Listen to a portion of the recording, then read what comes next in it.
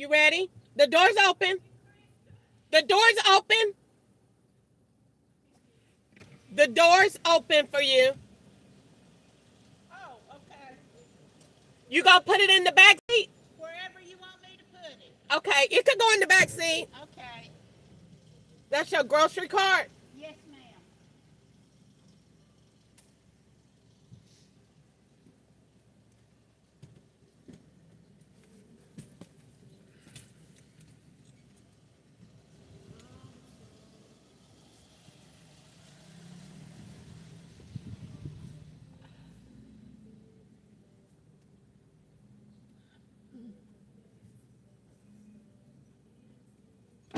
How are you doing today? I'm good. What's How are that? you? This is a ticket that we get for the ride to give you. You've never seen one? Uh-uh. This is what we purchase when we schedule a ride with WeGo. I don't work for them. I know you're Crystal, right? Uh-huh. Okay. Yeah, I don't work for them. Oh, okay. So what do they normally do to it when you get it? I just give it to the driver. And then what they Whoever do? picks me up. I don't know. They scan it? they they turn. I guess they turn it in. I don't know. Really? Yeah, I I don't work for them. I work for Uber. Yeah. Okay. Turn Yeah. left on Industrial Drive. They send Uber, to Okay. pick us up sometimes. Okay. Where you headed to? The grocery store? I'm headed to Walmart grocery. Okay, that's what I thought because I seen your they used to have them in California, Yeah. and that was my first time I had ever seen one. Really? And yeah, Just and I ahead, turn left said on Robinson that Road. is so neat. Yeah. You know, to put all your grocery in and just roll it. And so I said that's amazing. Yeah. But I had never seen one Turn before. left on So Robinson when Road. you come out of Walmart with all your stuff in there, then what do? Take it out of it and put it in the car, Yes. and then load it back up and roll it in. Okay. So the person that pick you up, they got a little bit of a job. Not Not much, but a bit. okay. But not much. Why you don't order your grocery? Well, I do, but there's things that I want that I don't get Instacart. through Instacart. Okay. See, I go to Walmart because Walmart, you got home goods on one side of Walmart and groceries on the other side. Okay. So when I go to Walmart, there might be a couple of things of groceries that I want, but then there's other things for my home Okay. that I want to buy. Okay. But we do have a Walmart, not up here, but in Madison, Okay. that is strictly groceries. Okay. But the one in Hermitage is groceries and home goods. Okay. Okay. All right. Well, it's a pleasure picking you up today. You doing all right? Yes, I'm doing good. Well, why do you have a problem? It told me you were blind. No. I didn't think so. I said she's walking and maneuvering just fine. I walk with the walker, but with this, I don't need no walker. Okay, yeah, right, because you got a little bit of support. Yes, ma'am. Okay, all right. I didn't think you needed any. You was No, sitting there ready, waiting on me, bright-eyed, bushy-tailed. Yeah. No. The place we live there in the towers, it's an independent independent apartments. Okay, But we've really got some people, residents there that don't really need to be there. really? Why? They need help. I think They need total help. care. Yeah. Okay. But we have our own apartment, everything you need. Okay.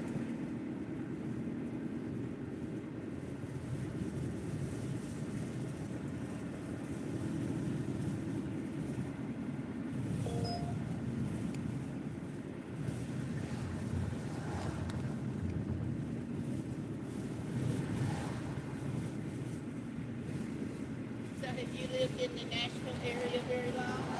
I don't live here. Oh.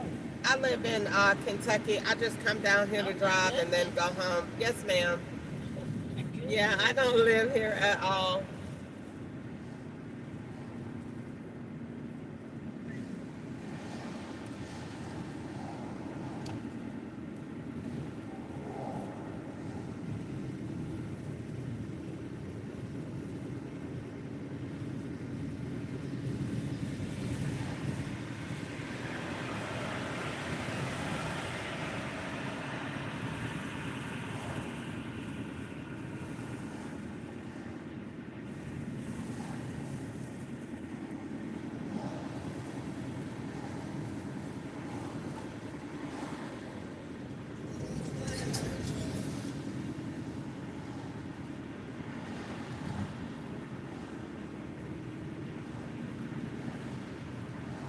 comfortable back there? Are you hot?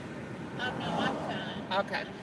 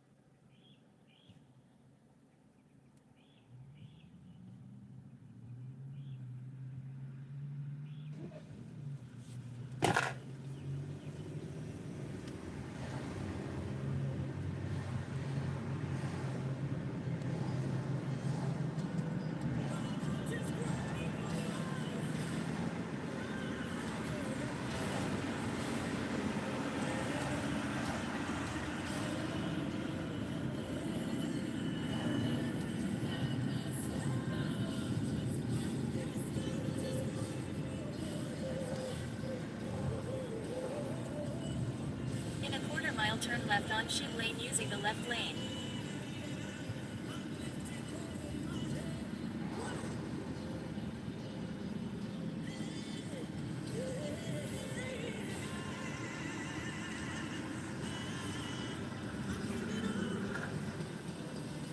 Turn left on Sheep Lane.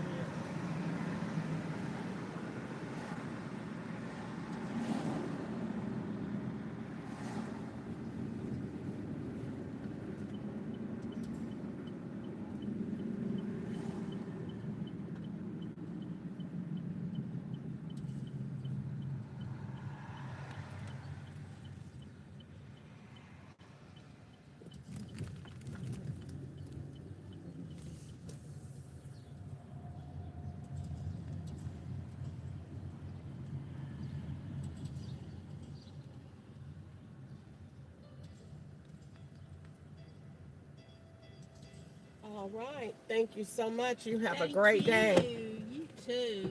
Be safe. All right. You too. I'm going to give you a minute to get your stuff. You're not in a rush. I went offline. Okay.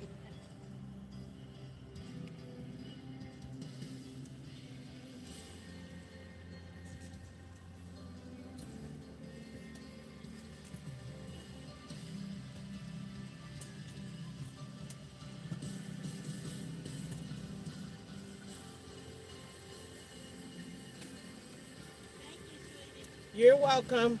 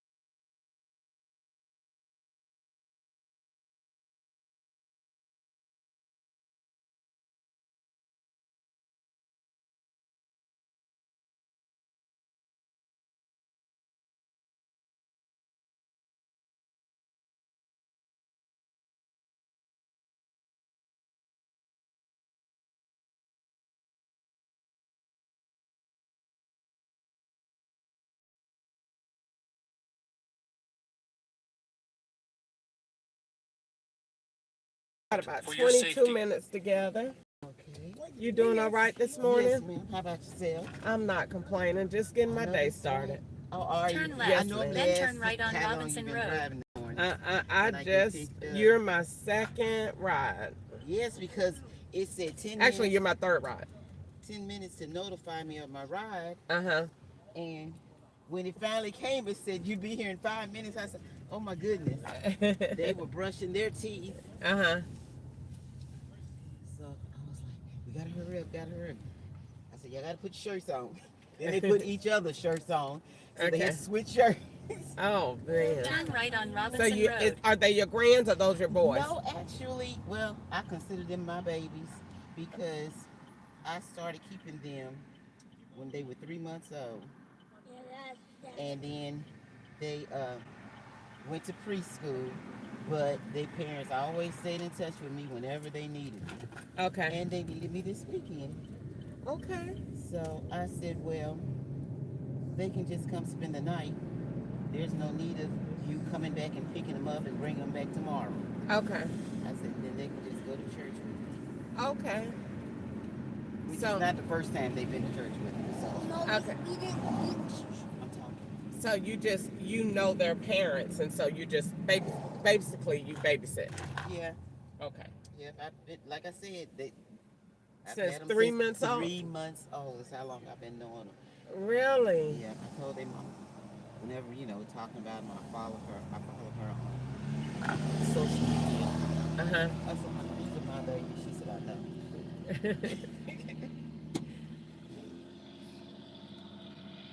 Well, that's good when you got children or whatever you keep kids that you're fond of.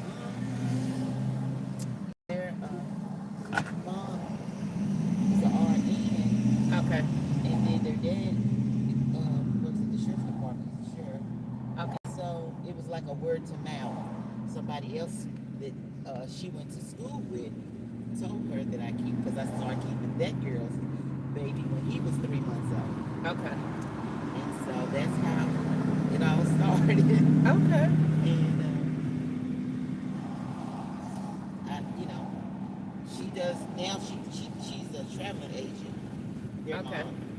And she does a lot of traveling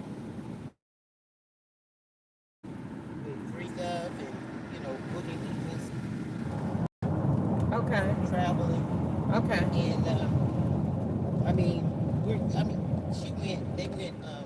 she went with some friends to Jamaica back in April. Okay. And their dad was going to be out of town too, related to work. So And so you kept them then? I kept them that Thursday night all the way to that Saturday night. Okay. Because dad got back before she did. But he So worked. do they have a regular grandmom and granddaddy, or they just Well, prefer you? Okay, let me break it down too. Okay. Their grandparents don't babysit. Okay. And I mean, my oldest son, him and his wife, didn't do it either. Really? They were, I mean, eventually, but in the beginning, they weren't. Oh my goodness. That was my first time, because my oldest great grandson is 18. Okay. And that's how long ago it was when my oldest son then became grandparents. And that just wasn't on their list of things to do. They were living their best life. So it's just something I've been doing this for like 16 years. No, 17. Yeah, 17 years. I've been keeping children. I don't know if you're familiar with Ford. It was down in Cool Spring area. I worked there for like 17 years. And they closed my department. Uh-huh. And I had decided what I was going to do Uh-huh. was keep children. Okay. Move my mom in with me. Well, she only lived down the street. Okay. But my brother was care of her. He stayed with her and my dad. Okay. But after my dad passed, it was just her. So, Okay. you know, I just decided I was going to give him a break. Okay. And my mom up the street with me and start babysitting family then. Because I was like, parents need to be able to afford to go to work and make money and not have to be a lot out for their care. So when I first started keeping, I said, you know what? I'm going to ask the parent, what can you afford to pay every week? And if it's reasonable, then that's what we agreed on. And the thing was, I don't want you to come and say, I can't pay you. Can I pay you next week? That's why I said, what can you pay? Okay. So I was really making it easy on the parents. Mhm. And I did that in the first several years that I kept children. And most of it, like I said, most of them were my family members. Then it branched out to other people. And word them out. I had their mom's friend, she was a sergeant, police sergeant out of TSU. And she found out about me through a friend of mine that worked in her department in this dispatch. That's how she found out about me keeping children. So it just went on and on and on. Their dad, being a sheriff, people he know, he referred them to me. Okay. So that's how. So you just been busy doing it all this time. Until I moved where I am now 4 years ago. Okay. I stopped really keeping kids after I moved over here. But if date nights and stuff like that, I would do it.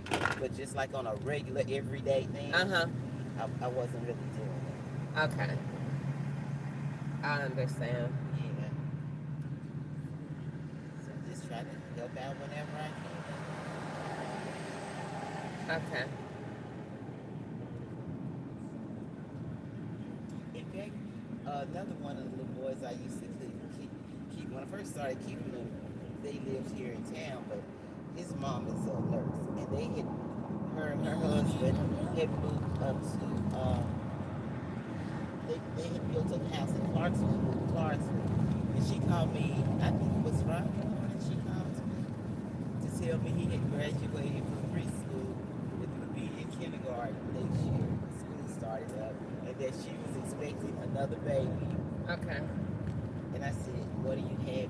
No, she said, Trey is going to be a big brother. I said, well, what do you have? She said, a girl. So now she'll have a girl and a boy. Okay. That's how they just still keep in contact with me. That's so good. That's so good. My best friend, I've been knowing for like 55 years. She didn't babysit. She called me one time. She said, you know anybody that babysits? And her grandson was almost a year old then. And I said, I do. Because she don't babysit. She'll take her grandchildren to school and drop them off and stuff like that. But sitting at home babysitting, that wasn't her thing. I'm not. I want to do it for my grandchildren on my terms when I get ready, when I'm good and rested and can do it. But me and my son, we before the Lord right now, so we don't talk. But that's me and my oldest son, so I feel good. And he got 5 grandchildren, and we live less than a mile from each other. He told me to move to Kentucky to help him out. He said he needed help. And then I got there, and he don't want the help that I got because he don't want me to tell him what's right. And I don't know no other way because that's what my mama did. Yeah, and my mama told me before she left here, that was the last thing she said to me. You make sure that you take care of Corey and Nico. You be there no matter what.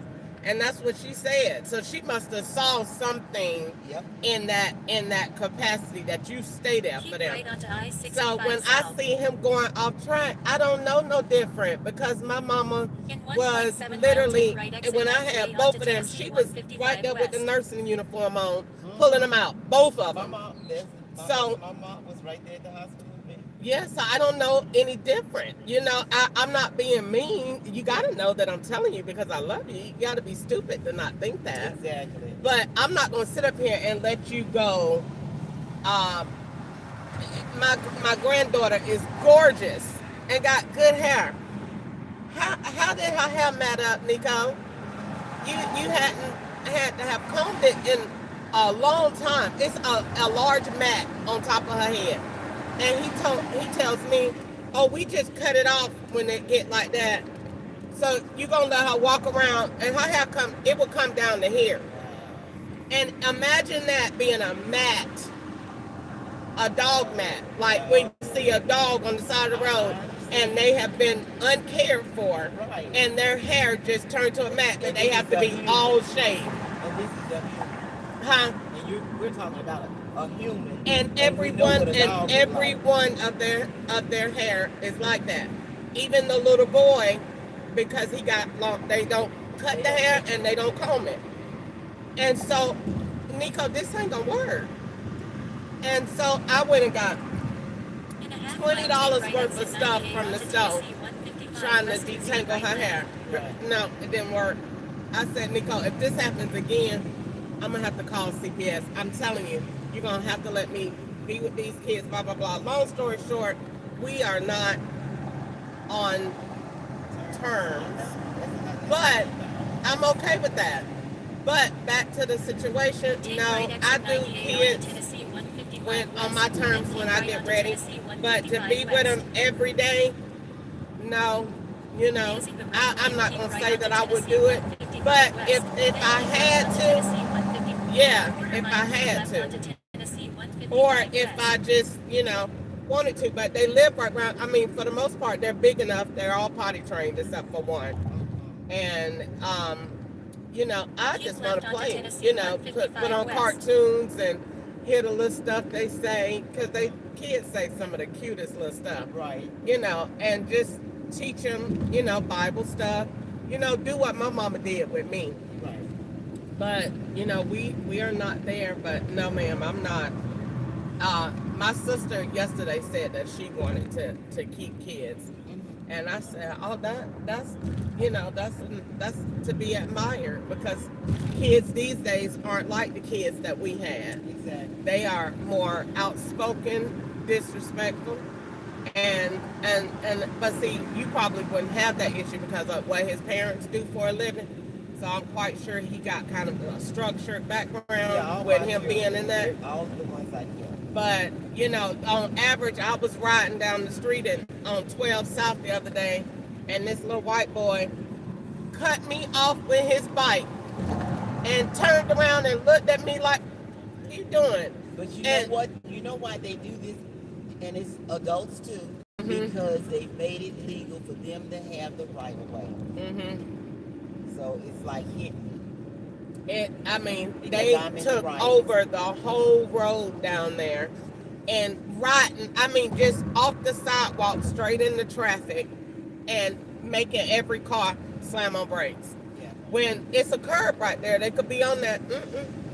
So, long story short, I'm telling you, you just gotta, it ain't my thing, but I admire you for doing it, And people need good babysitters too, good ones, because it's so. I turned 70 last month. Oh wow, wow! And I've been doing this for 17 years. Well, you know what? Kids will keep you young too, because you got to stay active. You got to stay active, and so being active with them and moving around, that keeps you young. So that's a good thing. Yeah, my son's wife, she's partial to boys. So my oldest great grandson, plus they had a son together. She already had a daughter when my son met her, and she was 3 months old, so she didn't know no more than my son was her baby. So they were rather close, and anything that I would try to install in her, she would be upset about it, she would go to my son. In 2 miles, take right exit And 21B onto US. My biggest thing about Highway her, she had 41A these south babies toward back to Clarksville back. Pike. Mm-hmm. One turned, the oldest one turned a year old on the 29th of, was it 29th or 30th of March, and the next baby was born the 17th of April. Mm-hmm. And I'm the one that brought her into my house when she got pregnant. She didn't have nowhere to go. She couldn't stay with her parents. I took her in, took care of her, took care, you know, provided a place for her and her son until she got her own place. Then when she had the other baby, her mindset was that she wasn't going to be able to handle taking care of 2 babies like that. So, long story short, me and my sister and my mom did it. My sister got her every other weekend. She lived with me. My mom kept her while I was at work. Okay. Until I kept the daughter until she was almost 3, I think. She knew who her mom was. She knew who her mom and dad was, but, you know, she stayed with me. And then, like I said, when she got about 3, that's when she went to stay with her mom.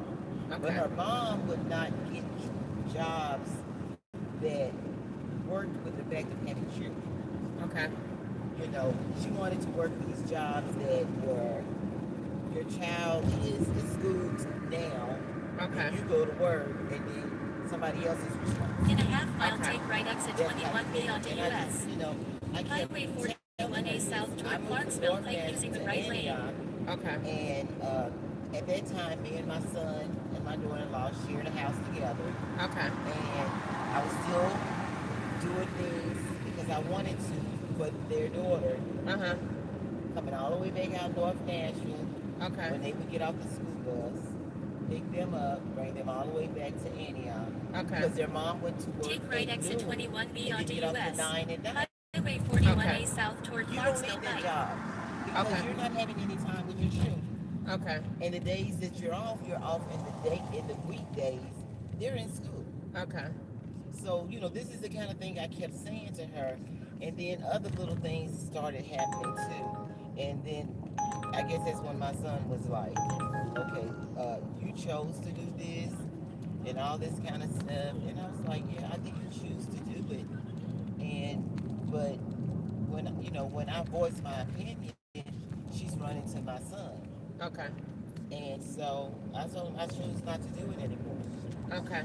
And so she eventually stopped working that job for a while. She didn't even work. But don't you know, from what I kept telling her for several years, she finally did it. Okay. But why you couldn't do that while we were all still family? It took everything to blow up. My son hasn't talked to me in, what, about 11 years? Mm-hmm. But this is In what 2 miles, turn happened. right on Ashton Avenue.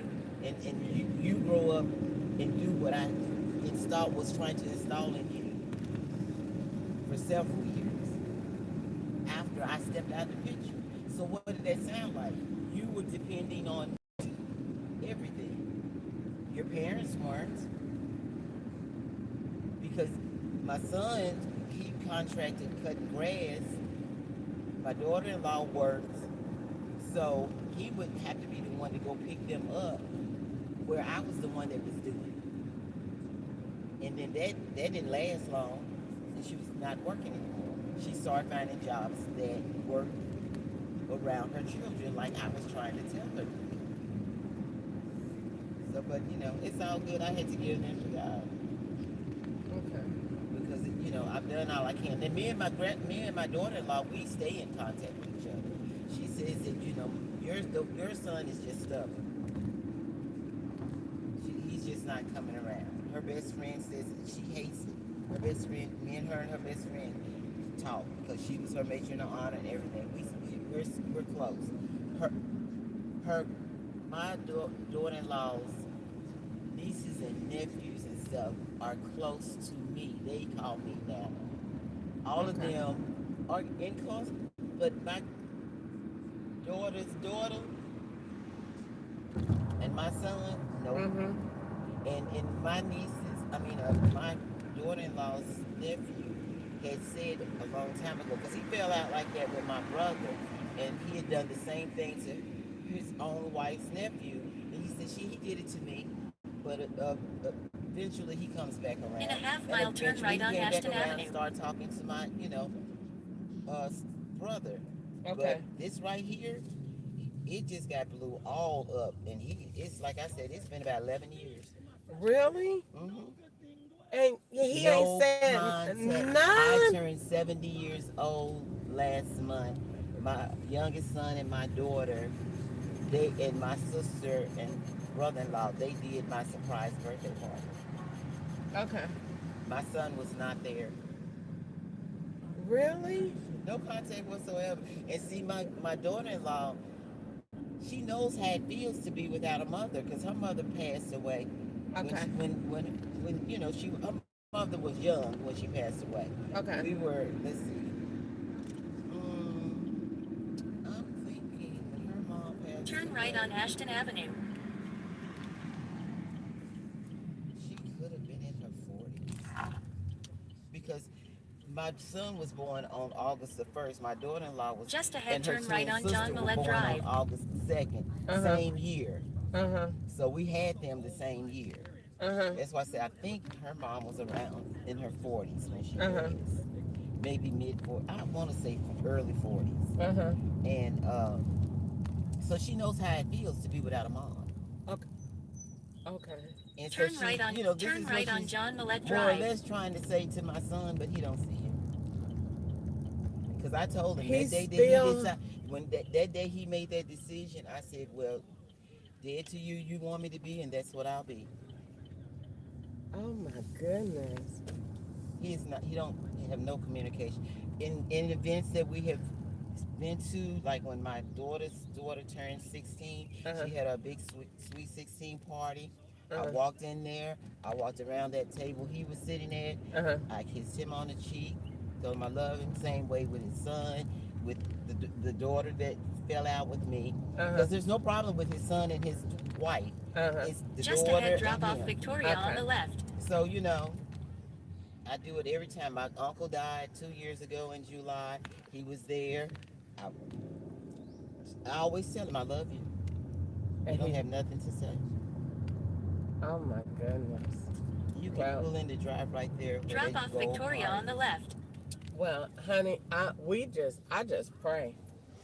And That's let what I'm them saying. I have have to it. give him to the Lord, because I can't live like that. Uh-huh. I can't. Uh-huh. And you have to read the Bible. The Bible tells you what you're supposed to do. That's Yes, true. you guys can go out there. Wait a minute. It's a waltz. Where? It came by your window, but I think it kept going. Y'all Okay. go out that door. You see it? Yes, I see a wasp all the way in the sky. Oh, okay. Well, y'all that door right there. I'm gonna go out this door. Thank you. You have a You blessed rest of you the day. too. I And enjoyed thank the you so ride. much. Yes, ma'am.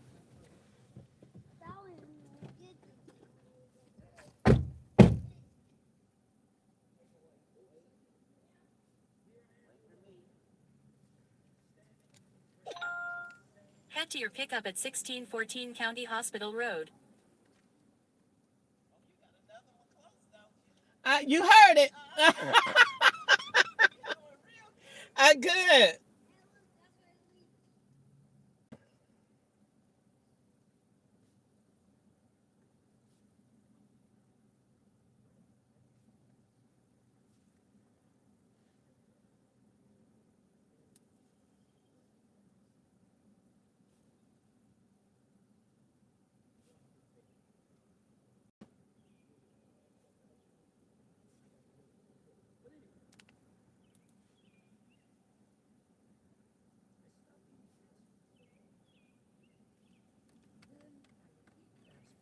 See, some of you just tuned off right now. You're like, see, when I used to eat fast food never made me visibly sick or noticeably sick. When I stopped eating fast food, I would eat one Just ahead, make a greasy sharp left turn on Hydes Ferry Big Road. Mac, and a large fry,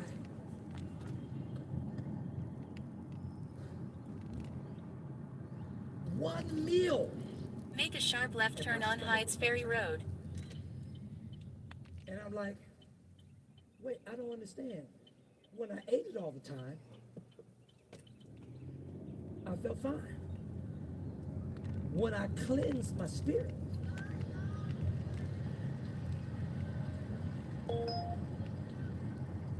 the truth emerged. And the truth, see, I got used to that bad bacteria. Just ahead, turn right on Ashland City stomach. Highway. So I got Bishop talked about once about pigs and sheep, and pigs are a problem being in the mud, in the slop. But a sheep starts saying, bah, something is wrong. It is the same way with sin. When Keep right to stay on Hydes Ferry to Road. eat the wrong stuff, our system gets used to junk. And the problem about your system getting used to junk is you lose your taste for righteousness. Now righteousness tastes bitter and sin tastes better, and you've got it flipped around.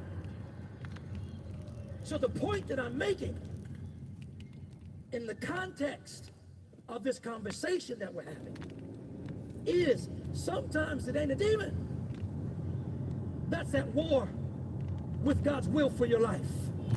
Sometimes it's right there in your own members, in your own body, in your own ways, in your own system.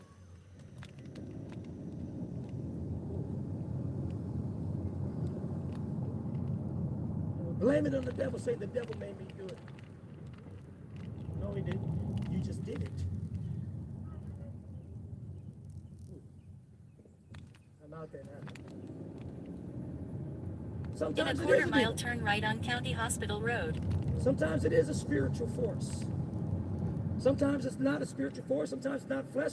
Sometimes it's culture. Isn't it crazy how something that resists God can catch on so fast?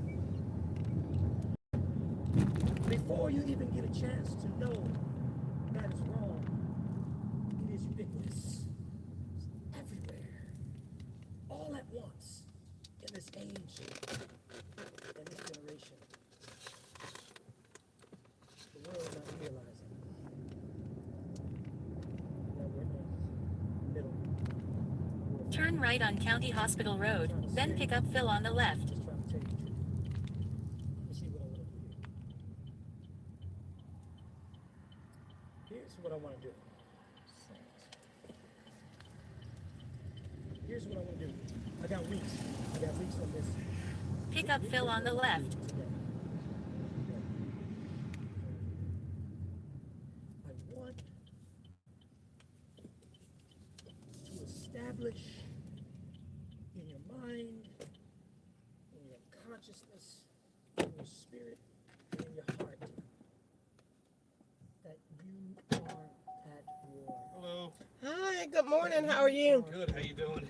I'm okay. That warfare is not an event, it is the environment. In Genesis, warfare was the environment. In the wilderness, warfare was the You doing all right today? in the Doing all right. Headed to the... Grand Hyatt.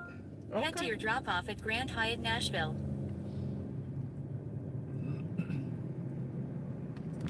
I was going to say the airport. Yeah, it's a little late. I got a little bit of a later flight. Okay. I'll meet up with some buddies. Okay. How's your trip so far? It's great. Love it. In a quarter mile, turn right on Clarksville Pike.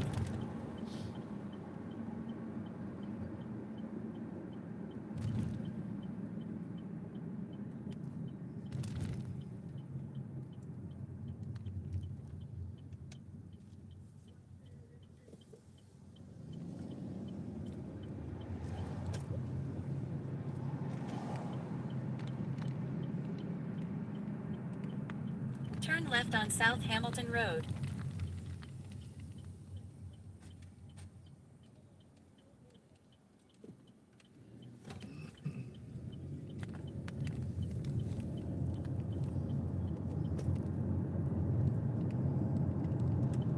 right on Clarksville Pike.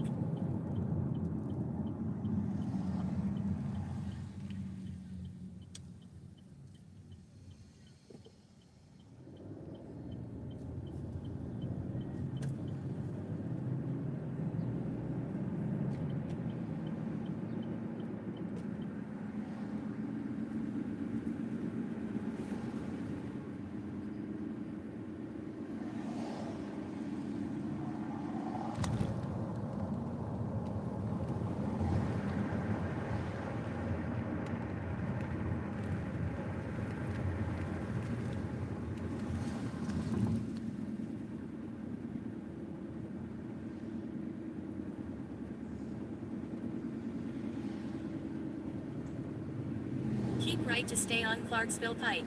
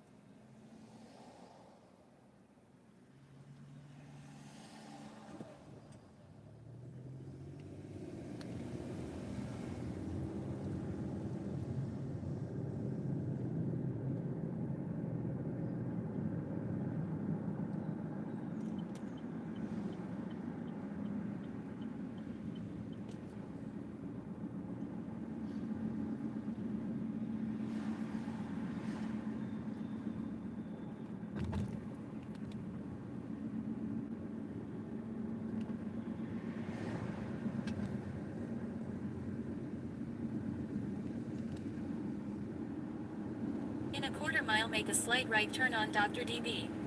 Todd Jr. Boulevard using the right lane.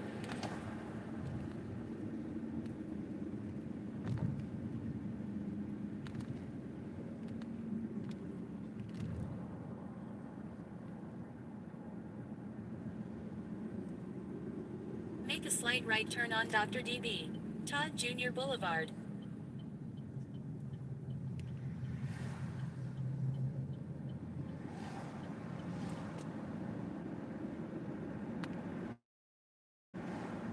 Just turn left on Buchanan Street using the left lane.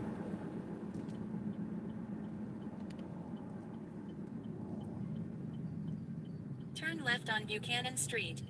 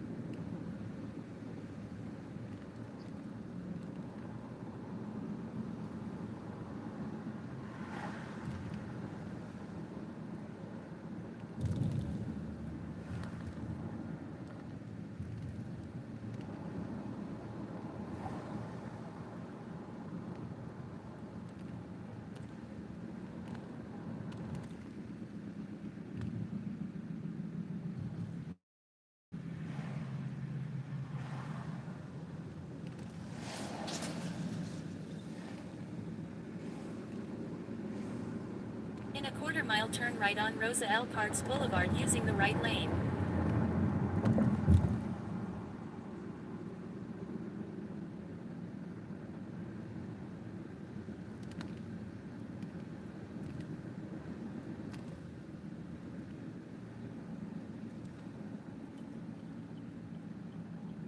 right on Rosa L. Parks Boulevard.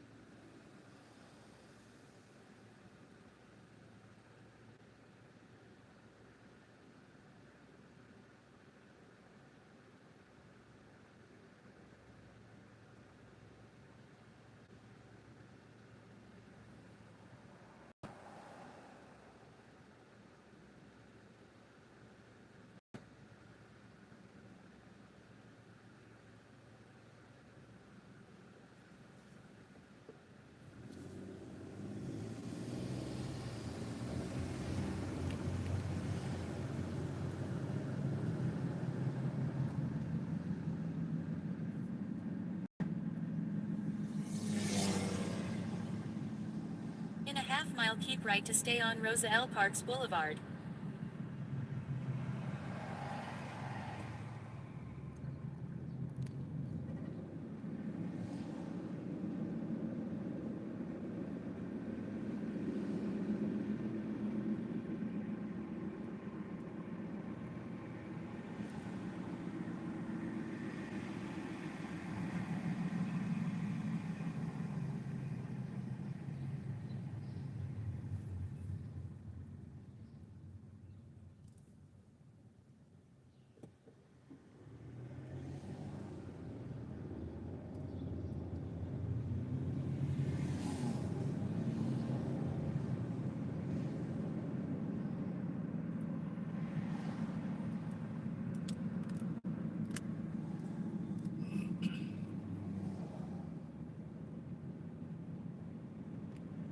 Keep right to stay on Rosa L. Parks Boulevard, then keep right.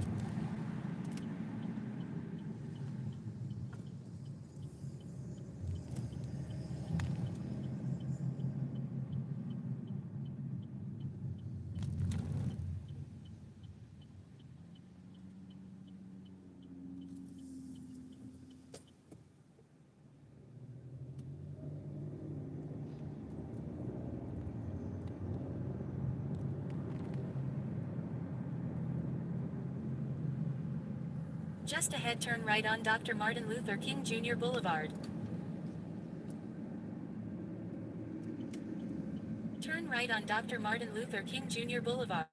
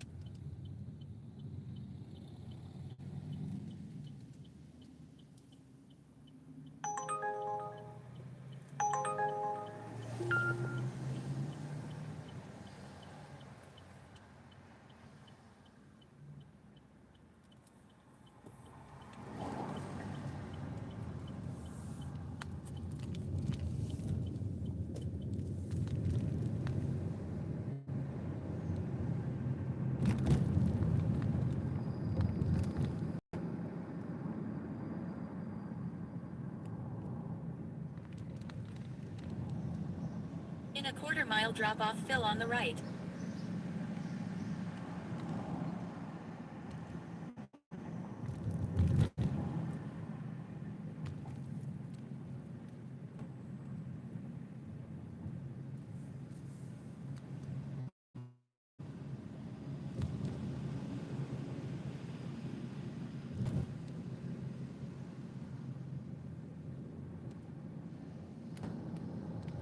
Drop off fill on the right. All right. You have a great day and Thank you enjoy so the much. rest of your time. I appreciate it. Thank you. You got it.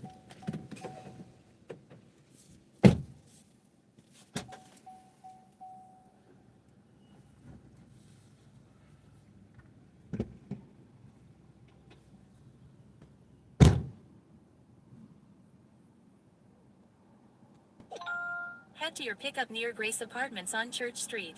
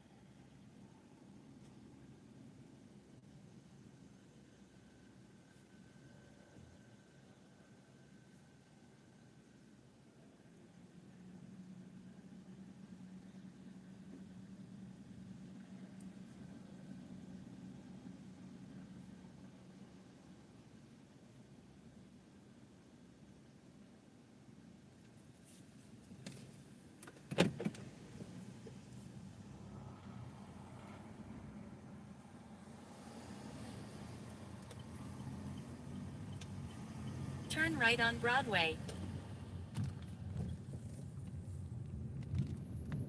In 0.8 mile, turn right on 19th Avenue North.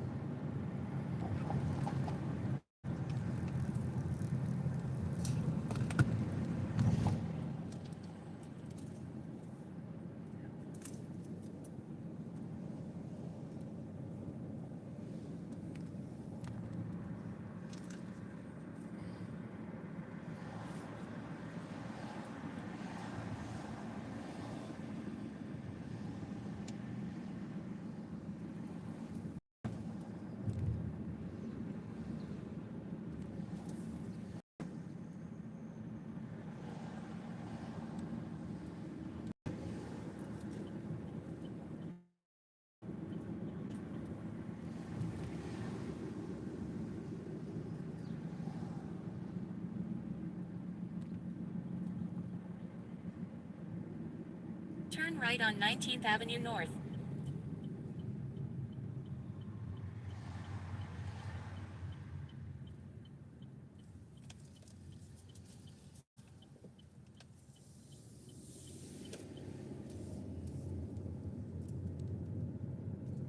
Just ahead, turn right on Church. Just ahead, turn right on Church Street.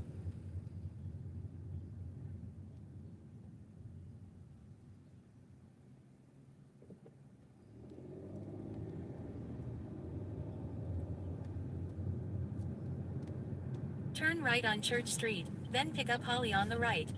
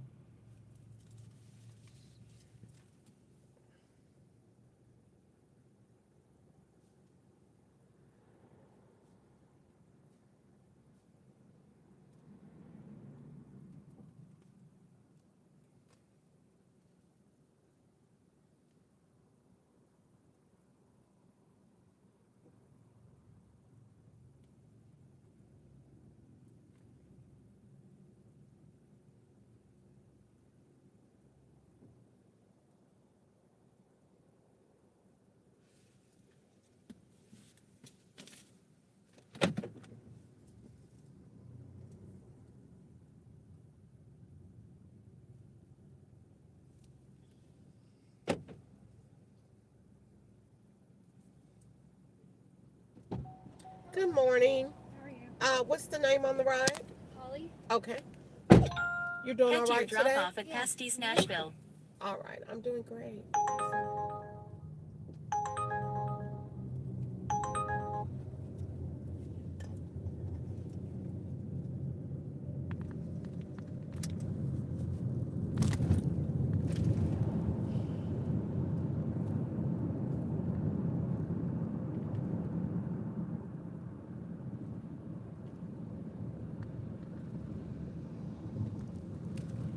In a quarter-mile, turn right on 14th Avenue North using the right lane.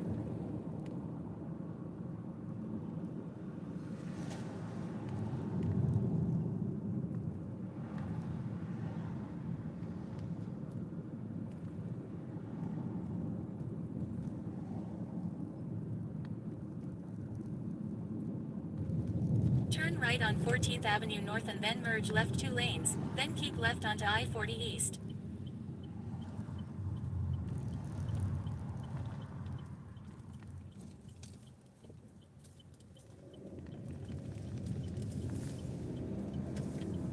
In 0.9 mile, keep left toward I-40 East, I-24 East, Knoxville using the second lane from the left. Are you comfortable back there? Yes. Okay, great. We'll be to your location in 4 minutes. Great, great.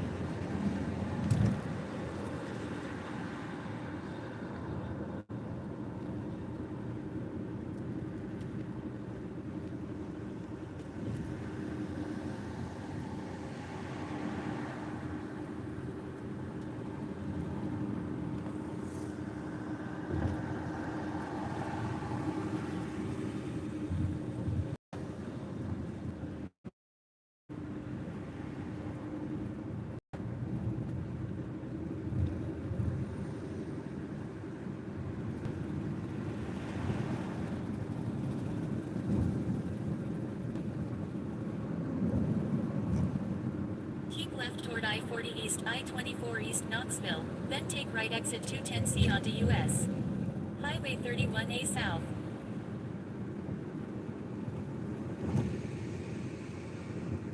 A quarter-mile, take right exit 210C onto US Highway 31A South toward 4th Avenue using the right lane.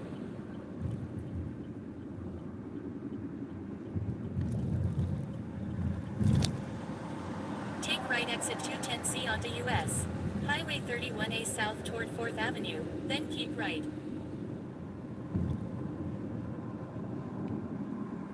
Using the right lane, keep right toward US Highway 31A 4th Avenue South, then turn right on Chestnut Street.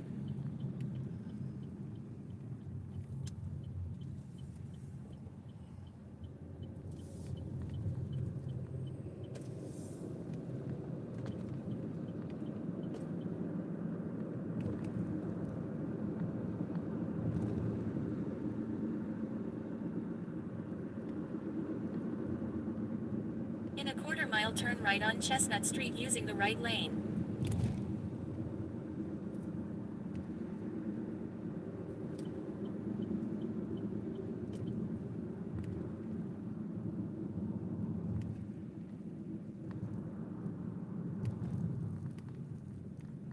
Turn right on Chestnut Street.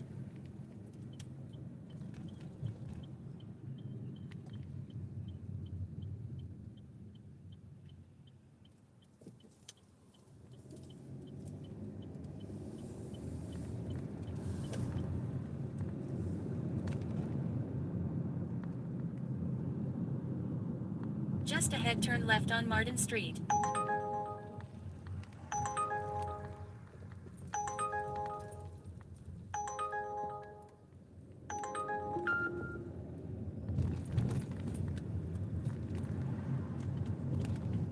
Turn left on Martin Street, then turn left on Houston Street.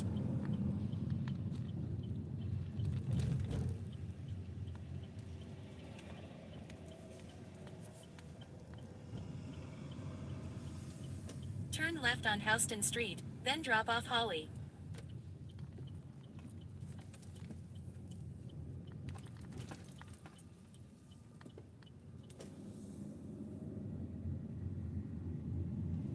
Drop off Holly. Thank you so much, ma'am. You have a wonderful day, okay? You too. Bye-bye.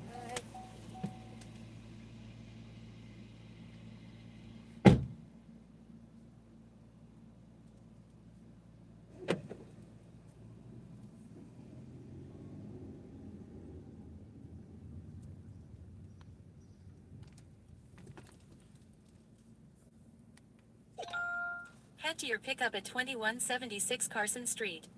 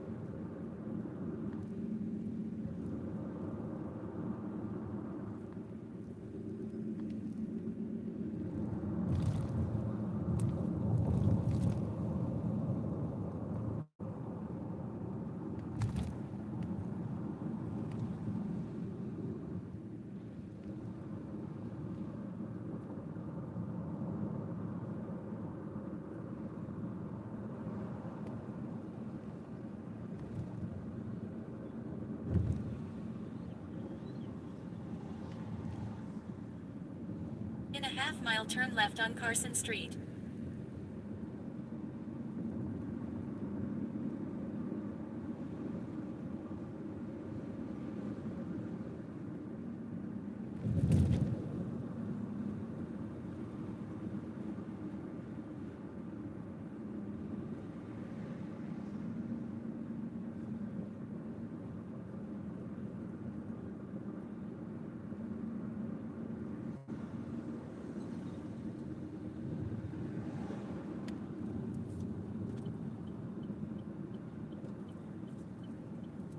Turn left on Carson Street, then turn left.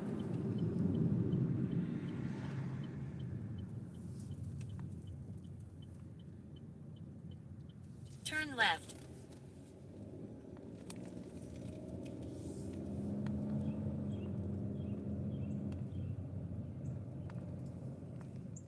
Turn left, then pick up Joshua.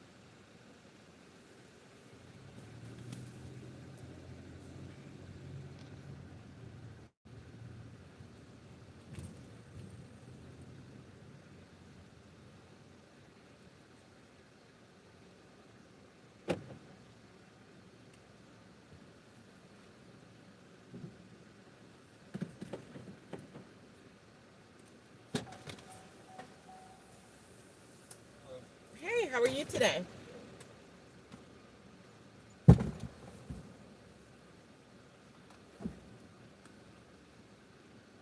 It's not going to let itself down.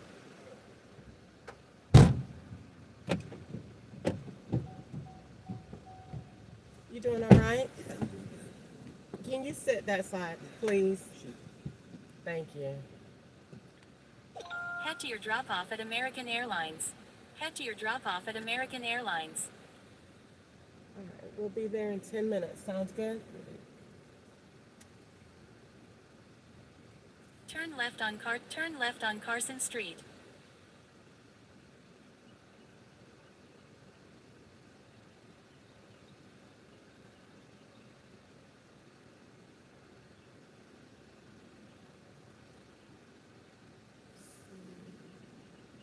I think it is telling me to go that way. Can you go that way or you don't know? Okay. Well, let's figure it out. Because it's saying to go left, and I know Nollinsville Pike is not that way. So let's see. Actually, you said you're new? Oh, yeah.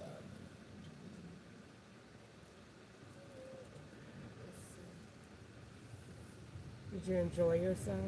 Yeah. Turn left on Nolansville Pike.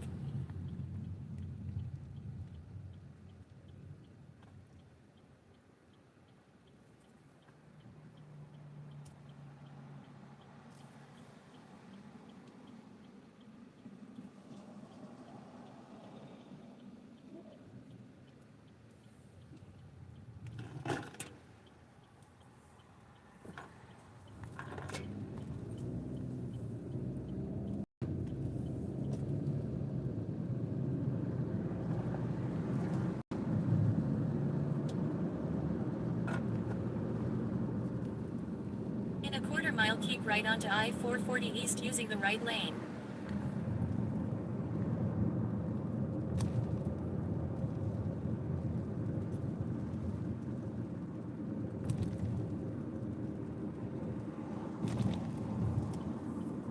Keep right onto I-440 East.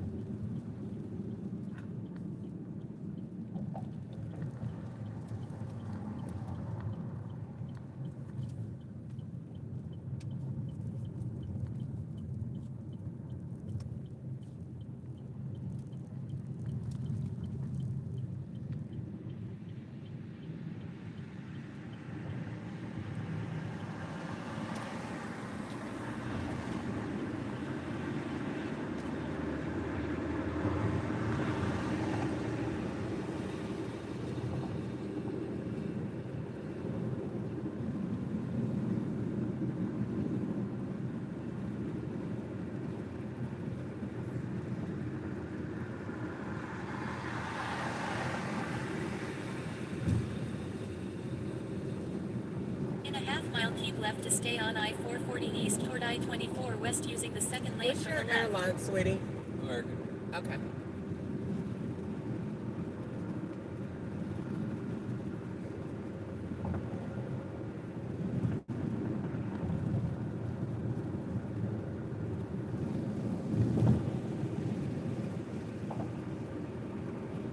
That's the airport. It's only 10 minutes away here. Keep left So to stay you on are I-440 so lucky. I East was toward gonna I-24 say, West. like everybody else, like is like, well, I mean, they're not like too bad. Like, well, yes, like day before yesterday, I got a lady and she was like 40 minutes. But you're In a just, quarter you're mile, so keep left blessed. onto Like 10 minutes I-24 West away. using the You middle just, When I lane. get home, I'm gonna have an hour, $120 Uber option, or and a half. really. Keep left So if onto you do the I-24 train, West. then what is that like? The train's not bad. I'm probably not gonna take it today because I have a pretty big bag. But Really? When I do, I live pretty close to train. JFK in New York is so far. Okay. And it's so far. Okay. And so that's where you have to go. Yeah, So you're just gonna have to pay the $120. probably. They have an Uber shuttle too that you can take sometimes. So it's like Take 20 right bucks. exit 52 Uh-huh. feet They'll onto drop you off. I-40 East. You know, like just a bunch of different drop offs and say you want like a couple bucks from your house. But that, I got a 50-pound bag. It's borderline for me carrying that. 10 Oh, they bucks won't let instead you do of- it? They will. I just do I want to do that today? is the Oh, question. okay. So what would you likely to do? Go there and get a hotel? No. I'll go home for sure. But You just have to try to figure it out. I'll probably pay for the Uber at the end of the day. But Really? It'll be a game time decision. Okay. If I'm feeling good, maybe we'll walk a little bit. You don't have nobody to come get you? No one comes and picks you up in New York because no one has a car. Huh? Yeah, no one has a car. No one has a car? No, it's $1,000 a month to park, and you don't need to drive nowhere. Oh, so If you live in Manhattan, you can't have a car. really? If you're really rich. In 2 miles, take right exit 216 But- onto People who live in Terminal Brooklyn and Drive. Queens sometimes have cars. Uh-huh. They might have parking spots by their house. They might have places they can drive. But Manhattan, you're not gonna drive anyway. You're gonna take the subway. So, You're gonna take subway everywhere. So people of all genres and yeah, like in money. Manhattan, even Yeah. if you have $10 million, you probably don't have a car Because because there's no reason. There's no reason to have it. It's so difficult to keep. You're Okay. gonna find a garage. It's probably $1,000 a month. okay. It's probably not in your building. You probably gotta walk there. Okay. And then even when you do drive, where are you gonna park? Really? You're You're gonna park in another garage? So okay, so how easy is it to maneuver around the city on the train? Easy. I mean, in Manhattan, everywhere is close to the train. The city, it runs 24/7. Okay. It comes during rush hour, it comes every like 4 minutes. Get out of here. Is it super crowded? I've taken the train at 5 a.m. and not been able to get a seat. Get out of here. But sometimes it's not crowded. I mean, Okay. It just depends on the time of day. We also have buses too, so like I take the bus a lot. Okay. From my house to get across And town. everybody takes the bus too. That's not a bad thing either. Yeah, everyone takes So the if bus. so when you meet somebody and she be like, you don't have a car, that's not a problem. No. Really? So y'all if just you met someone and they were like, I have a car, you would be like, why? Yeah. Okay. Wow, that's amazing. I didn't even have my license until I was 22. Really? So Get it. will you ever get a car or Oh, not living there? I lived in LA for 2 years, so I had a car there for sure. I lived in Jersey for a little bit. I had to have a car there. Okay. Will I ever get a car in Manhattan? No.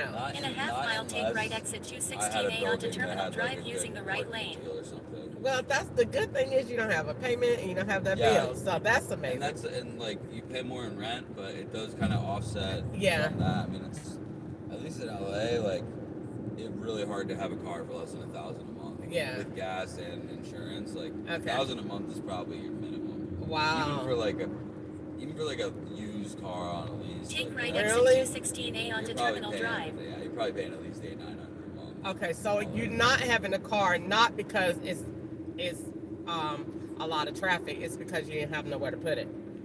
But yeah, it is because it's a lot of traffic too. Okay. But yeah, it's not just having nowhere to put it. It's when you drive somewhere, there's no parking lots. So you gotta It isn't? So Walmart, no parking lot. There's no Walmart. There's no Walmart. There's like one in deep Queens.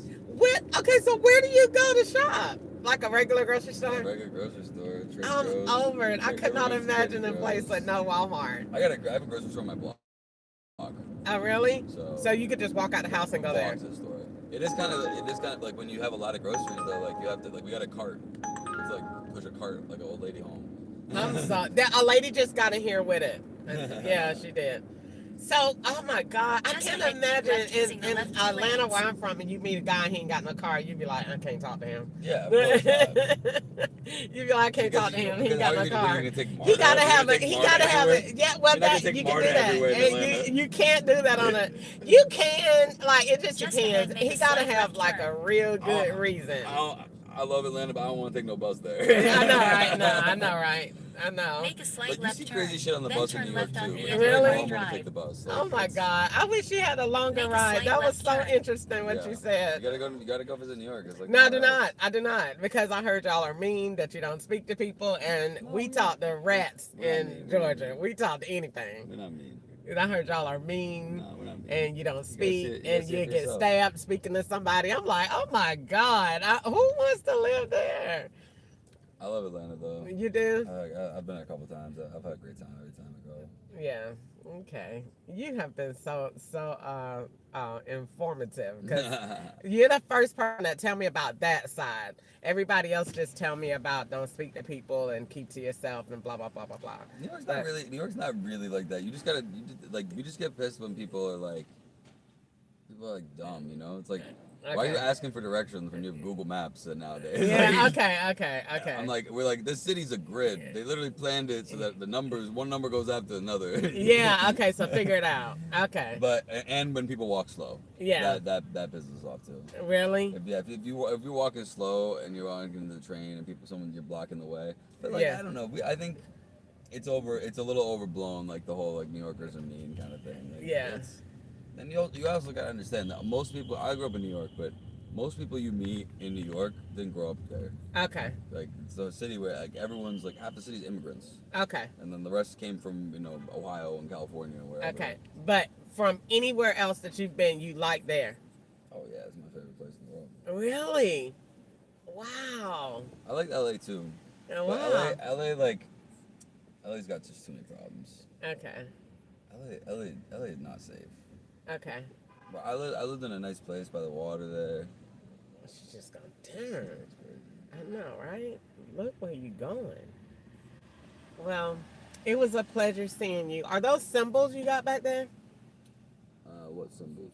I t- oh, I don't know what they are. I just seen the circular bags. No, it's just a suit. Okay. Is Well, the yeah, American is right here. Okay. Yep, you under it. Got you right here to thank you it, so so you much. could just go right in there. You have a lovely All right, day. you too, babe. Bye bye.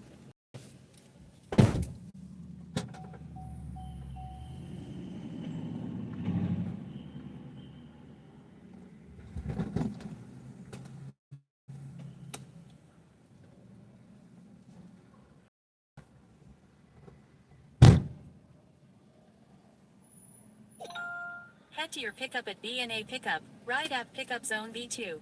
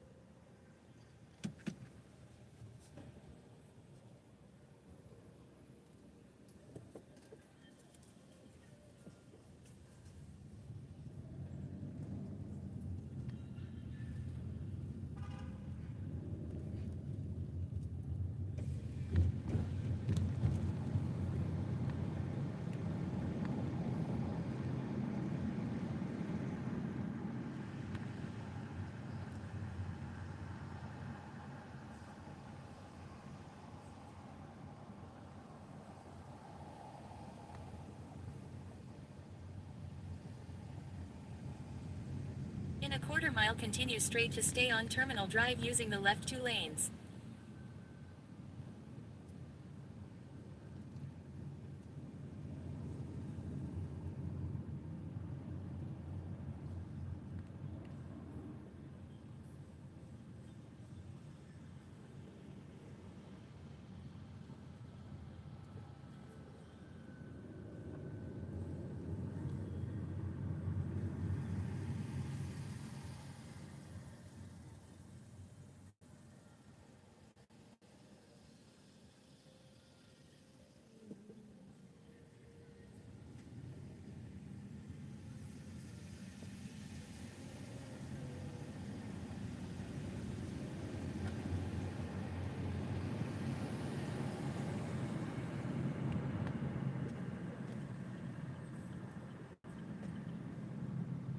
Continue straight to stay on Terminal Drive.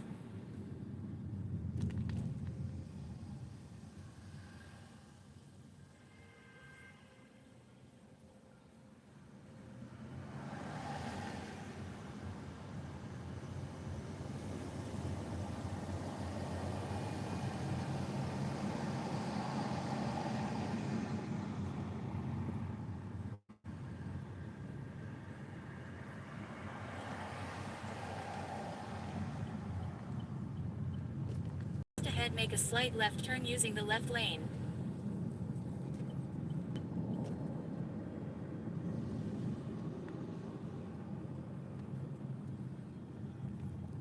Make a slight left turn.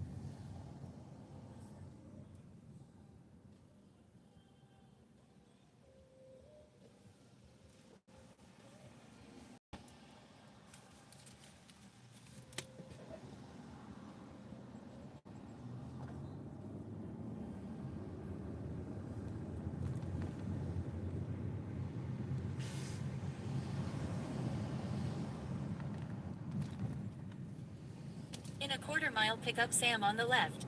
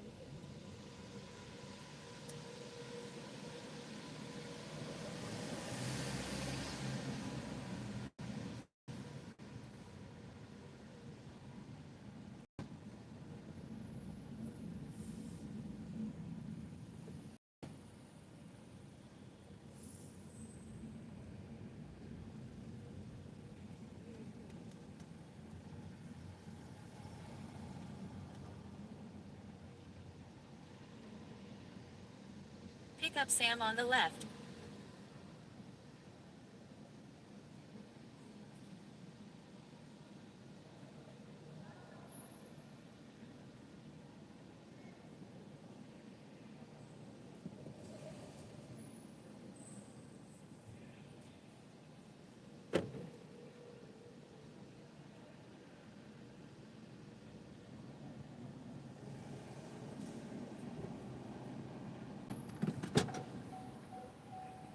Hello, how are you?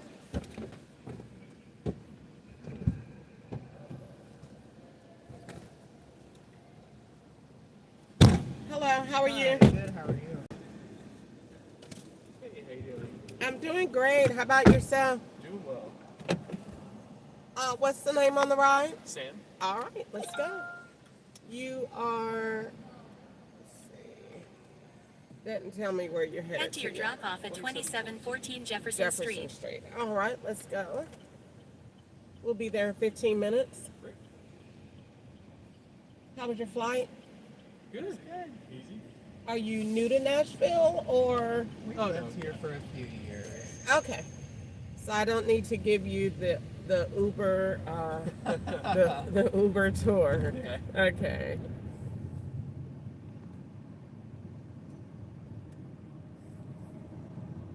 What brings you back? In Colorado. So we were there visiting, and now we're back to get back to our normal life. Just ahead, continue Oh. straight to stay on Terminal Okay. Drive using the left 2 lanes. Got my work email today and nearly screamed. Okay. Continue straight to stay Welcome on back. Terminal Drive. I'm excited to see my dog.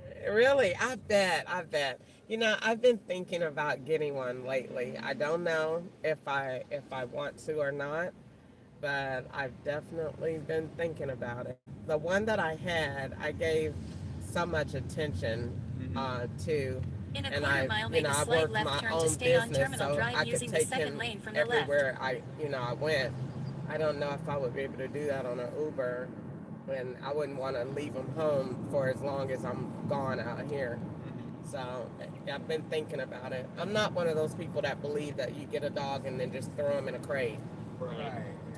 That is so abusive to me. I'd be like, well, would you want Make a somebody to slight just left turn to stay throw on you Terminal in a Drive. jail cell and just leave you there? I'm like, why get a dog to do that?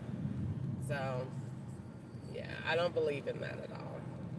Yeah, he had a crate when he was a puppy, but I mean, when we ended up moving to Nashville, we didn't even bring it with us. Yeah, The really? crate was more for like potty training. Yeah. It wasn't for, punishment or like in there all day. Yeah. And like the thing we really tried to impart on him was trying to make the crate seem like a good place. Like that's his space he can go to if he wants it.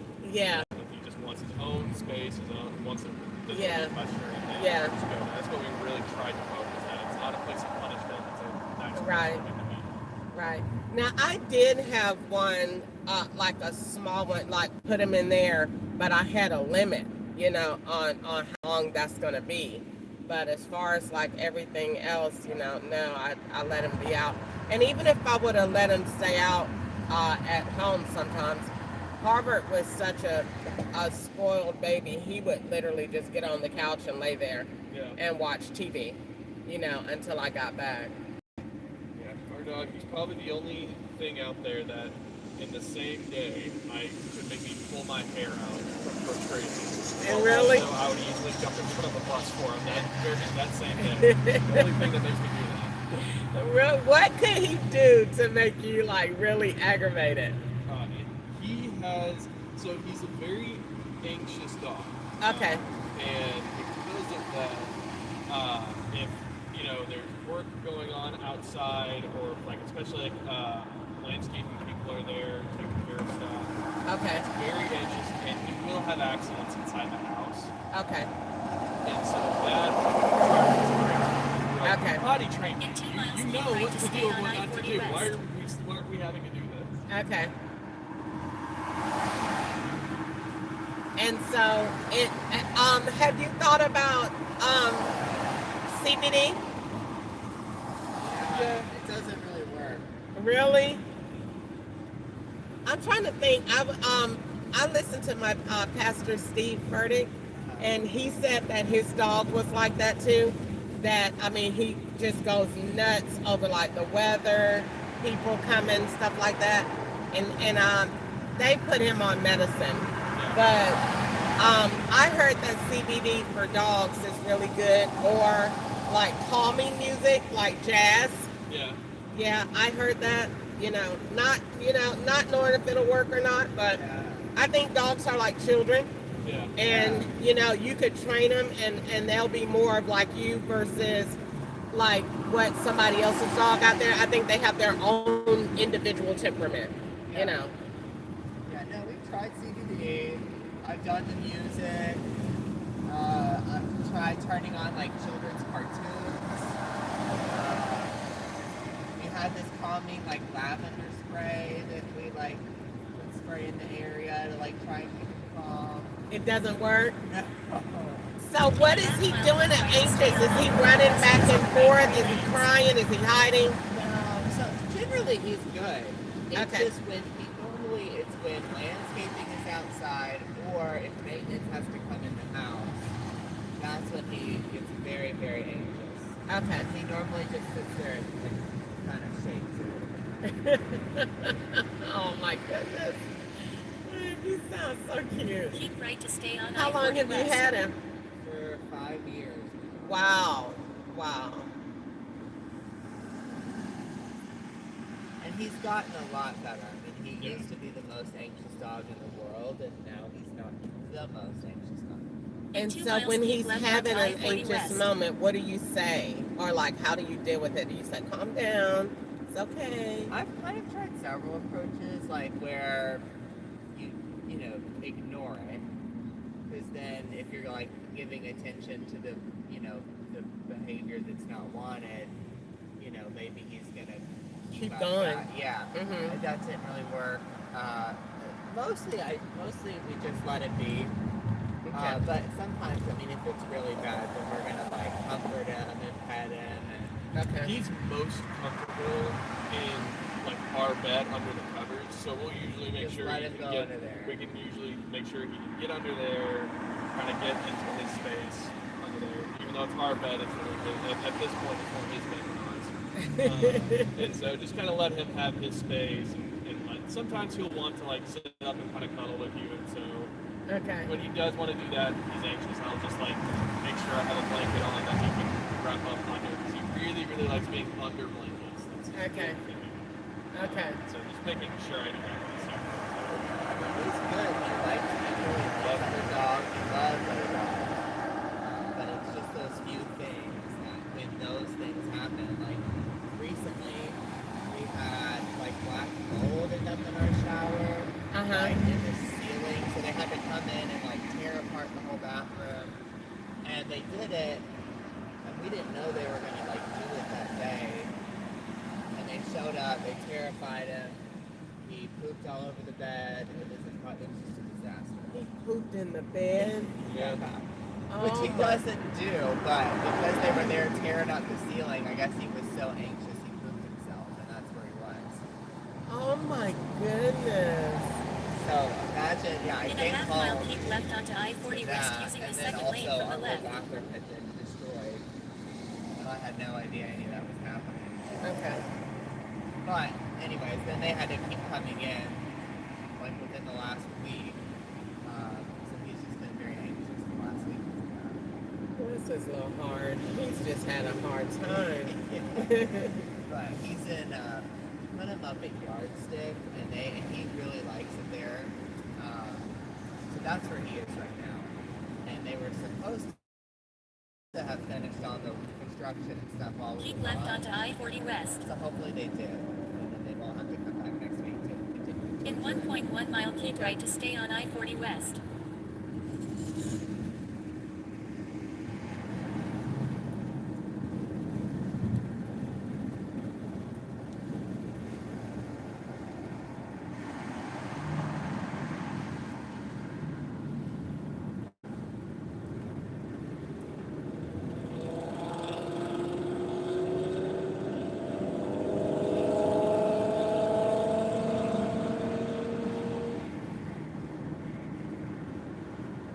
In a half mile, keep right to stay on I-40 West using the middle lane.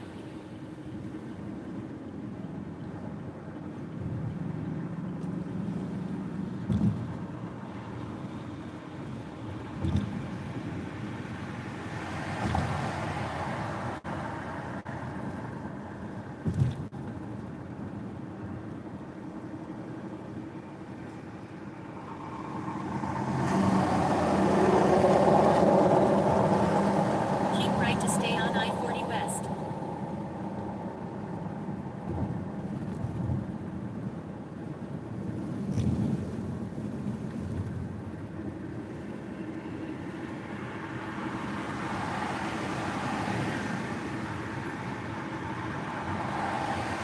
Important directions. In 2 miles, keep left to stay on I-40 West.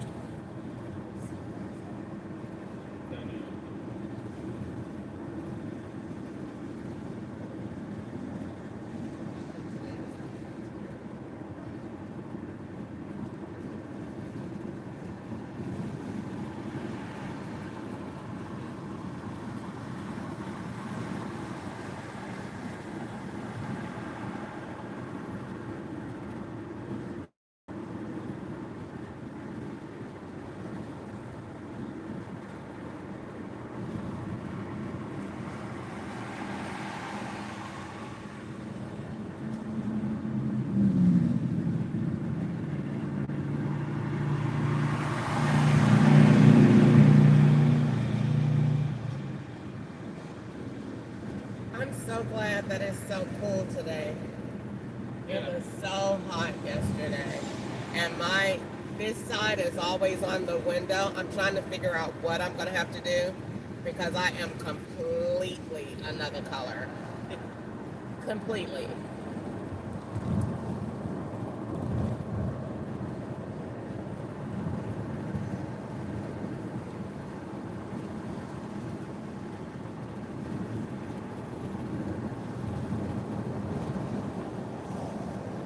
In a half mile, keep left to stay on I-40 West using the left 2 lanes.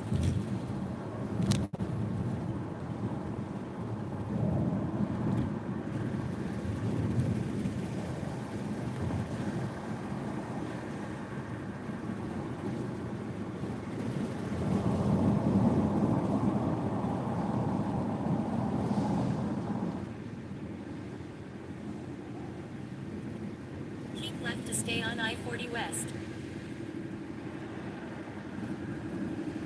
In 1.1 mile, take right exit 207 onto 28th Avenue North.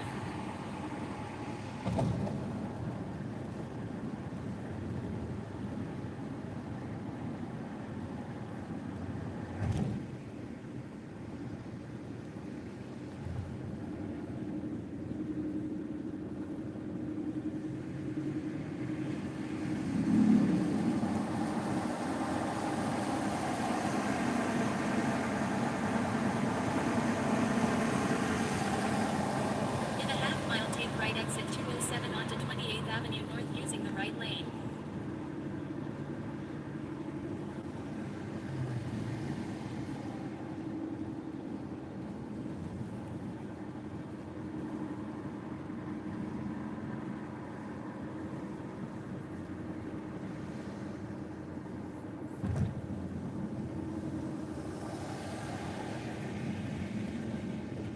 right exit 207 onto 28th Avenue North, then keep right onto 28th Avenue North.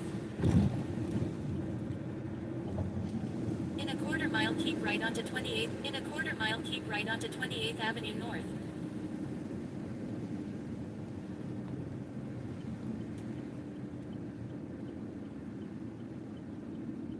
Keep right onto 28th Avenue North.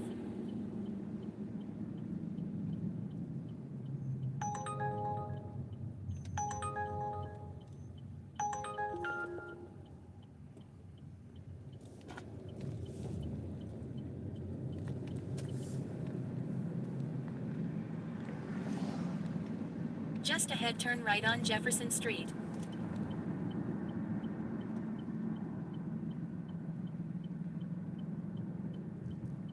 Turn right on Jefferson Street.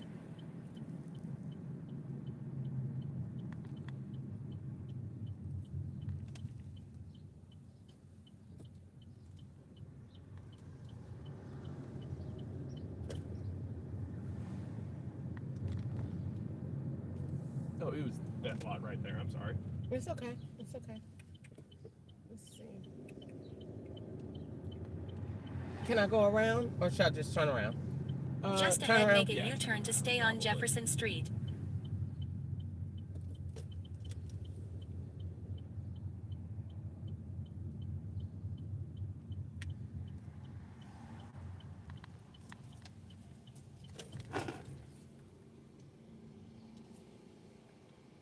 I'm glad there's only me here.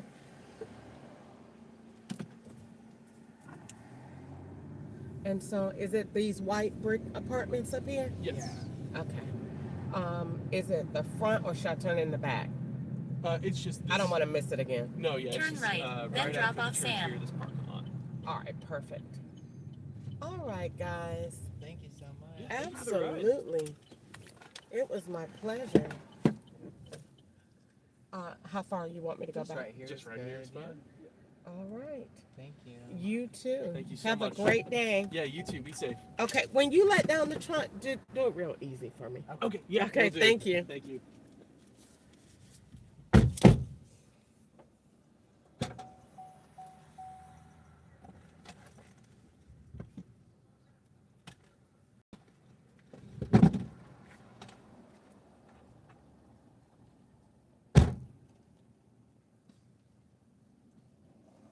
Thank you. Thank you.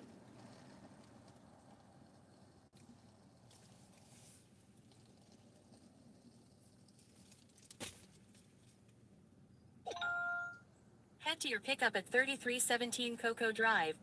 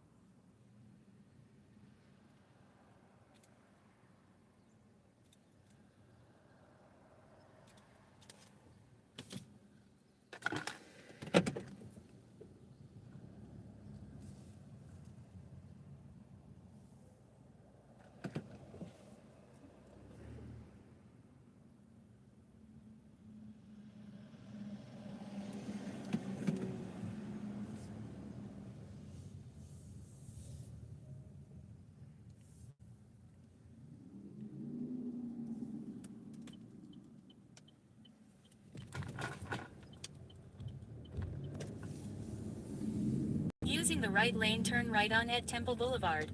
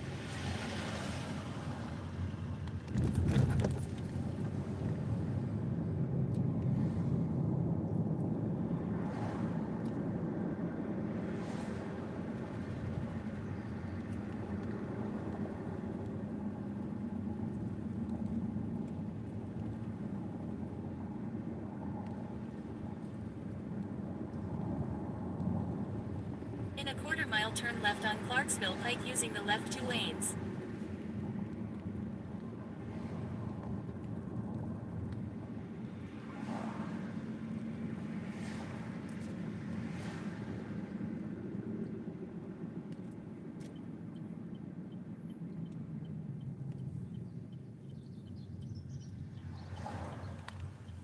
Turn left on Clarksville Pike.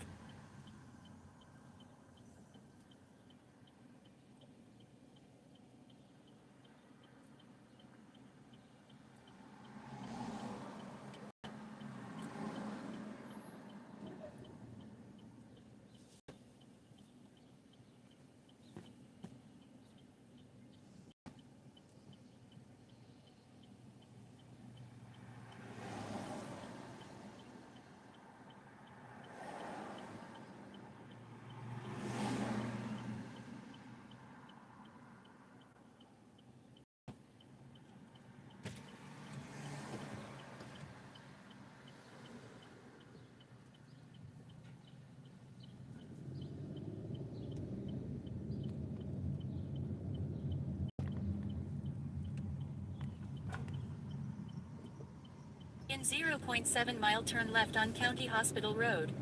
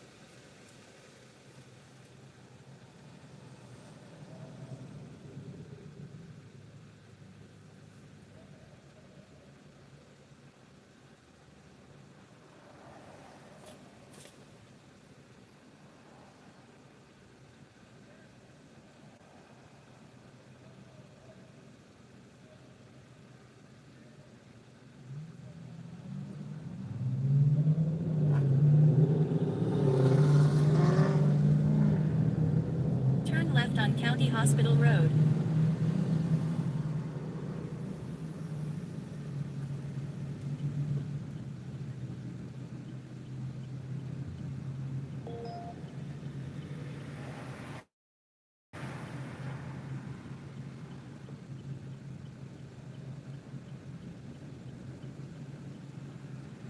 Turn left on Manchester Avenue.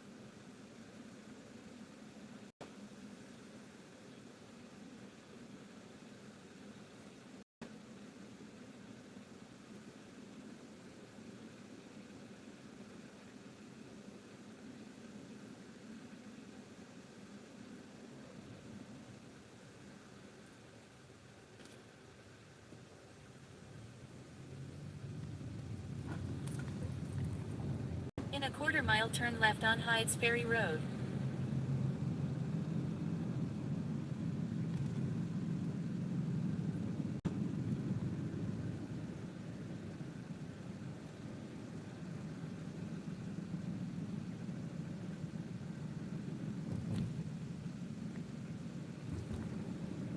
left on Hydes Ferry Road, then turn right on County Hospital Road.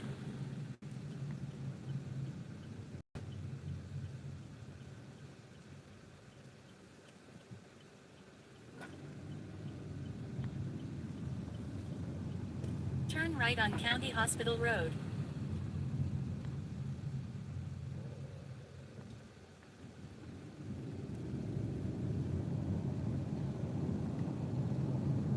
Turn right on County Hospital Road.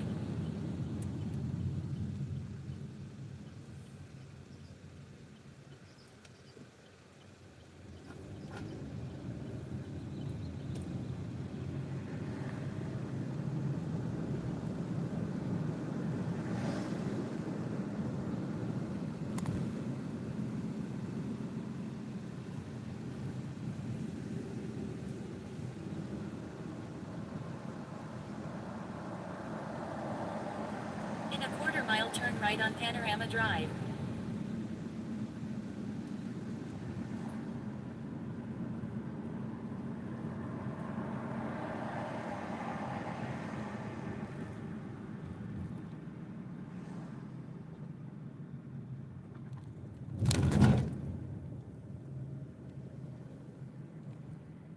Turn right on Panorama Drive.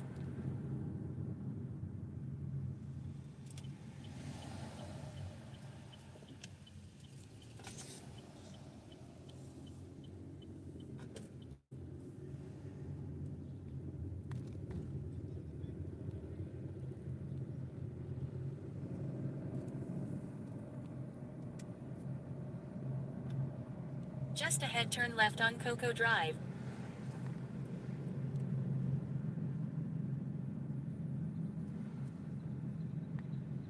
Turn left on Cocoa Drive, then pick up Bridget.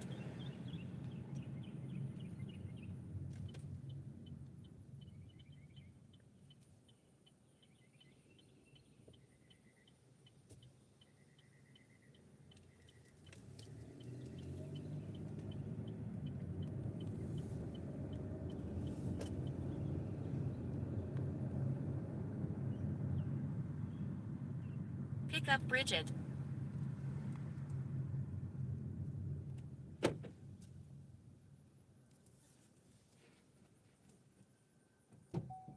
Hello, how are you today? Head to your I'm drop-off okay. at 3213 Ewingdale Drive. So I guess I'll just make a U-turn up here. I guess so. Make a U-turn to How's stay your day on Cocoa going so Drive, far? then turn right on Panorama How Drive. about you? Yeah. You been working a long time this morning? No, not a long time, but I've been, Turn right on Please use your Panorama seatbelt Drive. for your safety. yeah. I started working this morning about 9:30, so I've been out here about 3 hours. Turn right on Panorama Drive. Any day you'll get your goal when the objective is just to stay online Right. and accept as many rides as you can. But have I, gotten any like real high dollar rides? But I'm Just ahead, okay turn left with on the County Hospital Road. the 10-minute rides because then when you get past 13 minutes, if you're talking to somebody, you're all out of things Turn to left talk on about. County Hospital Road. I'm about ready to say, get out of my car. This was out, yeah. But then again, you do get the rides that are, 45 minutes, and then by the time you get done, you want to exchange numbers, or you feel like you know the person, and you want to wish them well and add them to your prayers. Absolutely. So it just depends. Goes the way it goes. Yep, that's the way it goes. But I'm grateful either way because I like to be working, and it's very cool today. So yep, it's just a great day. It's a great day. Yesterday, and it was so hot. It was super hot, and my rides were more annoying yesterday, and so I said, forget this, I'm going home. And I went home and I cooked me some dinner and I relaxed and had a great evening. Got me some fruit. Good job. Yeah, had me a good day. In a quarter mile, turn right on John Millette Drive. Sometimes that's all I need is a little snack and a rest. Yeah, that's it, girl. I'm telling you. It's about you know. And then yesterday I had me a little bit of Turn right on John self-care. Millette Drive, Did my then turn left on toes South and, Hamilton Road. you know, watched a little bit of a movie and took in some, you know, self-help stuff. It's so important. It's so important to your mental health. Yes. Yep. I'm so glad people talk about it more these days. When I was growing up, nobody talked about that. Well, it was such a stigma Turn around it left on because, South Hamilton Road. you know, first of all, people use it in the wrong context. Yes. She's mental health. There's no such thing as she's mental health. Everyone has a level of mental health because everyone has a level of health. Yes. And there's nothing wrong with not being okay because 9 times out of 10, a situation or a traumatic event caused there to be some maladaptive behaviors. So, you know, I'm with you on that. In fact, today I was sitting here, I can't wait to get home because I have this plan for post-traumatic stress disorder. You know, post-traumatic stress disorder is nothing more than a traumatic event that is lodged within your soul, your brain, your mind. You can't do anything past this event, and certain things in life will trigger it, causing a shutdown in your behavior and as far as, you know, what you do. And in certain aspects of that, some people are at level 1. They can still go through life. Some people, for example, people that come back from war are level 10. They may have the nightmares. They may have sweats. They may have, you know, triggers that will cause them to act out as if they were actually in that situation. Because they're reliving it. Yep, because they're reliving it. And so I was thinking, what do you do in that? Because I went through a very traumatic event. And I'm processing it right now. Thank God I have the Lord. And then number 2, I was going to school for psychology already. So it couldn't have happened to a better person.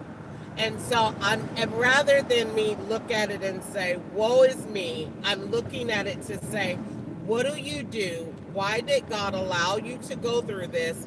And what do you do to fix it for somebody else? Exactly. You can get somebody else to Yeah. because you lived it. Yeah. There's a really great book I just started. Not very far in it, but it's called The Body Keeps the Score. And Yeah. It's all about PTSD. It's very scientific, but it is got so much information in it. I bet. All that just lives in our body. Yeah. Because, you know, it could be a woman that got In a raped. quarter-mile turn left It to could stay be on Buena Vista Pike using the the left person lane. from Iraq. It could be, you know, someone losing a job. Whatever it is that has caused an array of symptoms. Yes. And people are, like you said, so afraid to say, I have this, or this bothered me, or I became this way after this, Yes. because Turn they left to don't stay on want to Buena be Vista Pike. shunned. You know, Yeah. mental health is such a big deal in our society today, but it's still so, you know, people, they look at it like, oh my God, she got this or she got that. Can't deal with her, you know. Yep, stay away. And we really should pull those people in to kind of see, okay, what can we do? For example, my sister, we've been through a lot. We have very similar lives. Went through some things alike, but the difference in her and I is she doesn't mind staying in that. Right. And I wanted to get out of it so much too. I didn't want to be associated with the maladaptive behaviors. My sister doesn't mind. Yeah. And so I think about her every day because I'm like, what can I do to help but not shun her? Right.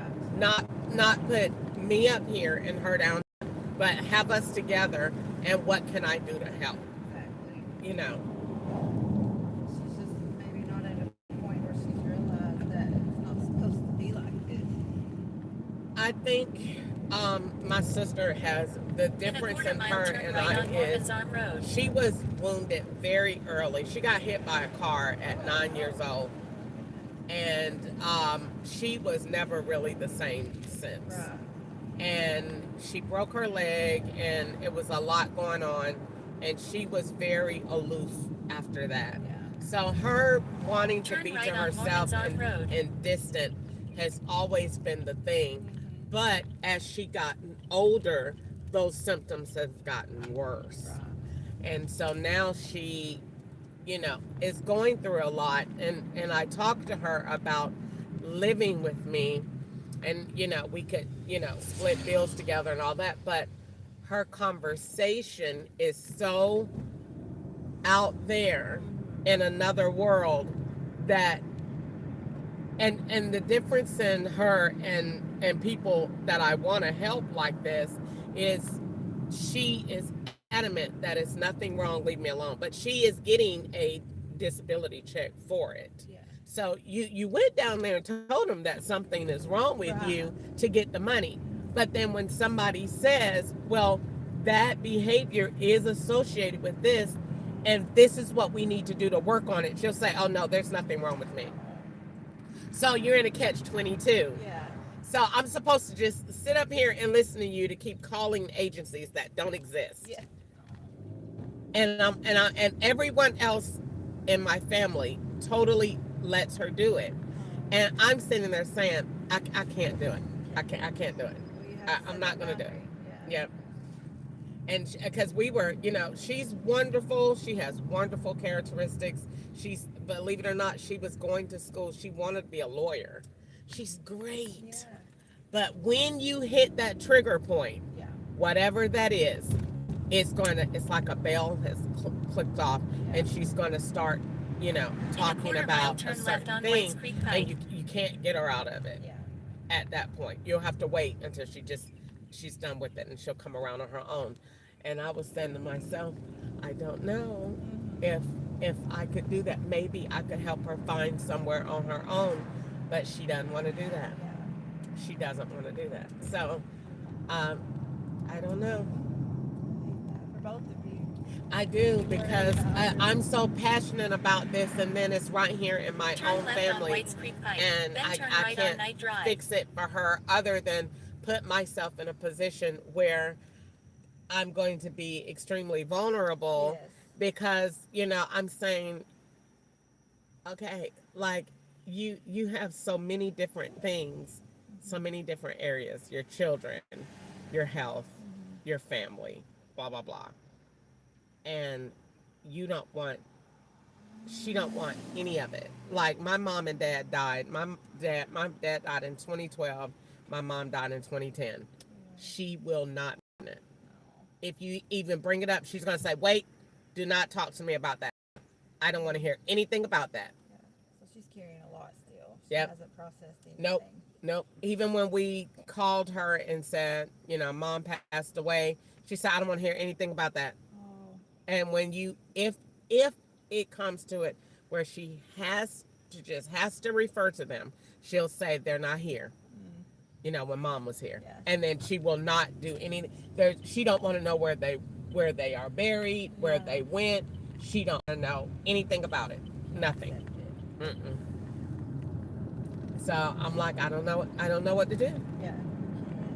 I don't know what to do about that. She's ready, maybe. Yeah.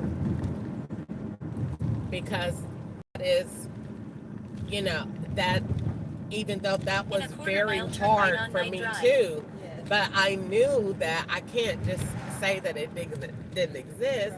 I would rather say I have a problem with how I'm dealing with it, but this is what it is and what I'm feeling, versus just saying I'm not gonna deal with it at all. Right.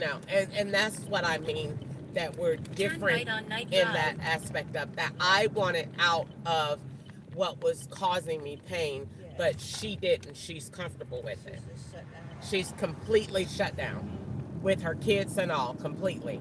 I mentioned her son to her the other day, and she hung up in my face. Oh. I said, well, have you talked to Cassius in a while? She said, why do I need to do that? And hung up. So I was saying to myself, how are we going to stay together? And I can't, that basically I have to live in your world the way that you have revamped it. Yeah, your reality. Yep, your reality. Or don't talk to me at all. Because you can't let In a yourself quarter-mile become turn an right on enabler. Ewing Yeah, Road I using the right can't. lane. I can't be an enabler. To just and like if you say there's a blue person right there, and I'm just going to sit there and say, yeah, I see him too. No, there's not a That's blue not person helping right her, there. yeah. There's no one right there. Yeah. And so that's kind of like what it is. But Turn right on Ewing Drive. I'm just praying because I do want to help, but I don't know how you can reach someone that is in a sense not reachable. Right. Yeah. We can't maybe, but God can. Yep, he sure can. He sure can. And he knows what we all can take, Yes. And maybe she's not for me to reach. Just because this is my passion, it doesn't mean that I'm supposed to reach her. It could just mean that God is allowing me to see that side of being mentally ill to the point that you can, There help will be some. someday, Right, yeah. right. In a quarter-mile turn left on Gwynwood Drive.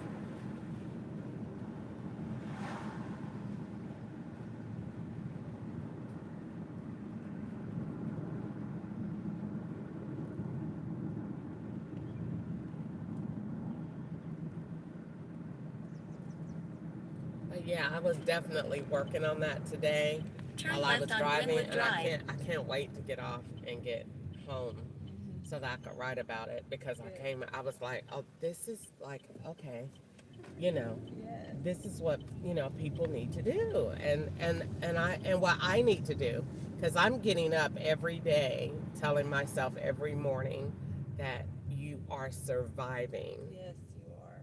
You're not declining, you're surviving, and that God is with you, and that you made it Turn to right another on day, Ewingdale Drive. and it's going to be okay.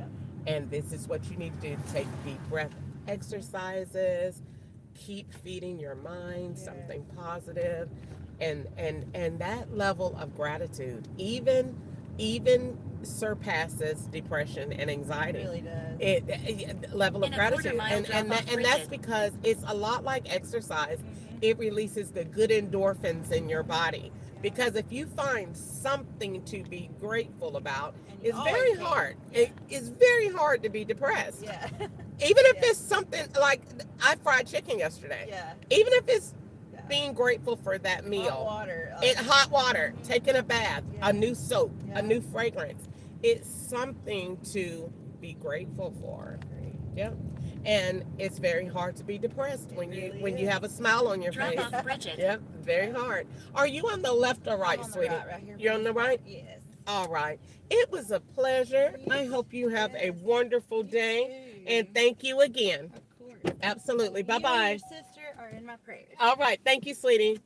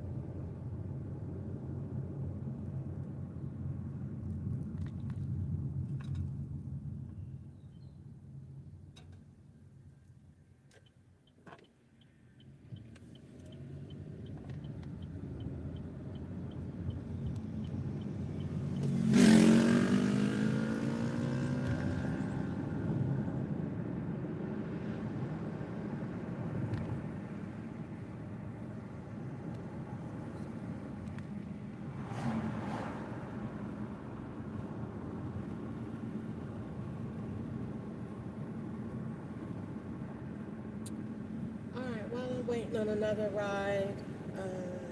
I got 3 things on my mind that I'm building and working on. Even though something I got is poison. It's either those chicken wings, the water, or this energy drink. But something has gotten my head hurting, and I'm thinking it's the chicken. And I ate it yesterday and it was fine. Left it out overnight, and now it's bad.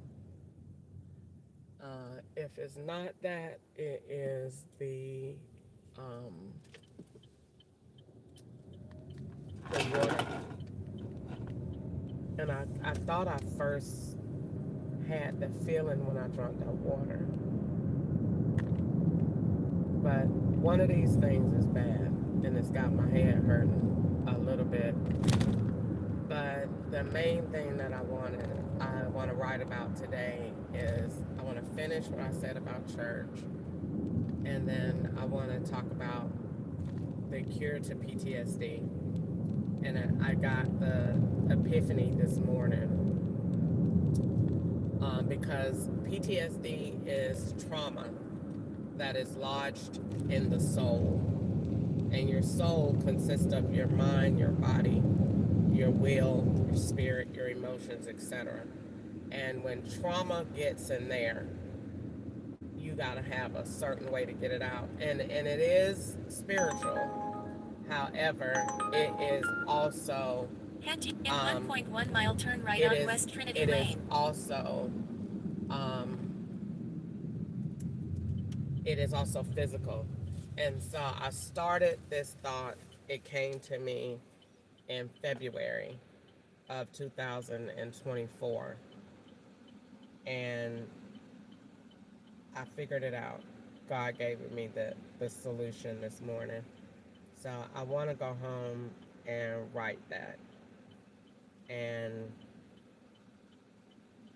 I don't think that's a coincidence that my brain is hurting, and because whatever God wants to use, the devil will try to attack it. So since God gave me so many good ideas, that's why this is happening.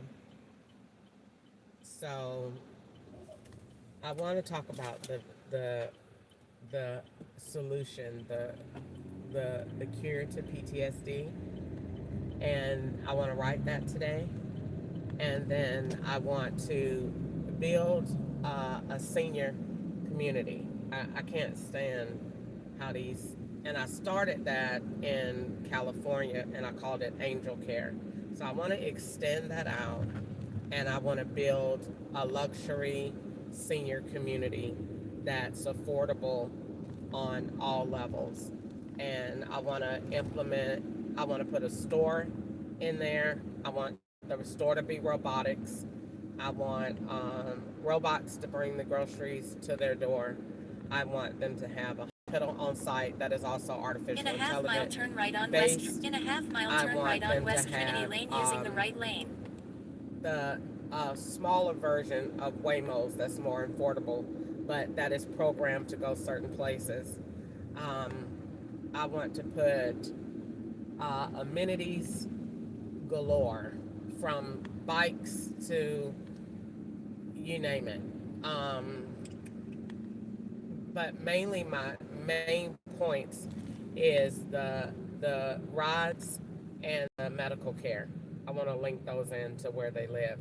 And then I want to definitely want to do the store. I don't think that old people should have to go out in all of this, in this world today, that they have to be, going out with, that's just, it's a shame for somebody to be 70 years old and coming out to a store with a grocery cart and then turn right on West Trinity Lane. That's absurd in a senior community. A senior community should have a store. Now, why else are you called a senior community? If you think community, you think of communing. how are we working together? So no, we don't go out to the store with carts. We go out in to another floor and we go to the store, or we and we order by mouth and with voice command and whatever you want, and if you don't have it, then you have a representative that you can call on the phone and tell them what you want, and they will order it from the store and get it to you. That is what senior community living is, and that's what I want to build. I want to call it Angel Care. It was already done in California. I just want to branch out and extend it. So if you live in that home, you never have to worry about your relative. Everything from, a ID bracelet to a necklace to in every room of their apartment. It is a voice activated system. It also does daily checks. So you never have to worry about finding them hurt or dead. That it will check in every now. Are you okay? And do you need anything? And shall we call Turn right on White Spring Pike. your counselor and whoever, but what are we called a counseling center? And when they call that is who initiates their groceries and all that other stuff. Yeah, I want to order 2 pizzas and a Diet Coke from the store. What kind would you like? We got this kind, this kind, this kind. Okay, we got this. All right, we're going to send that right on up. And the robot brings it through their doggy door. They unlock the doggy door, and the robot comes in, and it brings their grocery to them. They don't have to go nowhere unless they want to go. If they need to have wheelchairs on deck if they need them.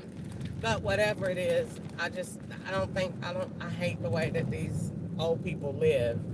And they pay a lot of money, and some of them are on a fixed rate, but I still think that we could do luxury on a fixed rate if we have more amenities that are more government based. So the funding comes from that, and so then you still make more money than that high tower would, because you got more services that tied in that saves the government on one end, and then they make money from on the other end, because you're saving money, because what you're doing is you're taking what they would normally be getting in an Uber or going back and forth to the doctor. We're not doing that. That's dumb. The doctor is there.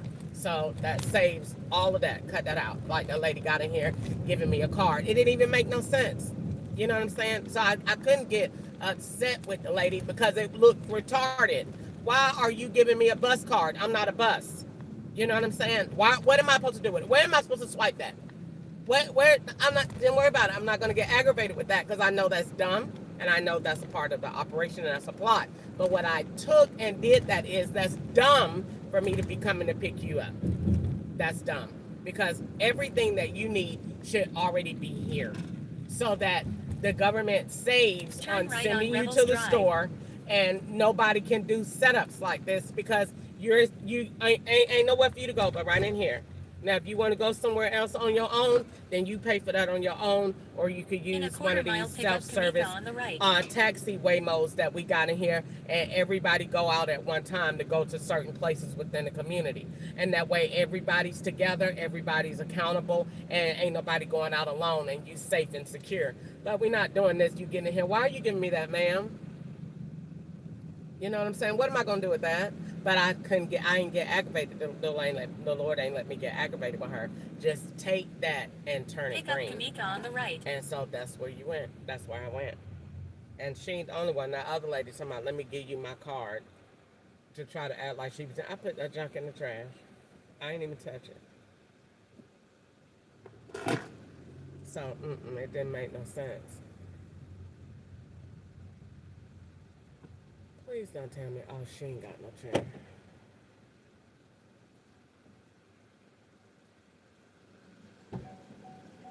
Hello, how you doing? Girl, they is standing in the door waiting on me. I am over it. Head to your drop-off at Walgreens. Them your babies? Yes, ma'am. Okay.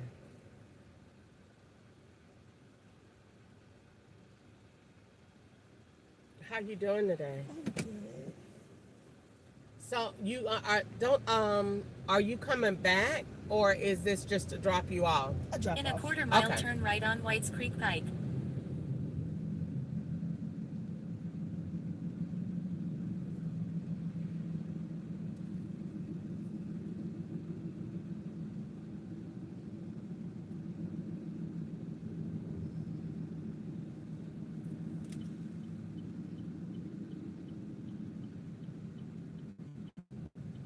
Turn right on Whites Creek Pike.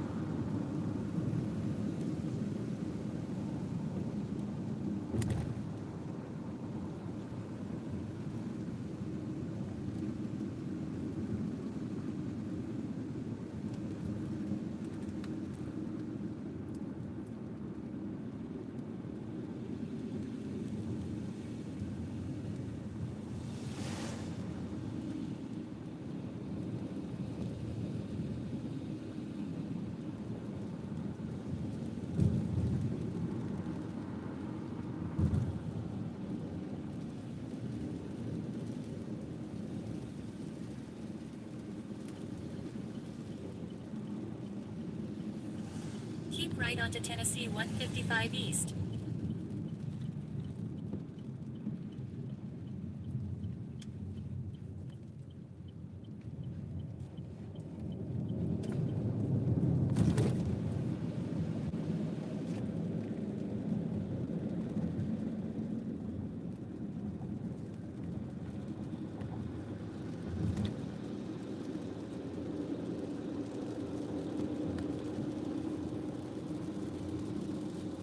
You doing okay back there?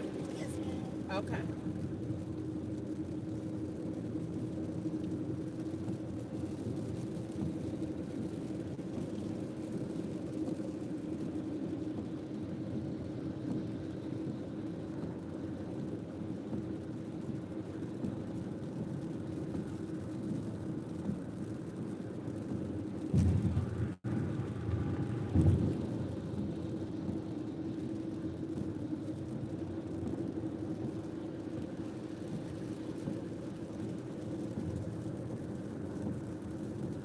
In 2 miles, take right exit 16B onto US Highway 31W north toward Dickerson Pike.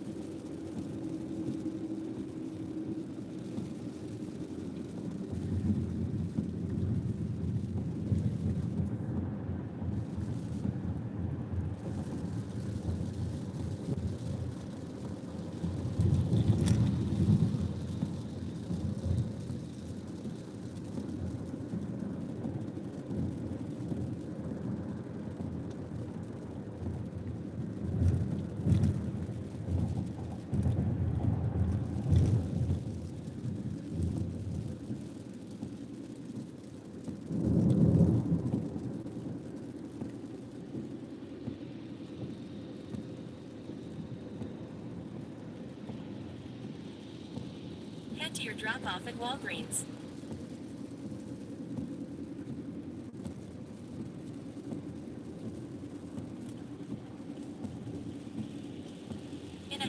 take right exit 16B onto US. Highway 31W north toward Dickerson Pike using the right lane.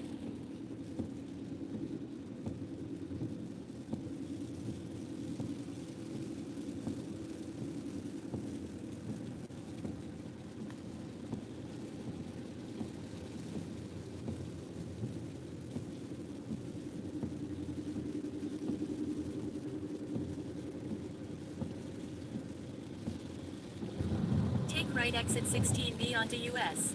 Highway 31W north toward Dickerson Pike, then keep left onto Dickerson Pike.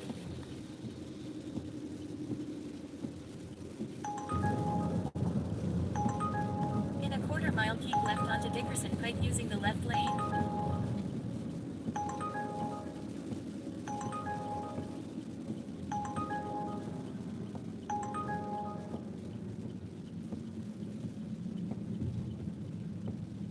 Keep left onto Dickerson Pike, then turn left on Dickerson Pike.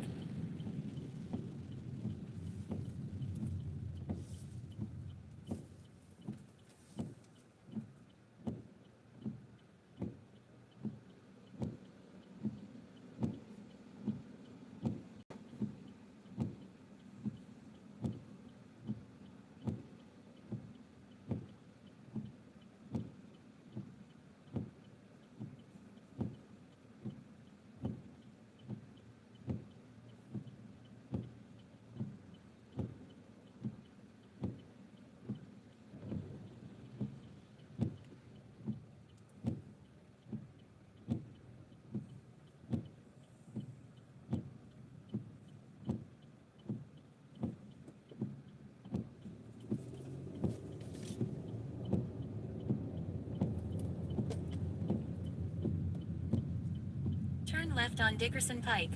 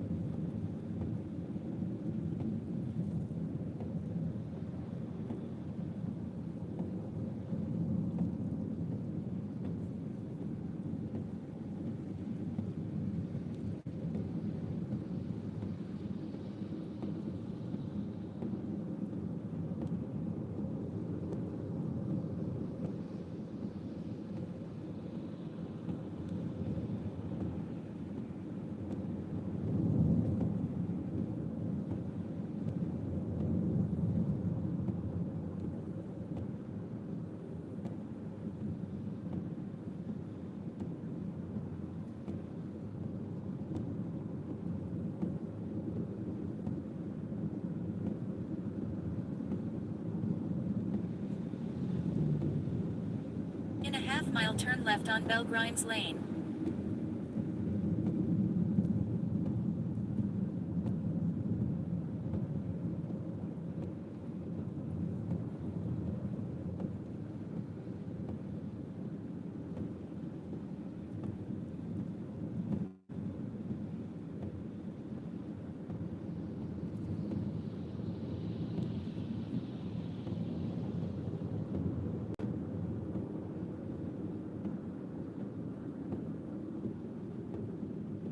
Turn left on Bell Grimes Lane, then turn right.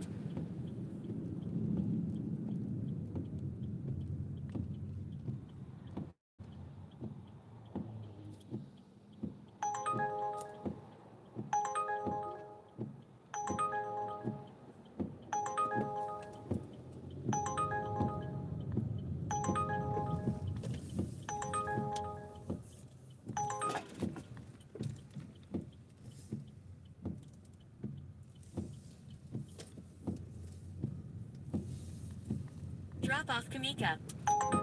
All right. Thank you so much. You have a blessed day.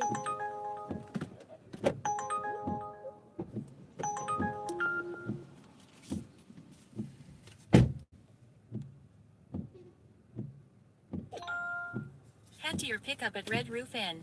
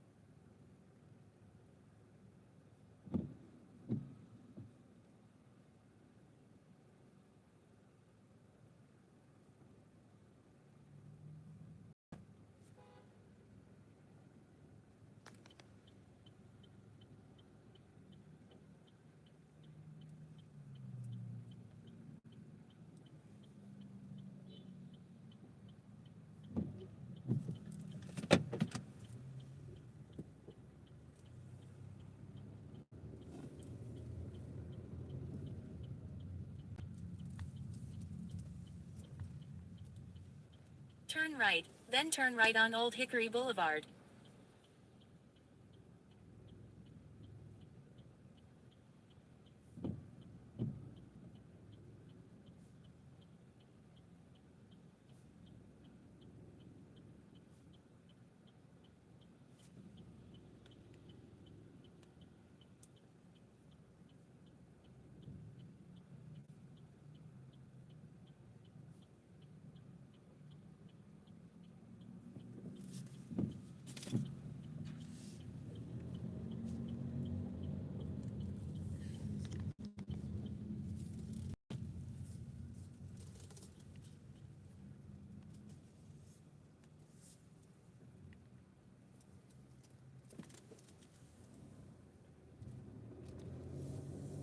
Using the right lane, turn right on Dickerson Pike.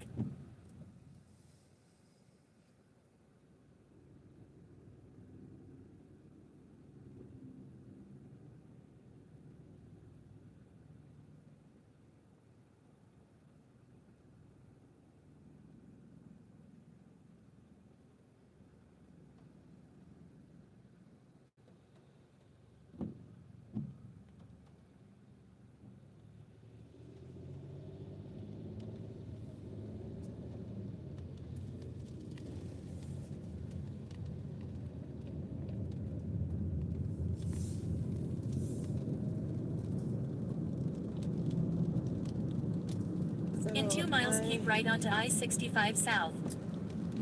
I have a few minutes till I get to my location, so I'm thinking, about PTSD. Oh, church. So it's church, it's PTSD, and it's senior. I want to do a senior community. And then it was something else I wanted to do. It was church. And I'm working on a bank.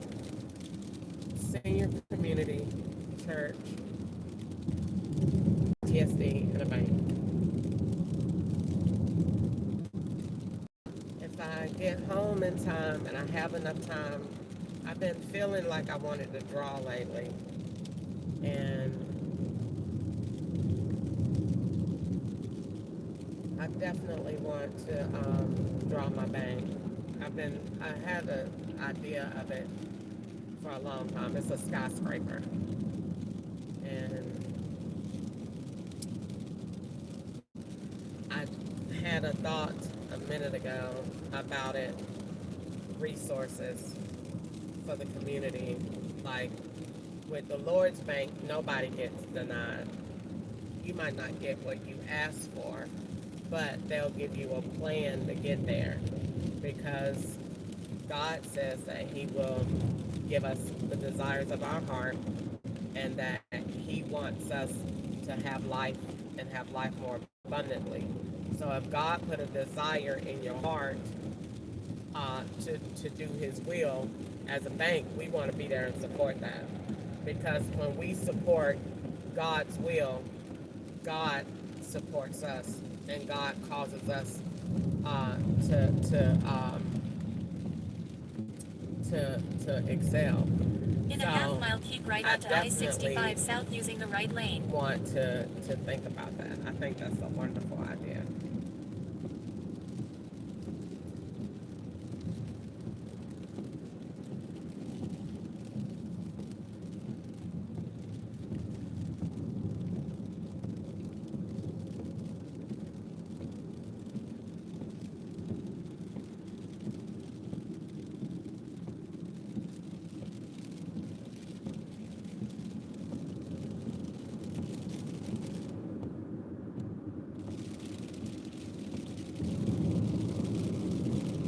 Right onto I-65 South.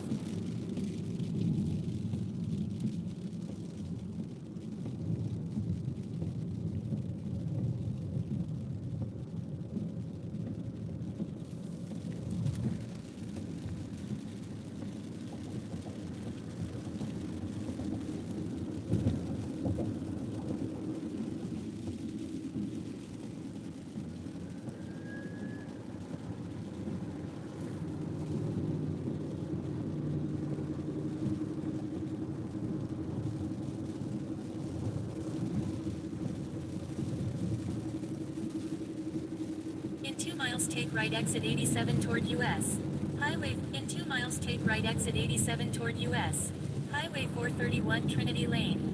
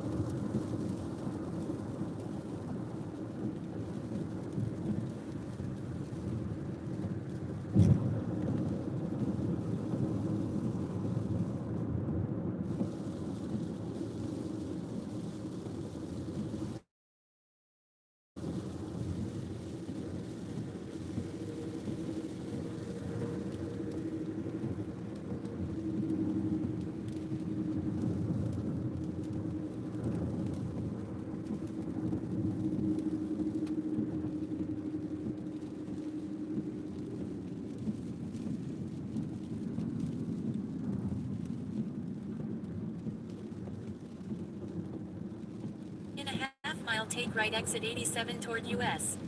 Highway 431 Trinity Lane using the right lane.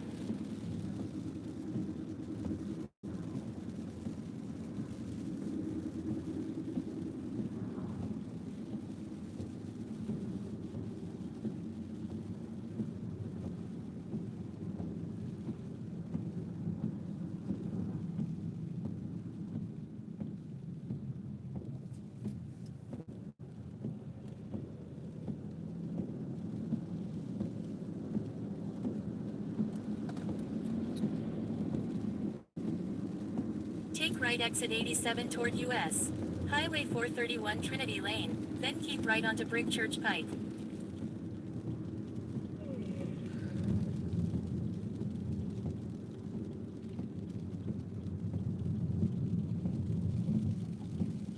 Using the right lane, keep right onto Brick Church Pike.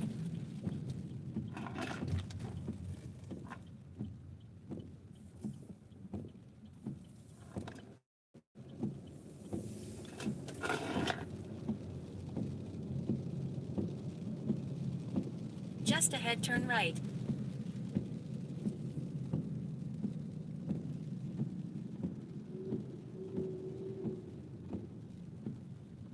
Turn right, then turn left.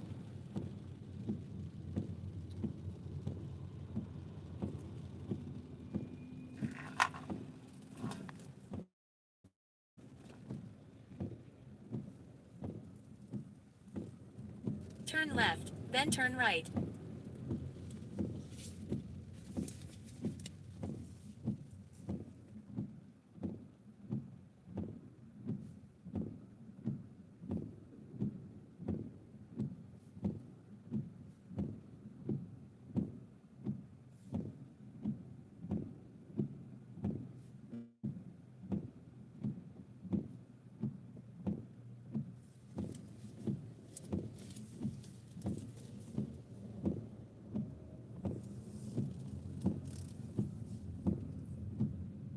Turn left, then pick up Beth.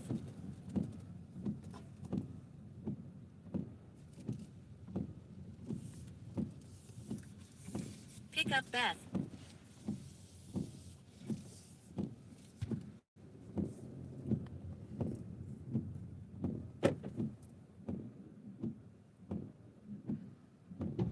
Hello. How are you doing today? I'm good, thank you. How are you? I'm okay. What's the name on the ride? Beth. All right. Head to your drop-off at Hard Rock Cafe. All right. You still going down the Broadway? Turn left, then turn right. All right. I'm used to this rain. Yeah, okay. Well, we are about 10 minutes away. No way. Turn right, then turn left on Brick Church Pike. Are you visiting? Please use your seatbelt yeah. for Okay. your safety. Turn left on Brick Church Pike.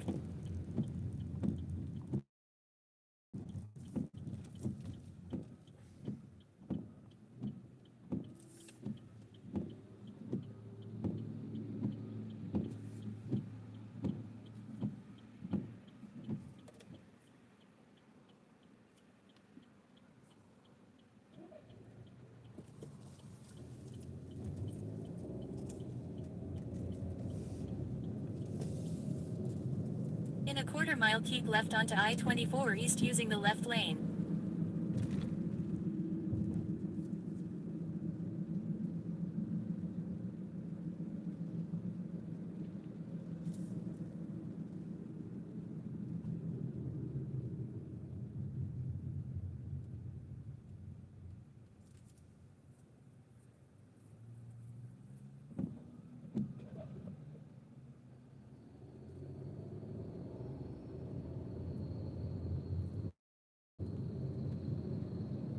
Keep left onto I-24 East.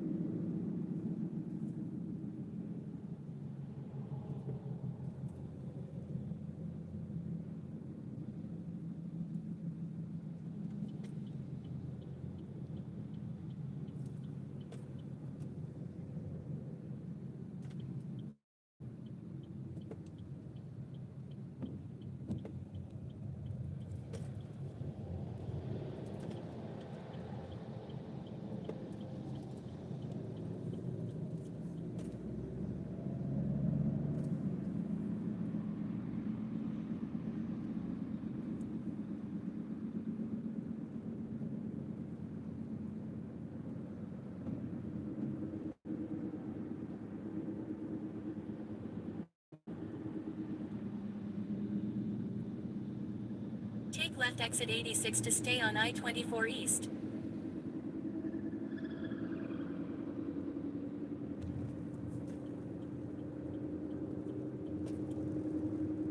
In 2 miles, take right exit 49 onto Shelby Avenue.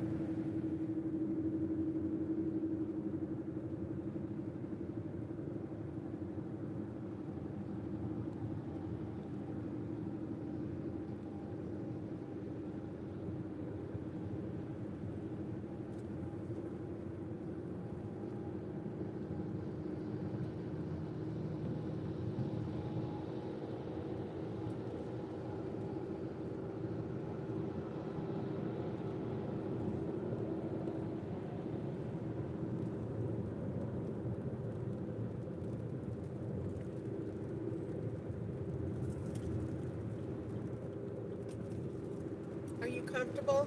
Yeah. All right.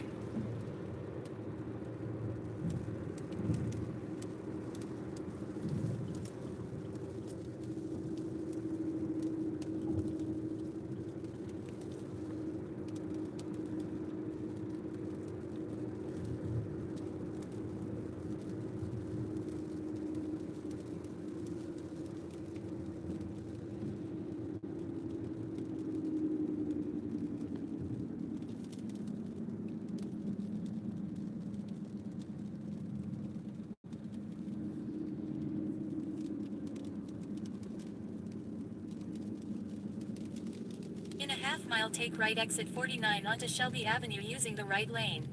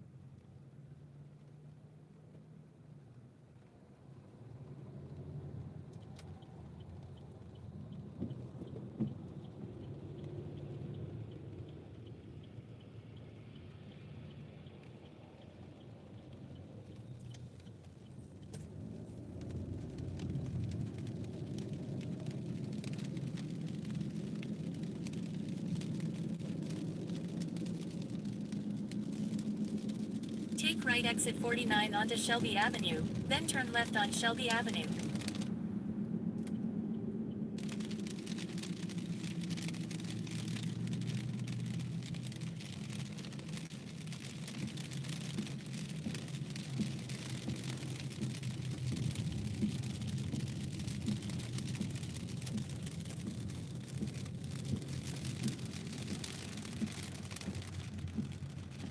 You got an umbrella?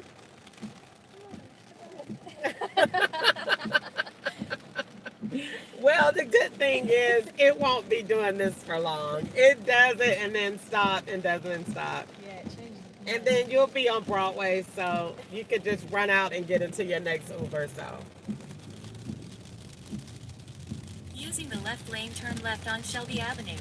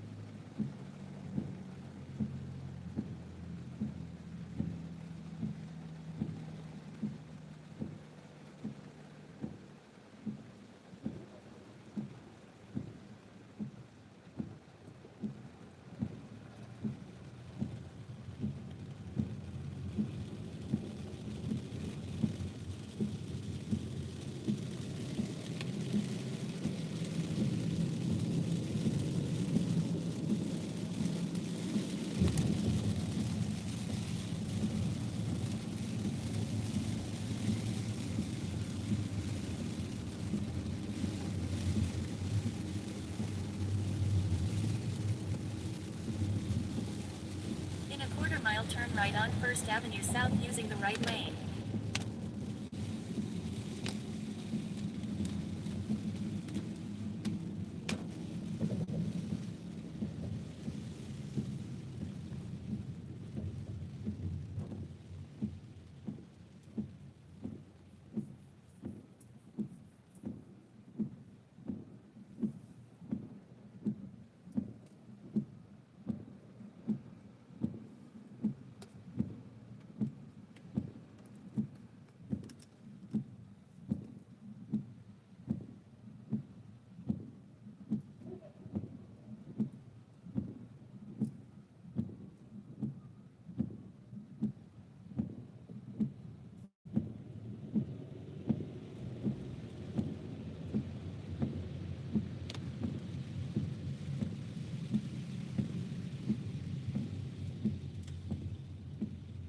Turn right on First Avenue South, then turn left on Broadway.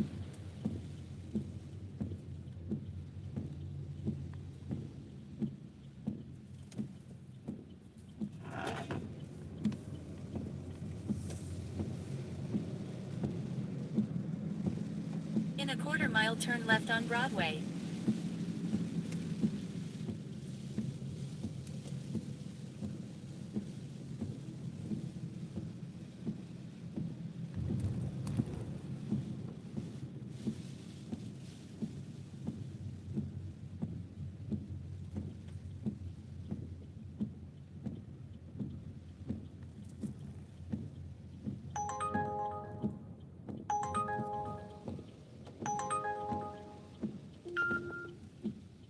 Turn left on Broadway, then drop off Beth.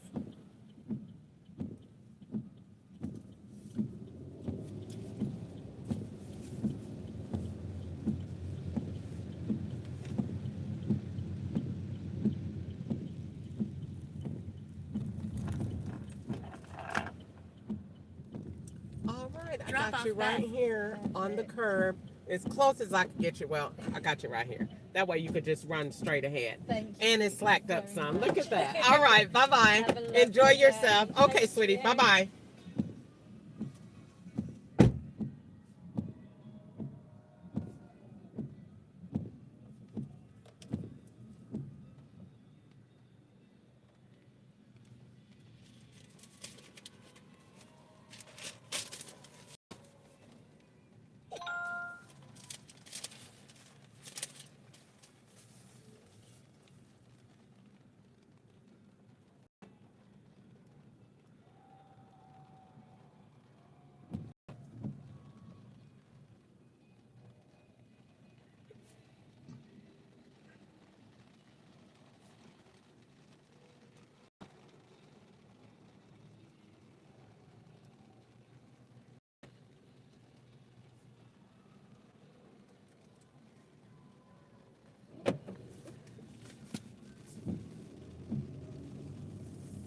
Using the right lane, turn right on 2nd Avenue North.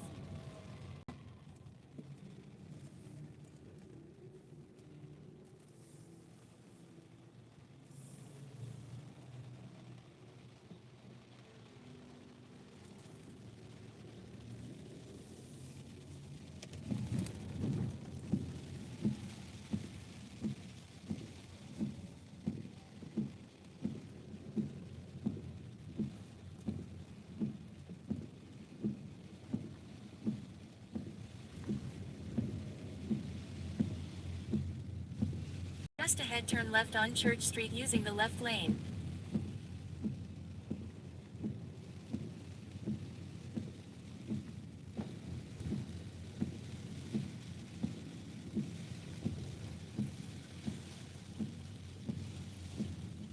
Turn left on Church Street.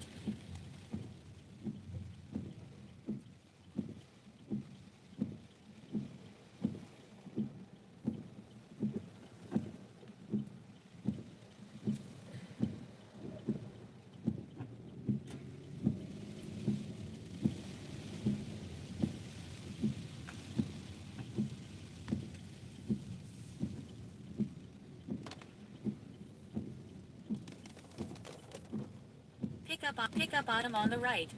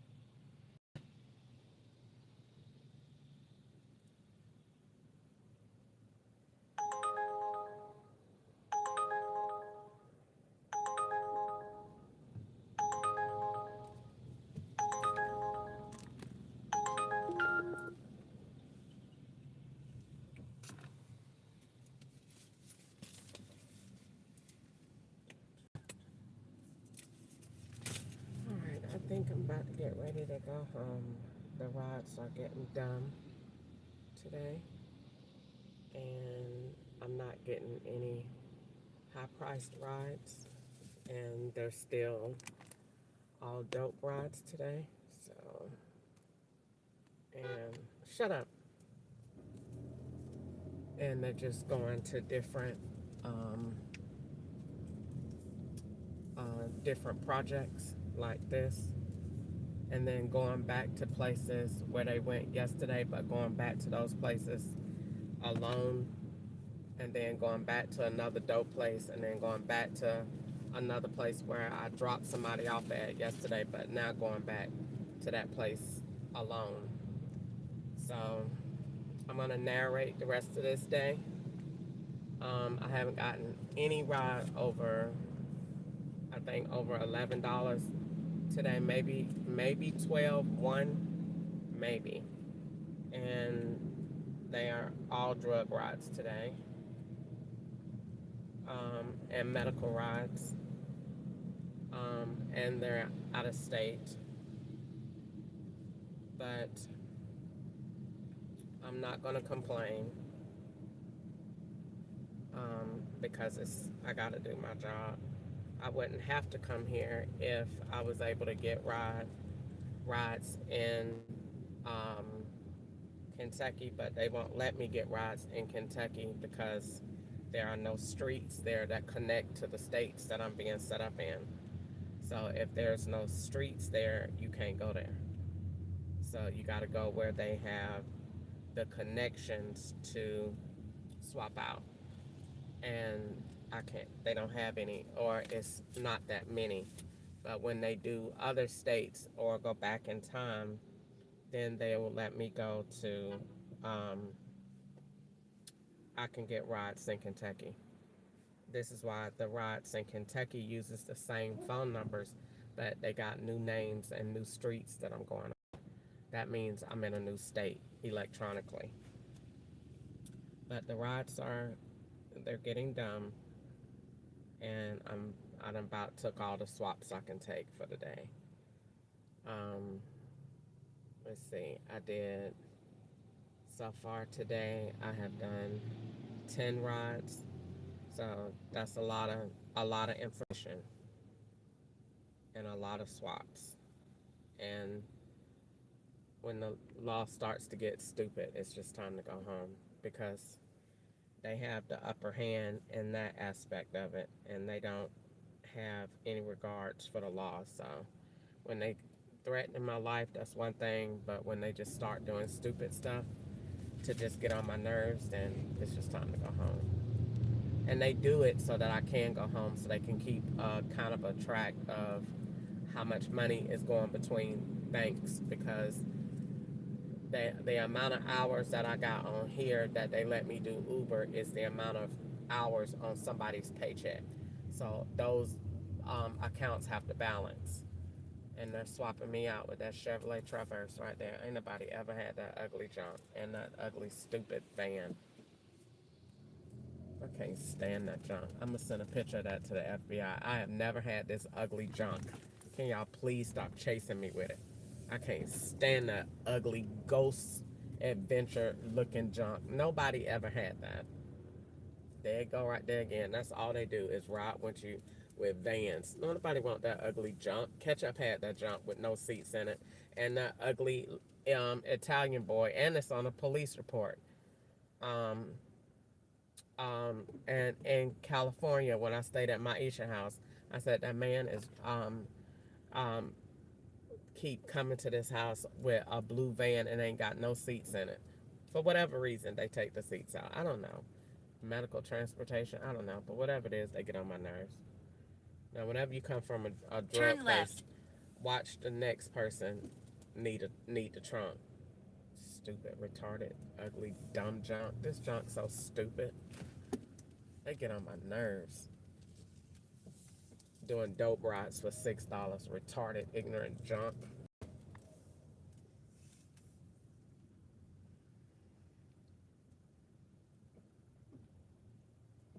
It's best just to go home, because if not, they're going to start As soon as you don't do one of these rides or start talking like this, they're gonna start. Here come the fire truck. Here come the ambulance. Here come 10 Mexicans. Here come the Super Sport Monte Carlo. Here come the white Dodge Durango. Here come black bags in the street. Here come tires just rolling out across the street out of nowhere. As soon as you come down the road, they just roll them out, just doing stupid, ignorant, retarded junk. I get on my everlasting nerves with this stupid, ugly, dumb plot. I can't wait for this junk to be over. Retarded. Setting somebody up for drugs. Keep going to a farmer's market all the time. Stupid, retarded, dumb junk.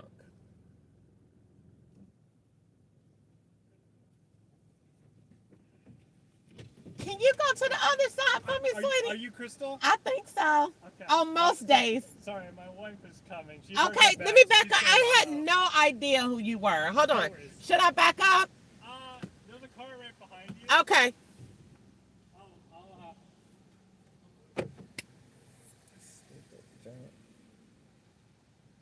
Yeah, I have to help her get in the car. She hurt her back, unfortunately. Really? Yeah. Okay, all right. You walk around the other side so we'll get back to the hotel.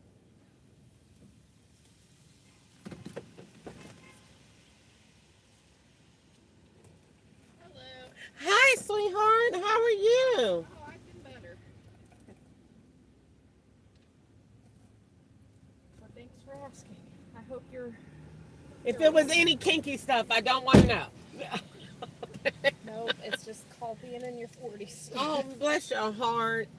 What you got to take? What, are you going to go to the hospital? Or No, what are I you went going to to the do? chiropractor this morning, Oh, and right. I'm going Sorry back about tomorrow. Really? Yeah. All right.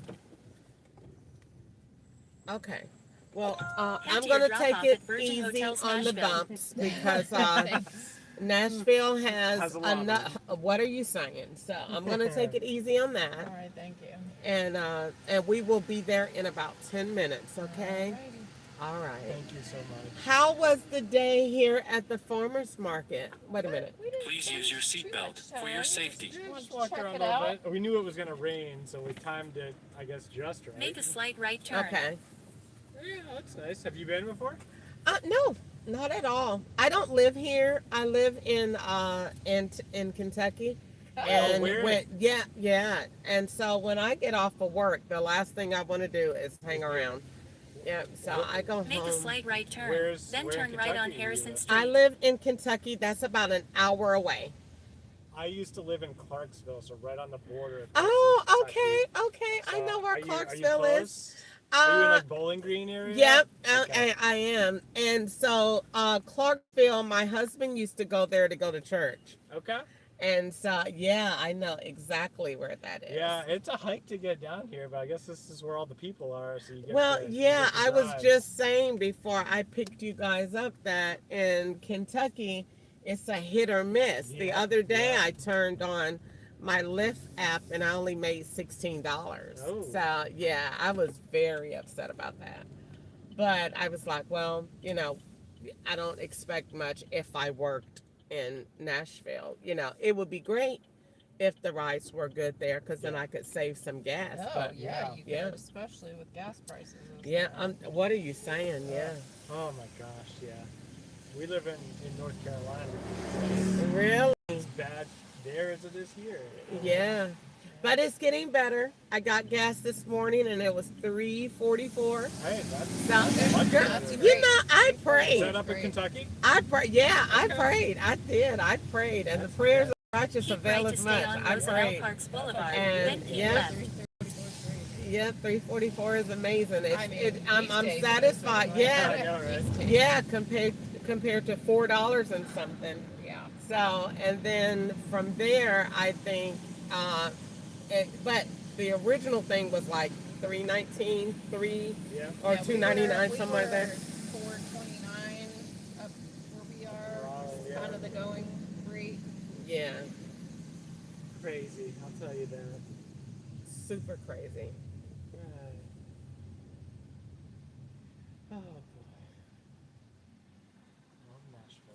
So were you able to maneuver around? Well, did y'all get any fruit? Is it really about fruit or is it everything in there? It's everything. It's like a flea market? Oh, No, they have restaurants kind and of a shops. food court, and you know you can get local made like candles or honey or jams or that kind of stuff. They do have farmer stuff. They though. do Like, have it's all some. fruits Turn and left on 10th vegetables. Avenue Plants, North. like you can't house plants or flowers or. Okay. Okay. They had a little bakery. Okay. Buy a pie or something. Really? Mm-hmm. Well, what I really wanted was I want some good fruit, but like I said, when I get Yeah, I didn't see you a lot. didn't. No. That's what they had at the farmers market in Georgia. You know, you went there and they had all of the stuff straight from the farm. You know, that's why it was called that. So I don't know. We saw like squash and you know. Really? More vegetables. That sounds really In a good quarter mile, to turn eat right on today. Broadway. Some squash. Fresh vegetables for sure. Yeah. So, have you ever cooked squash before? Oh yes. Oh yeah. Okay, so if you do it, I've never did it before, but you buy it and you slice it, and are you sauteing it? I usually do. Okay. Saute it, usually with some like Vidalia onion or something. Okay. I usually do squash and zucchini together. Mixed, it's good. Like a mix It's really of Okay. squash, zucchini, onion, olive oil, some garlic. And then just saute it all up there, Yep, and saute then let it get tender. You'll know when it's done because it'll Yeah. start looking it. soggy. Yeah, it won't be like that white color at all. It'll Okay. be more Like a yellowish. translucent looking. Now, when you're doing the zucchini, Yeah. am I gonna slice it the same Yep, way? Oh, same yeah. exact Okay. way. Same way. Okay. And I don't know if you're a grilling person, but it's also very good if you slice it like lengthwise. Okay. Grill it Okay.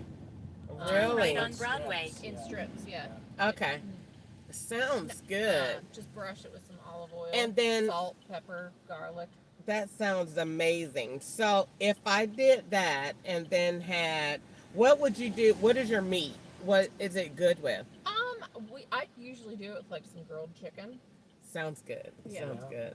Yeah, that's Sounds usually You use some well seasoned chicken. usually some grilled chicken and some sautéed squash and zucchini. So- Or In you can 0.5 do, mile, it's continue also on good Broadway using the kebabs left if 2 you, like, lanes. make it like a chicken or a steak kebab with Uh-huh. some squash, zucchini, onion, peppers Uh-huh. on there. That's a good Yeah. combo. Okay. I had thought it might be good with some turkey burgers. Ooh, I don't see yeah. why not. Yeah. Yeah, I absolutely. mean, It's a I good have, side for a lot of in those. the Yeah. summertime, Stuff. like it's just everywhere. It's the season and it's reasonably Okay, priced, because so it's- I'm like wanting to get into some, just do a, I don't know, eat a little healthier, Mhm.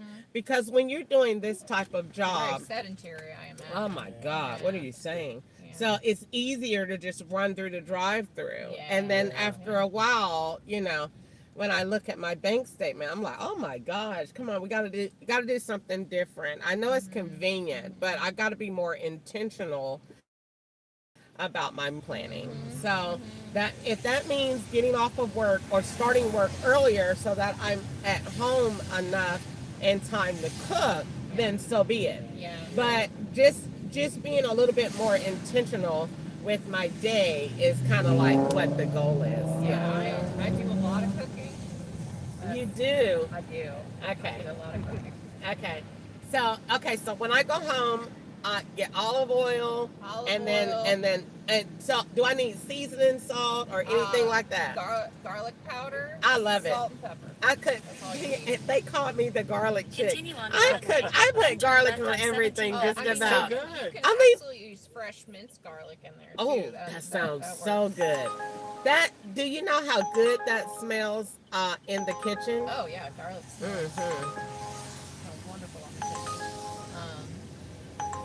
But yeah, and if you want to get fancy with your zucchini and your squash, you could make a frittata. That's like, let's say you saute up some zucchini just like you would eat by itself. Okay. Then you make like you're gonna make scrambled eggs or an omelet or something. Uh-huh. You season the egg mixture. Uh-huh. Good with some herbs in there, garlic, of course. Okay.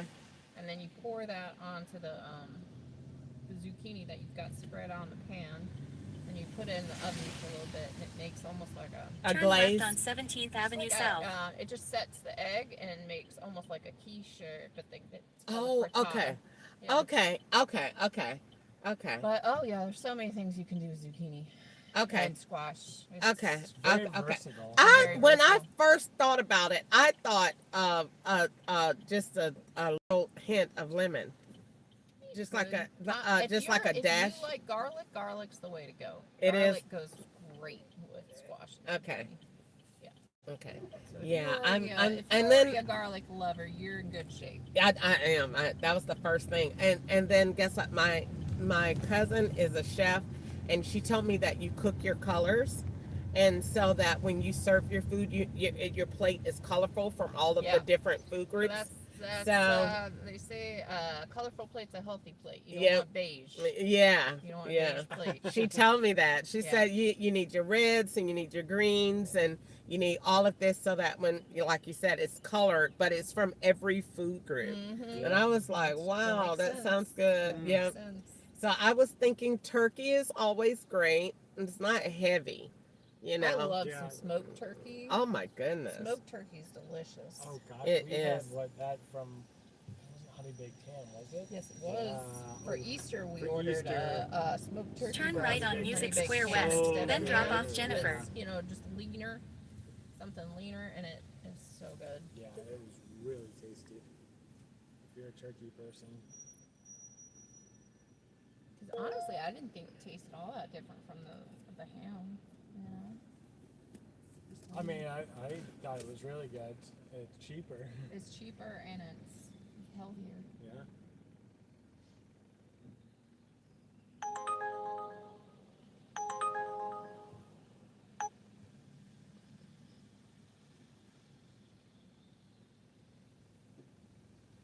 I think I'm gonna try.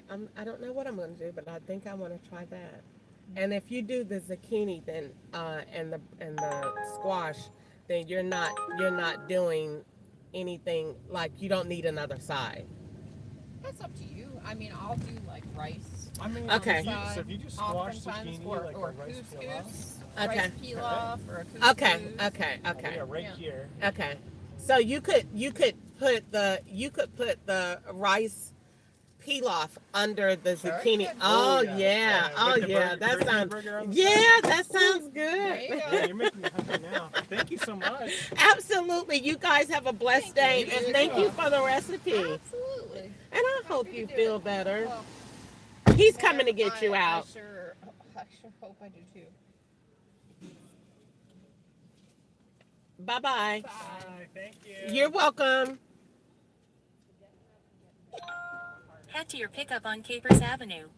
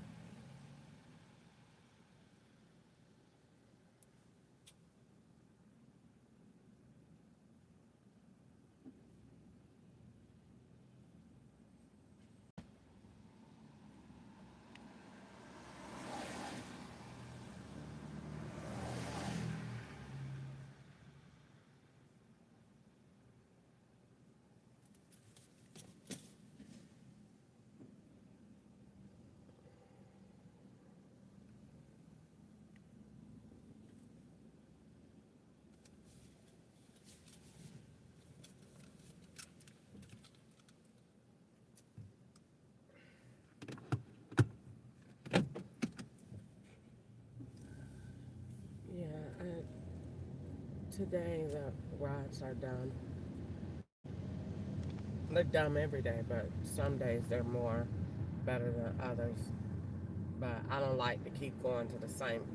In a I quarter mile, guess turn right on Grand I Avenue. don't like to feel like I'm doing the same thing. Of all as big as Nashville is, you keep going into the same places doing the same thing. And then when you go to the airport, then all the rides go to New York. It's dumb. I can clearly look at it. Anybody can look at it. Ray Charles can look at this and see that somebody is setting your rides up. Now, what is the point? There's no earthly point to be out here but drugs and taxes. That is it. There's no other reason to lie and say that you drove that car and was doing this. The only reason to do that is because you got to have drugs in that car and you make money and then pay taxes on it. There is no other reason to be doing this. There's no other crime that's worthy of this much attention. Drugs and taxes, that's it. That's the only thing, that's the biggest thing to the FBI and the biggest thing to the IRS. That's no other reason. Anything else, you don't need rides. Murder, you don't need rides. Fraud, you don't need rides. That's online. So the only thing that you need rides for that the FBI and the IRS would care about and the other 5 agencies that are assisting them, the only thing that you will need to be out here for is drugs and taxes. There is no other reason. No other reason. No other reason. 21st Avenue South. There's no other reason. No other reason. It's not needed. It's not needed. Everything else can be staged and you could be set up online electronically and be in jail by Friday. It's no sense.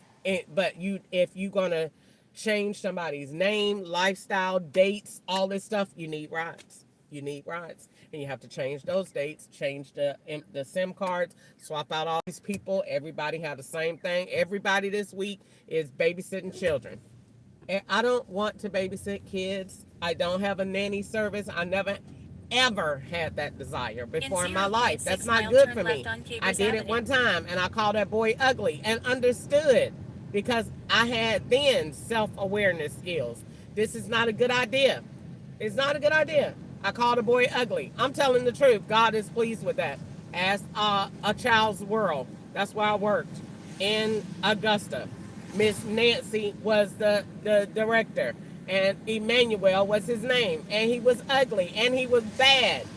And he got on my nerves, and they got me picking up somebody from Vanderbilt. So let me be quiet and pray, because there's absolutely nothing down here but demons. So let me just focus on getting this over with. Father God, cover me in the name of Jesus. Let your Holy Spirit be with me. Keep me on this trip as I go in the name of Jesus. Any weapon that's formed against me, don't let it prosper. Let me be and do this ride. Be as you are on this ride, and do this ride as if you're going to do it. And I yield myself to you in the name of Jesus, that no weapon that the enemy has formed against me, don't let it prosper. In Jesus' name I pray. Amen. Capers. Exactly. Dumb. Ignorant. Stupid. Dead end. Exactly. That's all they know to do.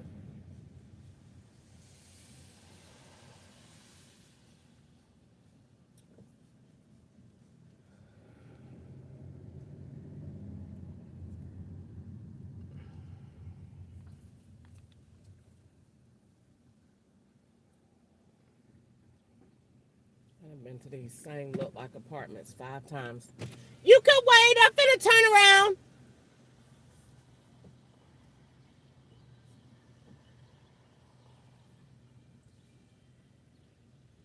Alabama tags here too. Nobody wanted to go to that slave state.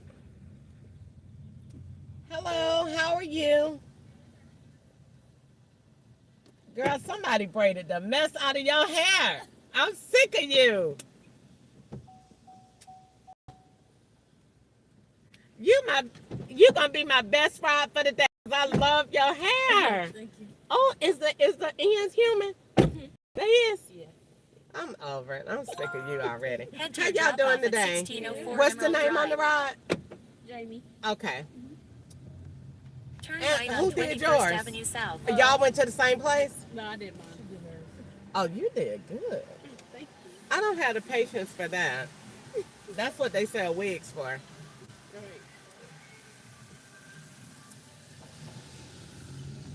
So are y'all In traveling? 1 mile, turn left on 18th Avenue South. Okay.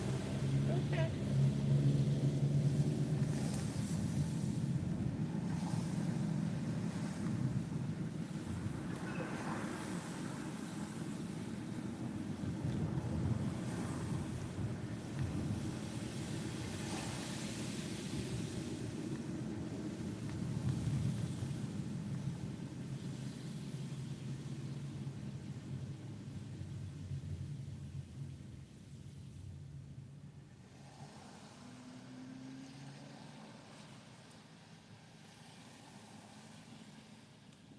How's the temperature back there for y'all? Y'all good? Oh, yeah. All right.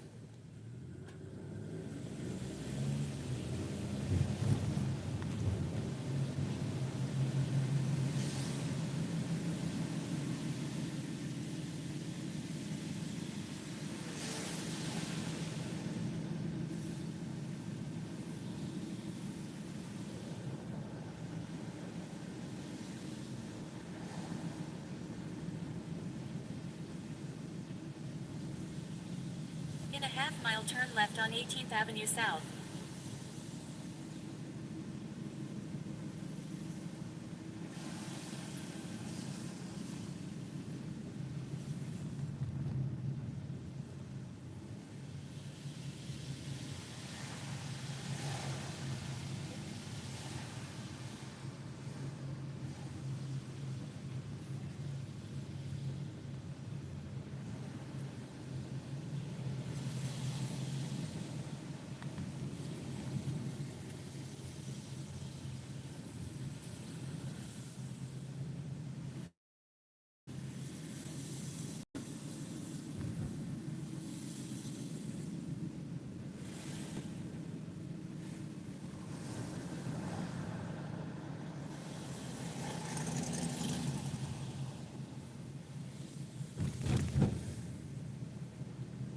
Turn left on 18th Avenue South.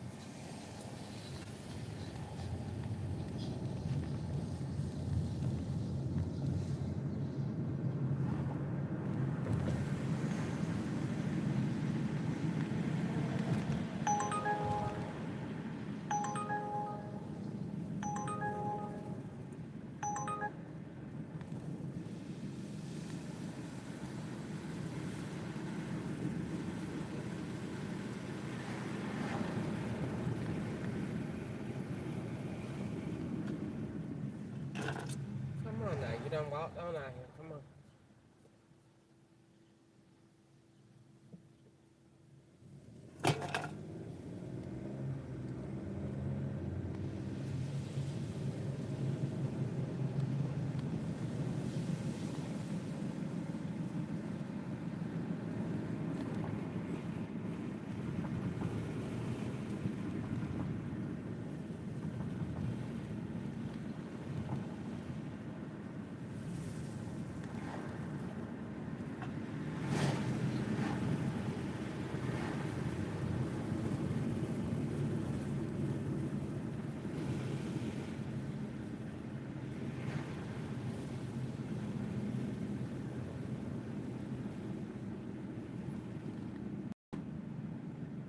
In a quarter-mile, keep left onto Clarksville Pike.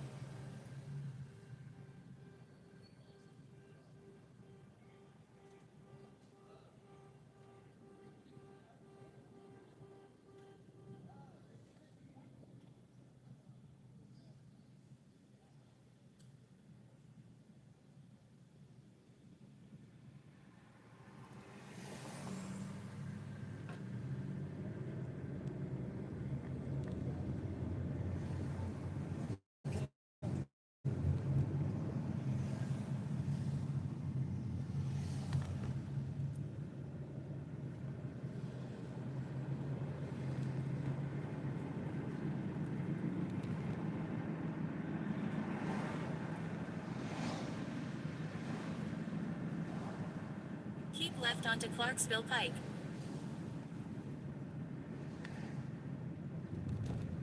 In 1.3 mile, turn left on South Hamilton Road.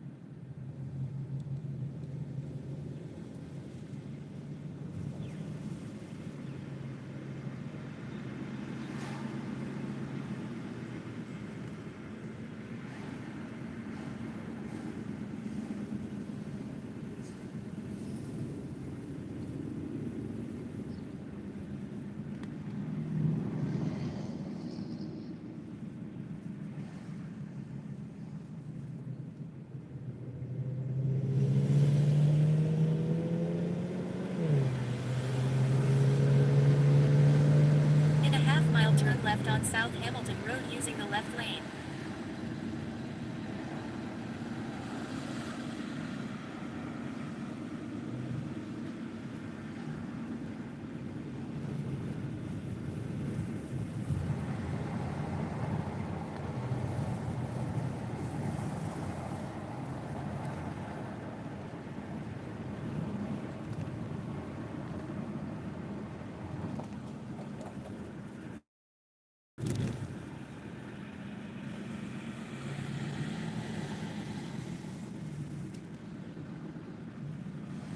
Turn left on South Hamilton Road.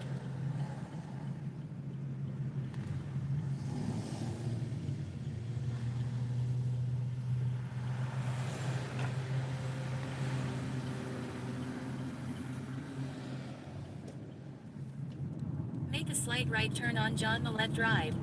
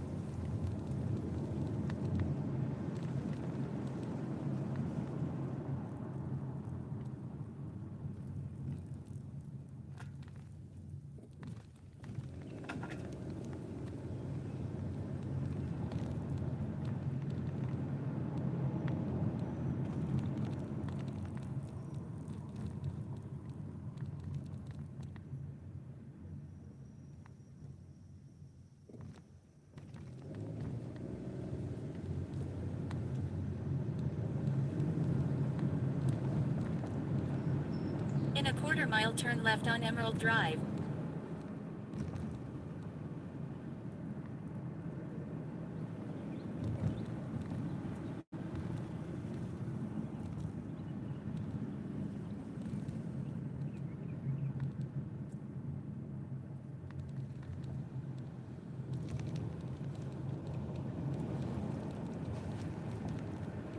Turn left on Emerald Drive.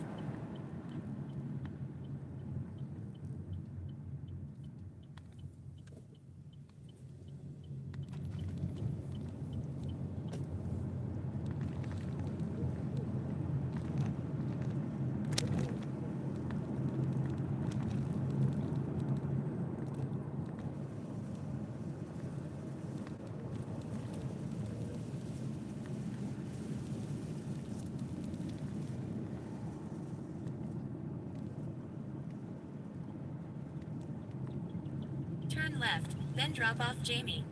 Which house is it? Right here.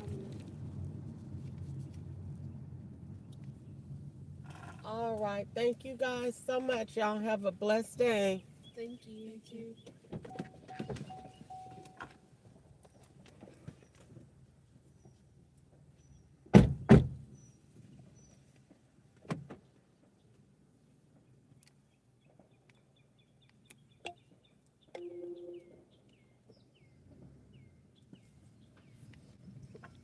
I don't know what this is, but they done sent me down here today. I done did about 3 or 4 rides coming on this same street in this same area.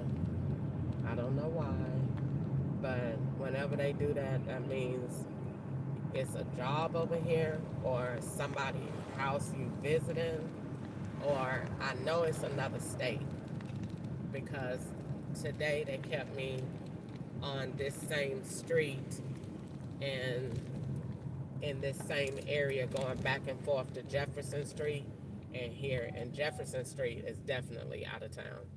They had a lot of Alabama tags going, but that just mean that that's the state that's linked to it. That don't mean it's the actual state. And let me see, they had me passing this church a lot up here on the right. But yeah, I'm finna go home because the rides are finna get stupid, and they are ready for me to go home anyway, because that's what they do. But I mean, I shouldn't let the devil keep running me away from work like that, but I cringe when I just keep doing the same thing over and over and over again. And it's dumb to me. Like, at this point, when you did the second ride over here, you knew you was in a setup. So you did a 3rd ride, and then a 4th ride, and then a 5th ride. It's dumb to keep coming back on the same street over and over again. It's dumb. And white people think black people are dumb. That's how they come up on us all the time in the community, because they think we're dumb. You gotta be dumb to keep doing this every day. You got to be dumb, because nobody in their right mind is going to keep taking the same route over and over and over and over again. But I'm finna go home, and I'm gonna try not to talk about this, because you know, I've been doing good lately without posting anything, without saying a whole lot about it, by just letting it go for the most part. You know what I'm saying? So that I could heal emotionally. Now, let's talk about that, because that is my conversation to get me home. And that'll go with their wheelchairs. It's wheelchairs, funeral homes, tow trucks, and all of that. I'm so sick of all of it. All of it is what they do to black people anyway. Just everything. They just keep saying it out their mouth because that's what they do. So they can't even help it. You just keep saying only stuff that you do to black people anyway, period. So what I want to talk about, let me restart my phone. What I want to talk about is post-traumatic stress disorder, and how do I think God want to fix it.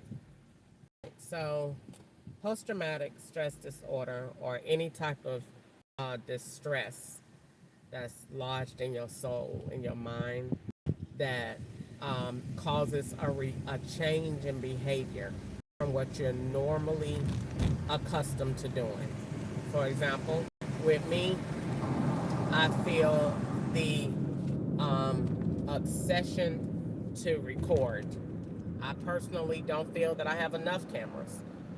I would have more cameras. However, I don't have more cameras because having more cameras is just going to give the law more ammunition to use and to play with. My cameras don't work for my benefit. It works for theirs.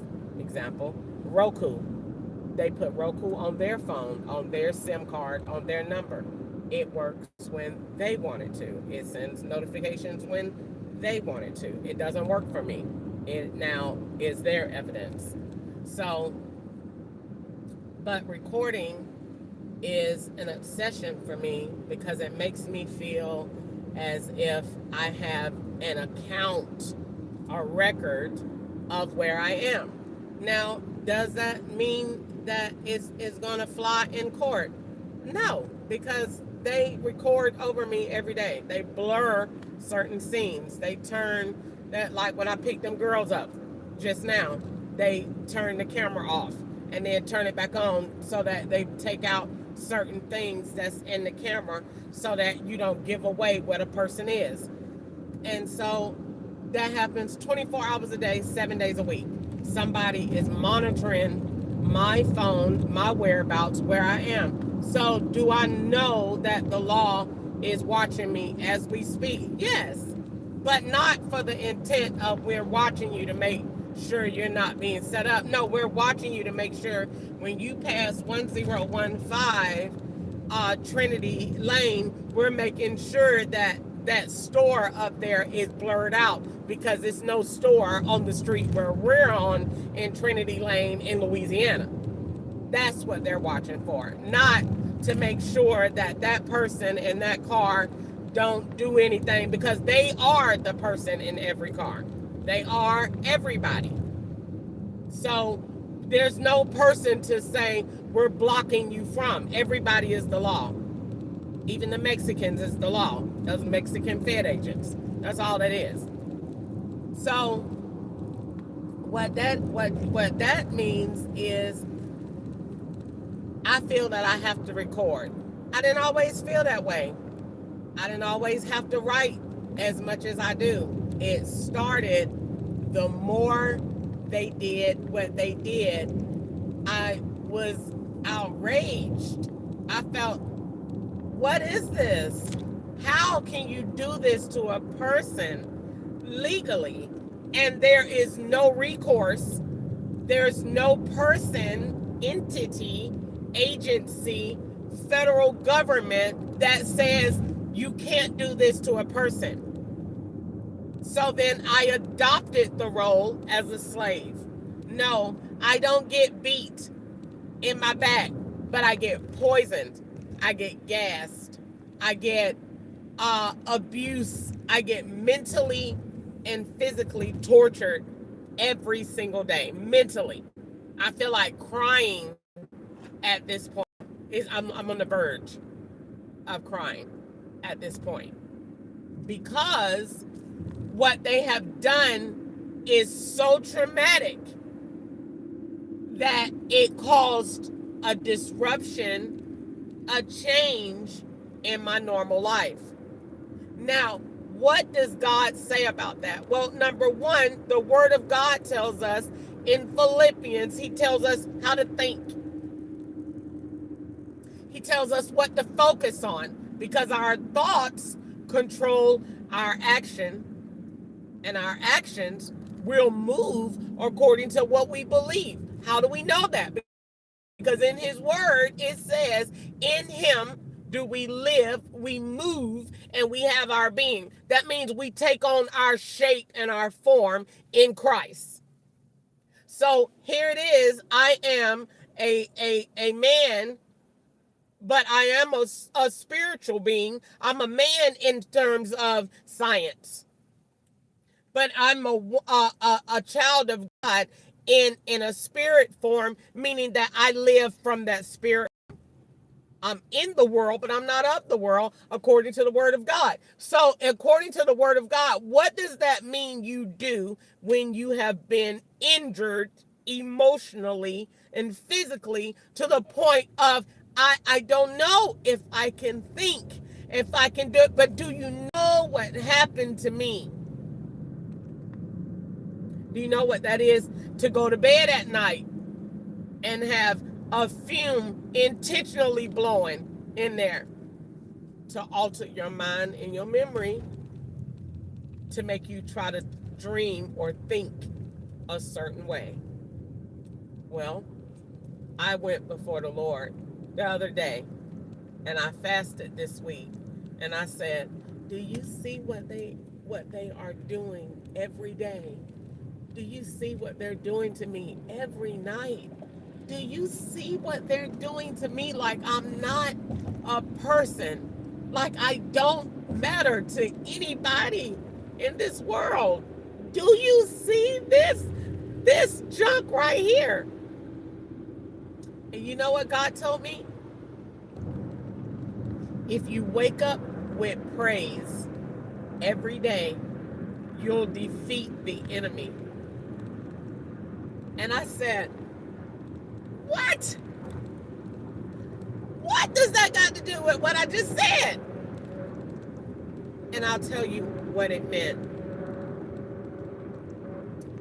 The law says she wake up evil every day. They didn't like me waking up green with ideas. So they said she wakes up evil every day. So they intentionally do every night so that you could wake up in, what is this that y'all have done to make it look like everything that you had good in you, that it came from the devil, because they want to make you evil. So in that aspect of it, I looked at it and said, okay, I got it. So what happened was, God said, if you wake up every day in praise, you'll draw over that narrative, and you will draw over the law trying to give you PTSD. They already say you own a weapon that you don't. So in that case, if you wake up every day with gratitude that you alive, that no matter what they did during the night, you made it through. Everything still worked. Everything still functioned. You know who you are. You know that God is the only God, and him only shall we serve. You know and have the mind to serve him. That's the reason to give thanks.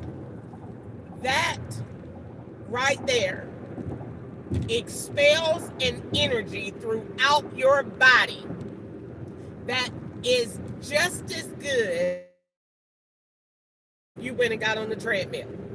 Now, it ain't gonna cause you to lose no weight, but what it's gonna do is it's gonna give your body, your mind, an energy that will help you surpass anything that you're going through. Because your mind, you shifted the focus. Instead of complaining, instead of doing this, instead of feeling this way, instead of harping on whatever happened, no matter how bad it was, I'm going to shift to a praise. Because the Bible says, let everything that has breath praise ye the Lord. He also tells us, in all things, I have said for you to give thanks and for you to give praise. So praise and gratitude is the first thing that you want to do. You want to develop an attitude of praise. So I said, okay. So I already said, I wanted to have a section for PTSD at the Green Institute.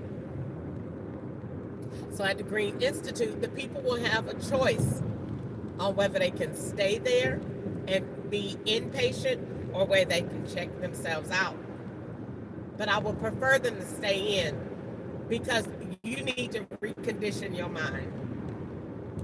And that's what that's what God is doing with me right now, reconditioning my mind so that you could draw over what the enemy is trying to do. The enemy is trying to aggravate you so bad that you don't want to work, that you running from your job, because the enemy he's doing stuff that has no power. That dead end sign has no power, Crystal. The squirrel that he put dead in the street, it ain't got no power. It's already dead. The black bag that's laying in the street is just litter. But the devil knows that those things are things that he has conditioned to your mind to cause a reaction. So the Bible tells you, what did he tell you to do? Cast down those thoughts in 2 Corinthians 10:4-5. Cast that thought down. Because it doesn't line up with the word of God. For greater is he that is in you than he that is in the world. So if you know that that's not the Spirit of Christ, then you know it only could come from one other place. And so we cast it down. We don't wrestle with it. You don't get online and talk back to it, because that's wrestling with the flesh. We go back to the Spirit, Holy Spirit, and we ask for a strategy. We ask for a healing in your emotion, because just like the law conditioned you that way.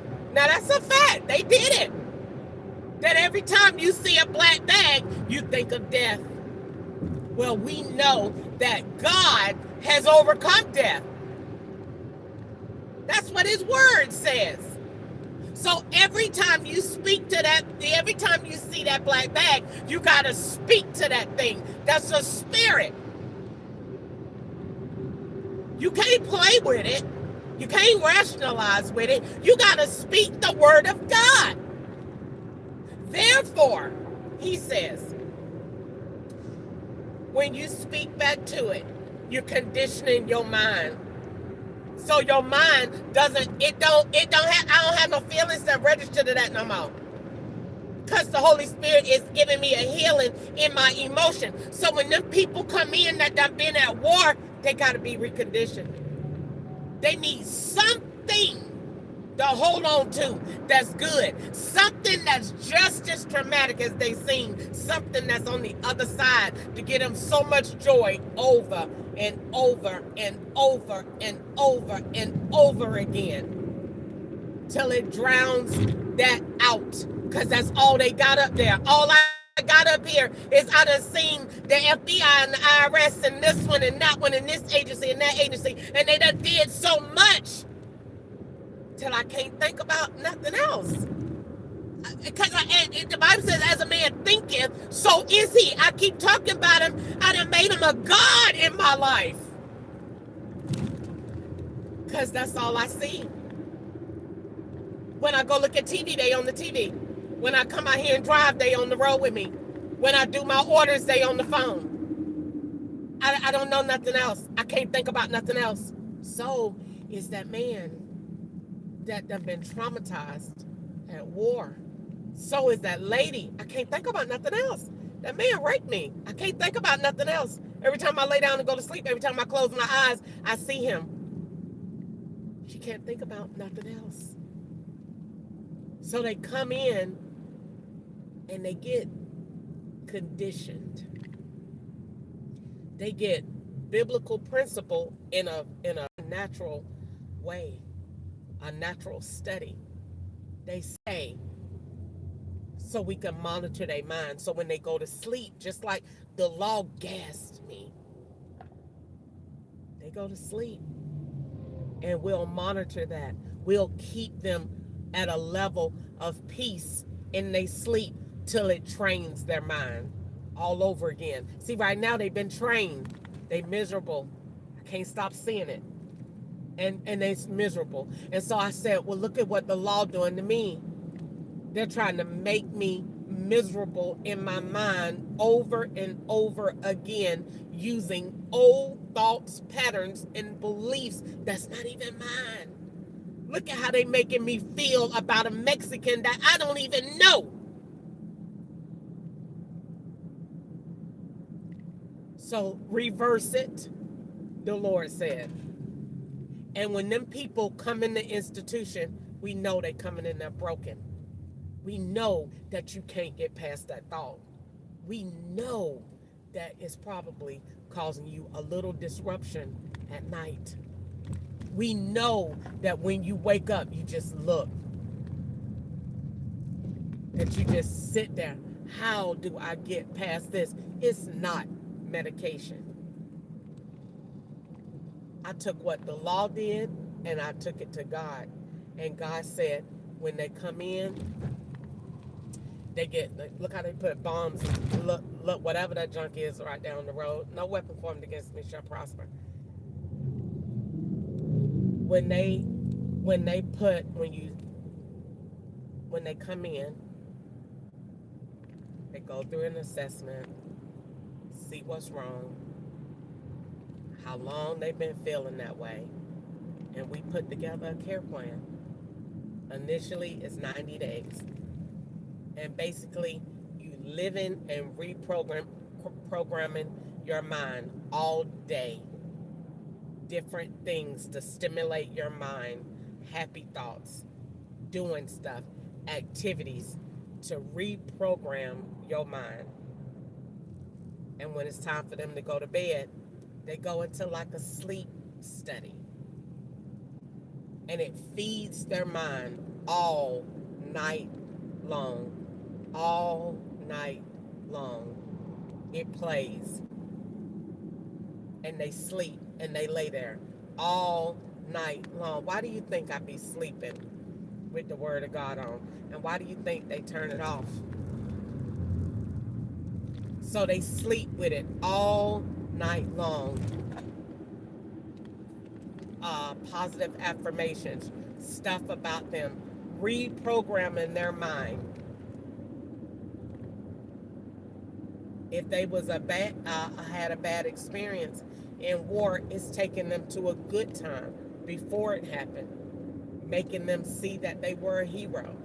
Did all of the things that they did do, different things to speak to the mind so that that person can draw over the bad and see the good.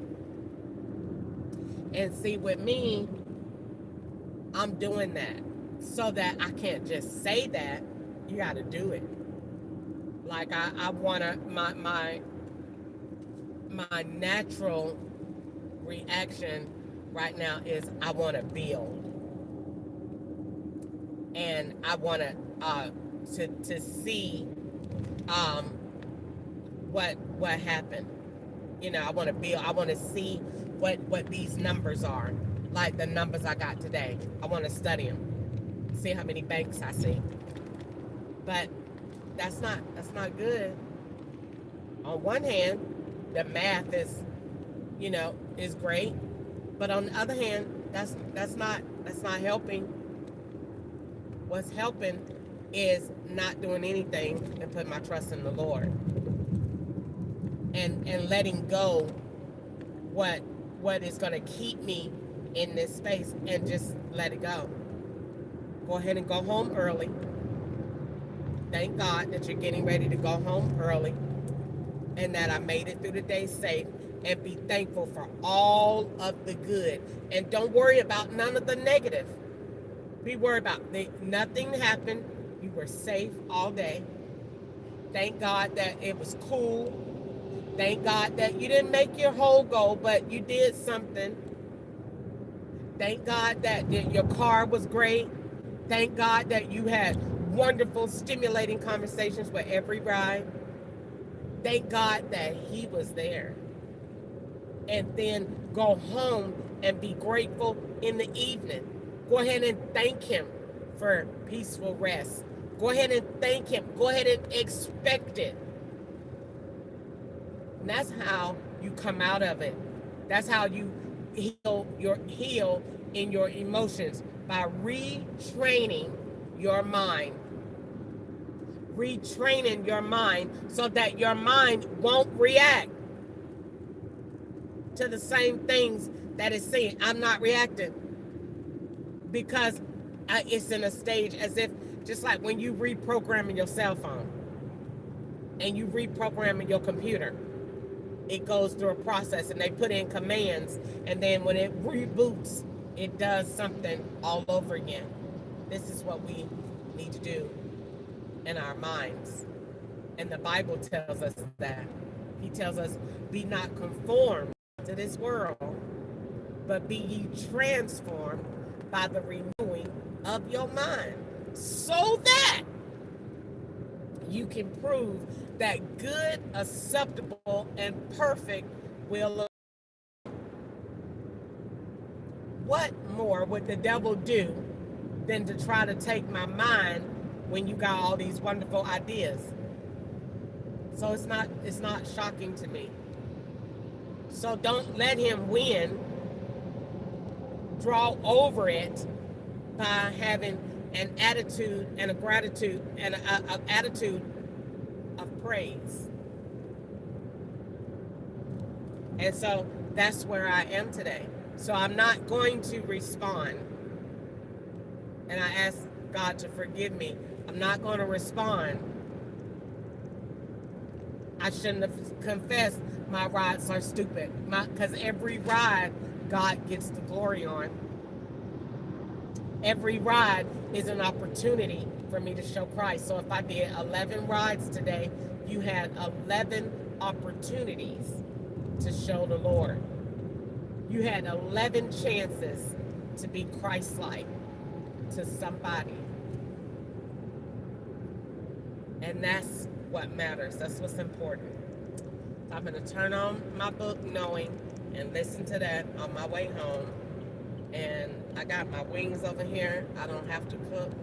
I want to cook that squash, but I don't have to cook. So I might not go to the store. I don't know. But that did sound good. But my wings are right there. I'm going to try them and see if they're good.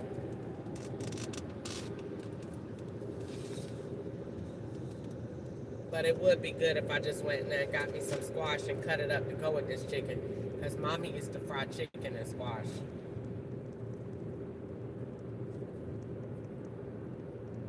And she used to put it over rice.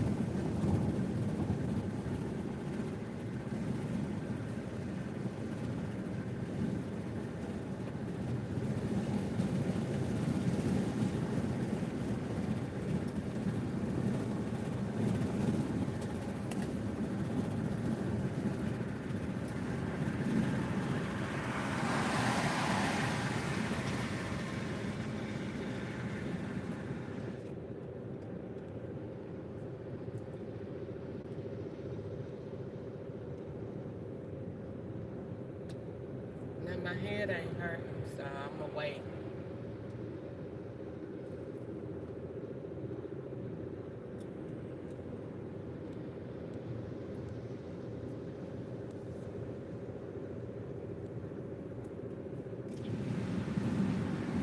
I do got like I don't know if I want to confess anything negative or not. Because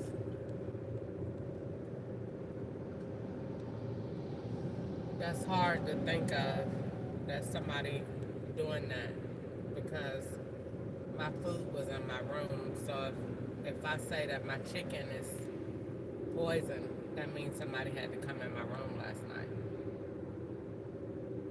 So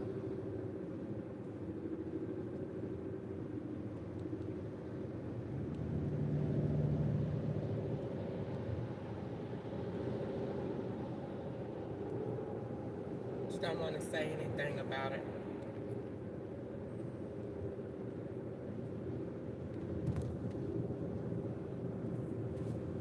But I drank the water and I ate the chicken wings just now.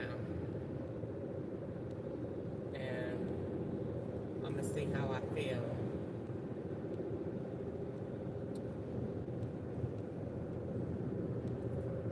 Turn this air off.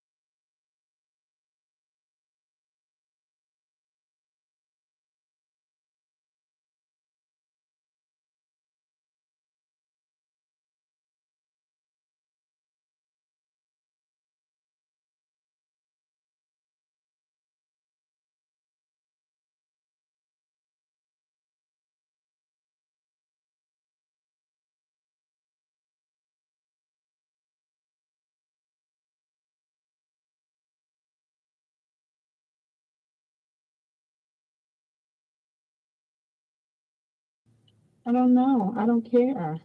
She just don't want to do anything in the house, and when I keep asking, she just, she gets upset and don't want to renew. That's her. I can't make her renew it, but I can fight it to say that she's being malicious in her non-renewal. But it ain't worth it to me because I want to move anyway. Yeah, you did. So I already got a place to stay. So you had already been looking. Well, no, I hadn't, but I just went ahead and did it while I could. I didn't feel like driving all the way to Alabama, but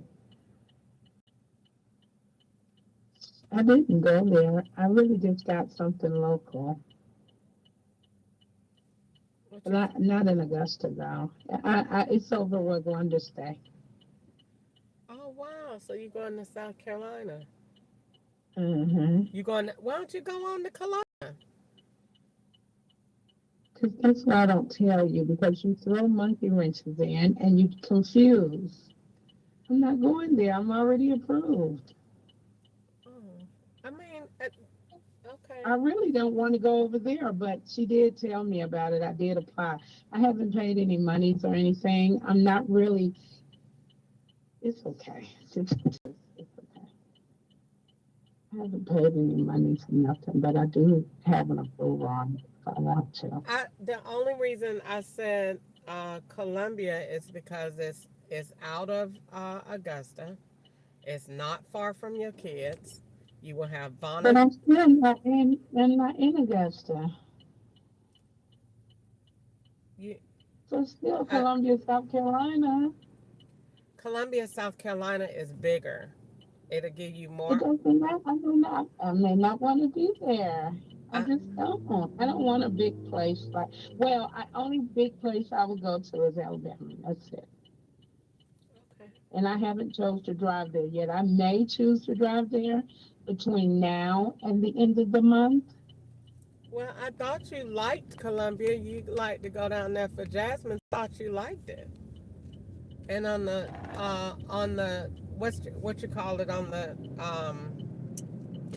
the northeast side is real pretty. That's a real big up and coming, area. It's real rich and I thought it would be good too for you to be there so you could network and get your conferences and stuff off the ground.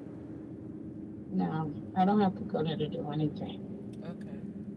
That's why when I say we, if there's anybody else that kind of get perturbed, because you take it all the way over there, you don't just let it be right here. Well, it's rich over there. I don't think about richness. That don't appeal to me.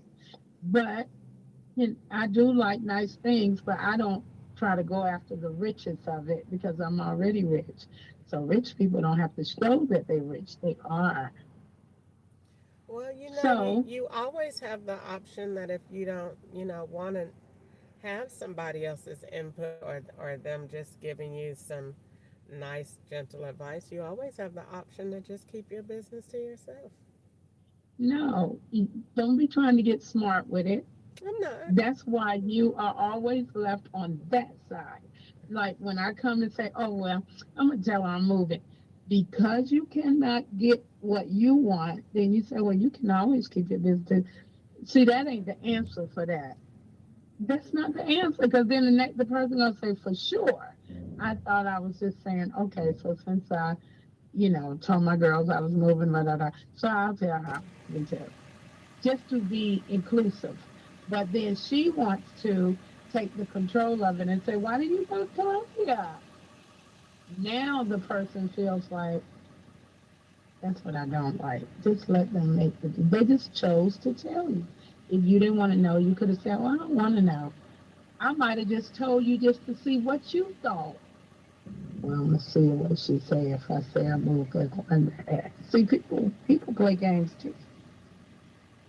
So now they see your hand. All right.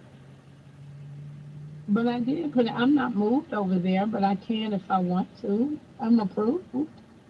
I don't have to pay the money. I could change my mind. Then nobody will know where you stay. How about that? Because you tried to be nice and she just tried to. This is what I'm saying. It said, whenever you get on the phone with someone and when you get off, you feel as that person is not a good, they're not good to talk to because they don't care. And you can't see it. You can't see it. You do it every time. I thought you would love to know. But because you have maybe perturbance with Wanda, that's why you probably find that. I don't know. It don't have nothing to do with me. I could stay by people and don't live about it. So that's that. But yeah. Gwanda never crossed my mind. You didn't say with Gwanda. I thought you meant in North Augusta area. Gwanda never crossed It my is in the mind. North Augusta area. So that's not true. And then What? it didn't have anything to do with Gwanda. I just thought you meant to North Augusta. So I Mm-hmm. said, well, if you're going to go that close, why not really go to Columbia where you'll have more opportunity? I, as a sister, unlike y'all do to me, I thought it would be nice to say, oh, well, that'll be good. And then now you can, have more opportunity. Now that you're retired, you can get out and do more. Even if you decide to go to work, it's more call centers there. It's a lot of stuff to do, because I used to live there. So no one would think that someone is going to really get all into it. That's all it was. It wasn't nothing else. So, I mean, Okay. but yeah, that's your business, and maybe the Yeah. next time you share something when I be really quiet and don't say anything, then you'll know why. No, I'm not sharing anything. You've proven it, Chris. You're an enemy. I can say it with both. You Okay. never have. You're not gonna change. That's just who you are. I did that push. Oh, okay. You're not gonna change. You're gonna be like that. So then I gotta learn. She's not the one to share with. And She and don't want and to know. tell me that again. What in that makes me an enemy again? What was it? Because you're always asking, so what are you doing? What's going on? Then when I tell you, nobody offered any suggestions. You just asked, what's going on? So I said, I'm moving. Oh, okay. Yeah, I already got an approval. I'm going to North Augusta. But that's if I want to. I don't have to. Uh-huh. So that's what I'm saying. So make sure the Crooked Pencil put that in there.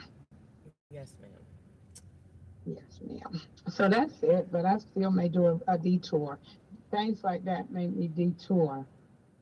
Because I'll be like, don't let them, none of them know nothing. Because not my children. They not the ones.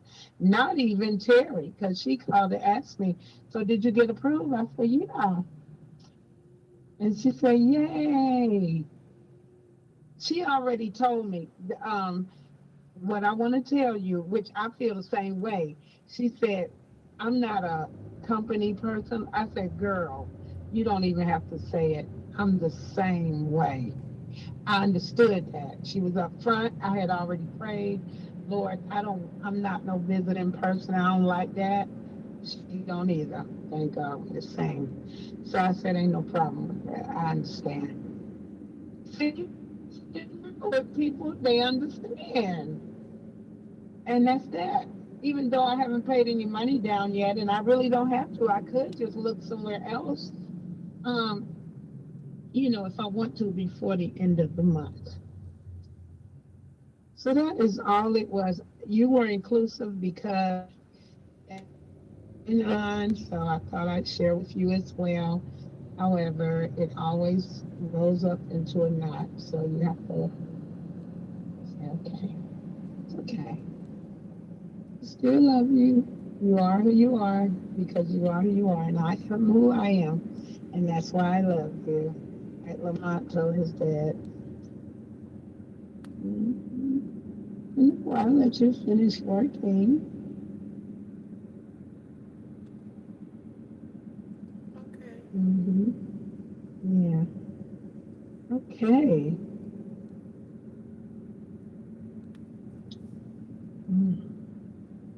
What you said? I'm sorry, I didn't hear you. I didn't say anything. Oh. I'm still riding down the road looking for something before I go home. Yeah, I didn't say anything. I didn't really want to say anything to that, because then if I said something about how I feel about it, then you'll say, you are so argumentative. So I just thought it would be very nice if I just let you have your feelings, and then you don't have to justify anything.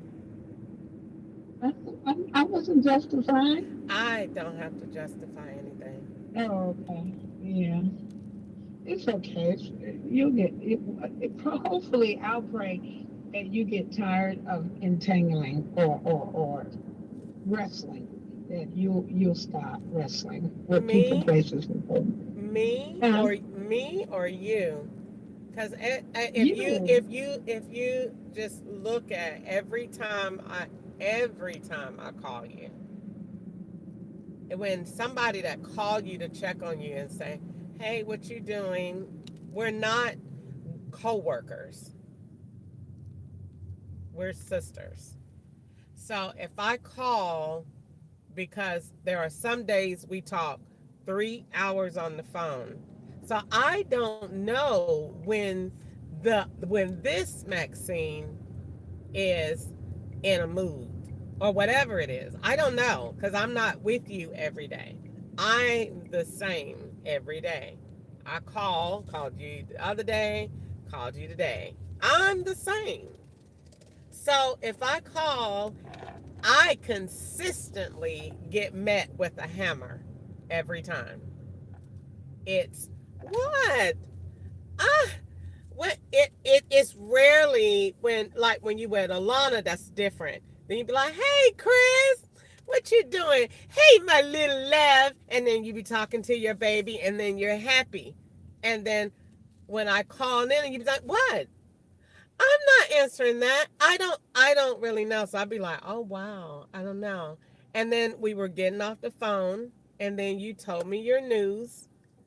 And so I said, oh, okay. And I was like, oh, well, why you didn't anybody just say, well, because you said you were going there. It never crossed my mind about anything else, but you find something very negative and offensive in everything that I do. We lately, for the last week, have not just had a positive, conversation or talk about your music or talk about something you doing, but everything I say, you be like, no, like I'm trying to do something to sabotage you or to railroad you or something, and it's not the same as when you might say, well girl, I wrote this song, tell me about what you think, and I'd be like, oh yeah, it's not that.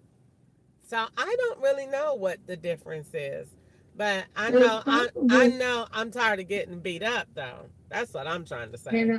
And I'm tired of, well, since we're saying what we're tired of, it may be the fact that you sent an email saying you're not my sister. That came from the heart. I don't feel that your love for me is consistent like mine is for you. Like mine is for you is whether you do something for me or not. Just being appreciative that when I get home, I'm gonna call and laugh with Easter for a while or whatever. That is that. I don't feel that coming from you. So maybe it's because you in a different part of your life and you're doing things and you're more busy and you're focused on. I try to think other than somebody just literally don't like me. When I talk to you now, you act like Wanda. You treat me like No, Wanda. I do You not. I do that not. way, I do not. but I understand that you're saying that, but I'm saying that's how I feel. Like, you don't have to agree, but I'm just saying that's how I feel. When I call you, you're not loving anymore. You're not, hey, Chris, you used to say that. Like, hey, Chris, what you doing? It doesn't, it's always, what? Don't ask me anything. You are very cut and dry Maybe like you, Wanda. well, I noticed that it may be cut and dry because I don't know what to say to you. You do things, you don't repent for what you do unless you feel guilty or lonely. Then you'll say, I'm sorry or whatever, but really you don't mean it. It's still there. So I haven't done anything to you to repent or to do anything about. We haven't had a falling out. I don't have anything to repent for. I'm just speaking in general.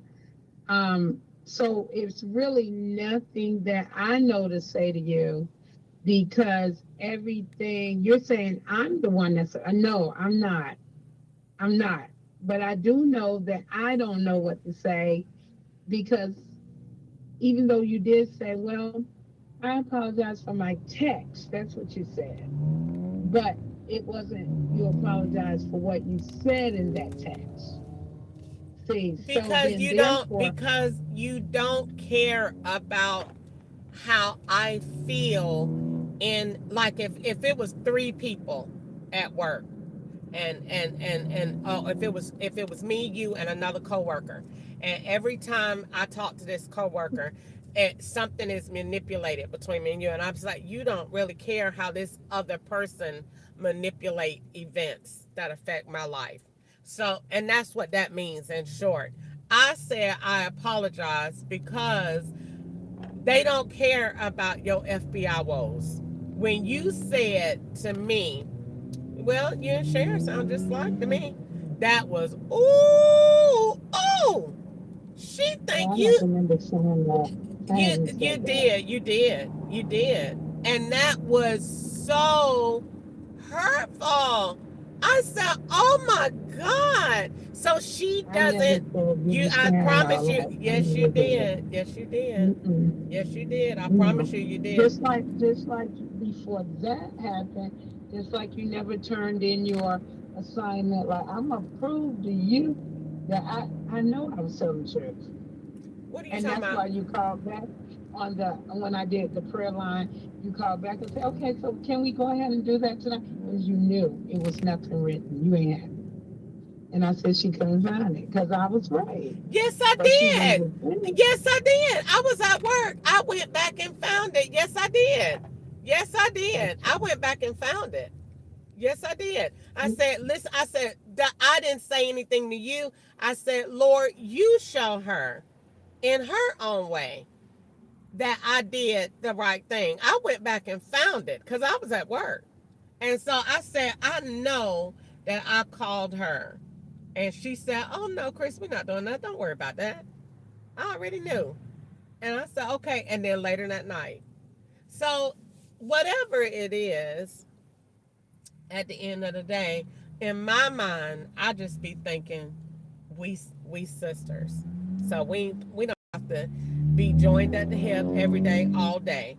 But at the end of the day, it's all love. But we don't say anything or do anything to hurt each other's feelings. I might say something to Gwanda that I would never say to you. Like, if I was, but we don't have the same relationship dynamic. No I don't matter have what. Still, she's a child of God just like me, just like you. Well, it's not the same.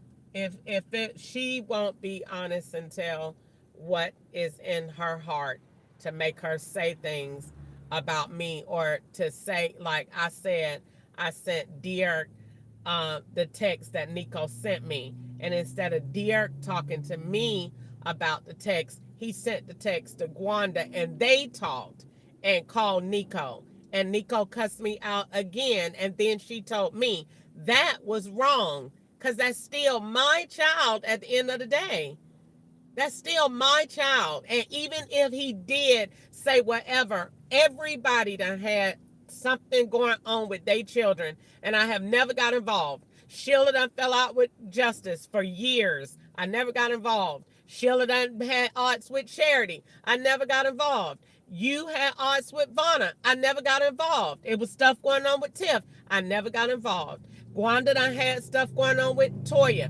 Toya done told me stuff about Wanda. I don't go back and say, oh, and your daughter said this about you to make her feel any kind of way.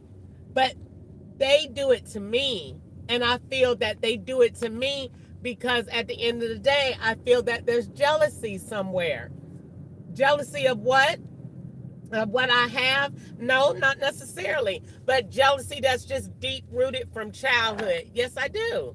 I do feel that way. And I feel that when I talk to you, sometimes after you talk to Gwanda, it's not the same. It used to be different. It used to do this. That's why Sheila is not talking to me. That's why Derek don't answer his phone. They talk to Gwanda. What's the common denominator? Not true. That is not true. Okay. It's not true. Gwanda, do not talk to me about you.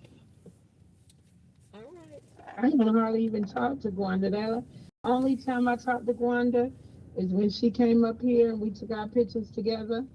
And she had her grandson with her and her granddaughter. And we laughed about that. And that's it. You are not the focal point. It's just me talking to her to get to know her because she's a baby too. So then I'd be saying she be needing somebody to talk to. She talked to Sheila a lot. But she probably get tired of talking to her. So that's why I make myself available.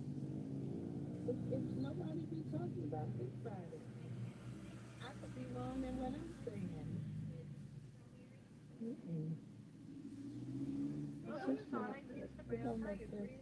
I just want a mini Oreo blizzard. That's all.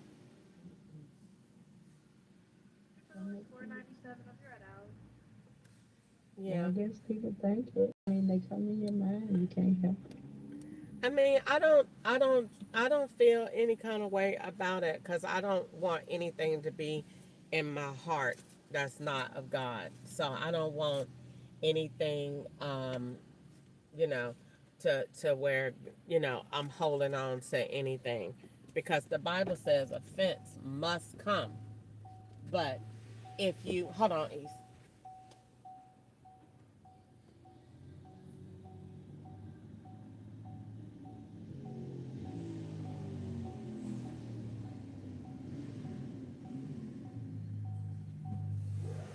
Yeah, offense must come, but you can't be holding unforgiveness and stuff in your heart.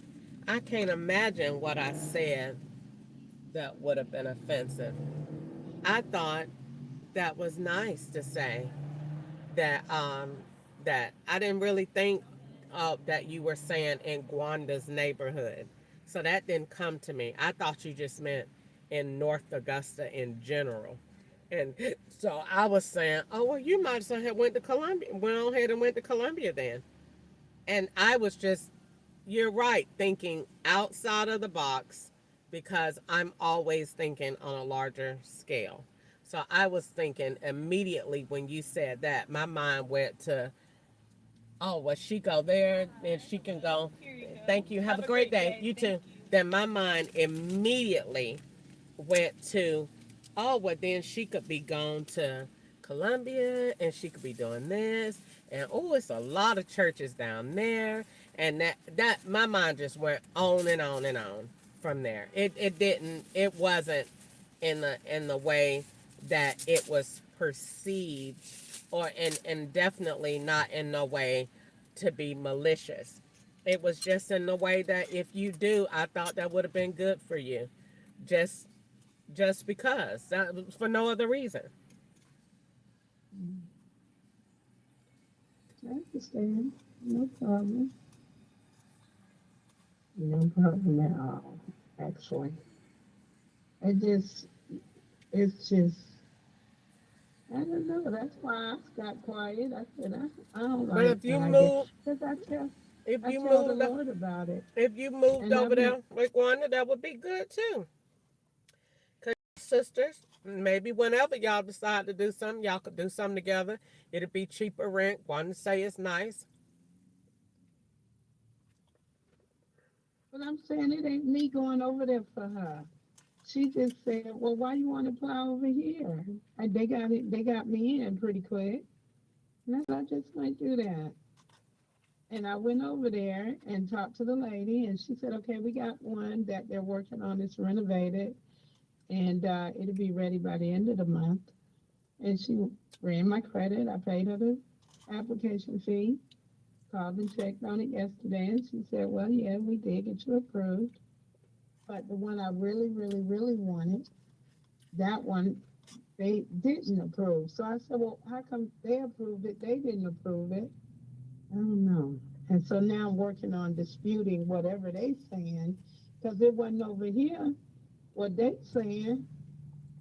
So I said, Well, I don't know, but I think it'll be okay if I just just go ahead and put. just to give you a little information about that, just because they said that, you don't have to stop there. You could I call, know. you could call and talk to the manager to get the reason. And then if it's something you owe that they said you owe, then if you go take a promissory agreement back to them, they'll override it. Because when I used to work at the Greens, and we used to tell people they was declined, let's say it was a bill, and we would tell them, if you go bring us a promissory note in here that they have agreed to do that, we will overturn the thing, because that's I got a manager. tenant letter, Mm-hmm. but they said you got to go through Rent Cafe and let them send the tenant letter to us, and then we'll do it that way. Well, that ain't bad if you did that. That way you get the one you wanted. So that's what I was working on. Oh, okay. So, but that's if I stayed here, that I would like to live there. It's really nice. So it's not that I didn't want to. The ones going in is nice, but it's just that if I stayed in Augusta, I would like to move there. Why they pretty, got a lot going on. I think they got more going on than what I got now. Yeah. I like this one. That But if you're mm-hmm. gonna go for something, you might as well go for the above and not. You want to go for higher than lower. Mm-hmm. But and if it's cheaper than here, but it's better than here. Well, I got one that I know you'll get approved, and they got brand new stuff. And you can have your choice and look online, and you do everything online. And it's Conrex. Then my house at Quiet Grove that I had, and the one on Walker Solomon, them came from Conrex. And they pretty, and you can have a house for what you're paying for rent, or they got apartments too, condos, all of it. But they Conrex, Conrex, and they real nice. Professional, and you don't deal with no person. You deal with the computer, and then they just meet you and tell you to come pick up your keys, or they take the keys there. But they do everything. That's not like a scam. It's what we going to in this world. When we did ours, it was we applied online. They responded right then. You approved, and then we went in there to sign our lease, and they had the keys there. But we did all the payments and stuff online. And we just went to get it, and I said, "Wow, I said, Ketchup, this is crazy." But that's the way the computers and stuff are going. I wouldn't go that route. That's stupid. To me, it feels scary. I'd rather. I mean, you know that you got somebody, because you got to set it up to go look at the place. But I'm just using that option too, because they got houses and they nice and they all over. Gwanda tried to get there. Nika rented. I told Nika about them. She did. got a house from there. But why they didn't why Gwen didn't get approved? Evictions. Mm, And Nika mm-mm, got approved but didn't pay. Nika had a big house from them. mm-mm. She had a big one with a lot of land and all. They got nice stuff, nice stuff. And it don't matter what your credit is. I just think they don't do if you got evictions or whatever. But if I was down there and was looking for somewhere, I would go to them because they stuff be pretty. It'd be brand new, and they don't have no mess going on. And if anything ever go wrong, they come out right then and they do it. I ain't never had no problem with no house that I got from them. Mm. hmm I'm But yeah, sure I'm sure everything you'll worked out. find. I'm sure you'll find what you're looking for. Your apartment in Duluth was pretty. Yeah. So I'm sure it will work out. I'm just looking for a 1 bedroom. Then that's a 1 bedroom, and I'm fine with it. It's just that, and it's in North Augusta, so it's from Augusta. But if I was gonna go there, I was still thinking and said I could just ride on down there before the end of the month and see, because they had some good prices. That's why I was saying that they hmm had some good prices. In Alabama. They had $800, and I'm trying to get under 900 a month. So that would really be good. And then they was nice. They were nice and clean and nice looking. hmm So Well, if it you ain't did bad. that, who would help you get your stuff down there? I would just hire a moving company. Okay. hmm So you just hire the company to drive it down there. But I don't really want. That's the only other catch to it. I didn't want to be driving and then somebody got all your stuff and the truck never come. Mm-mm.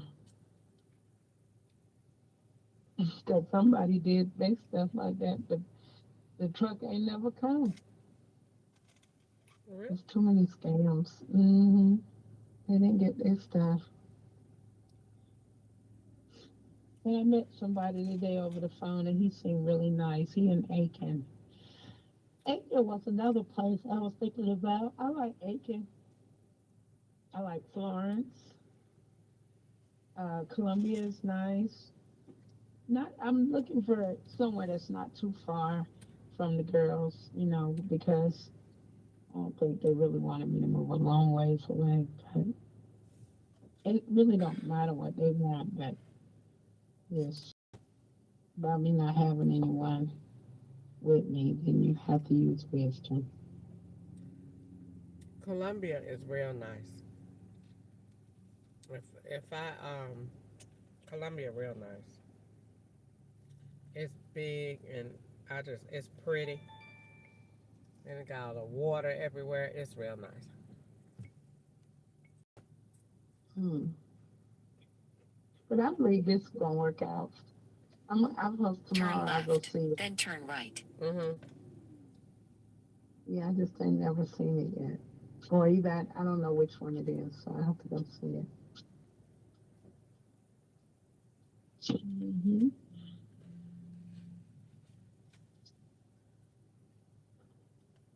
Yeah. But yeah, I'm working on my credit thing now to try to make sure I get that off and then run it back through and see if I can get the other one too. Mhm. Okay. Mhm. Okay. So that was that. So they open at 8 in the morning, so I'm gonna call them.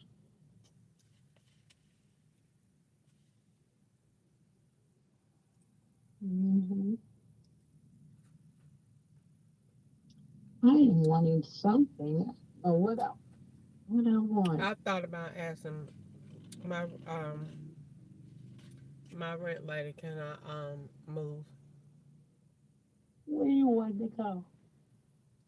you know, they got condos and everything. And I started to ask her, can I not move to, Transfer. yeah, because she had told me she was going to do it anyway when I first moved in. And she told me she was going to do it. But I said, I'll let you know, and I never did. And she said, let me know.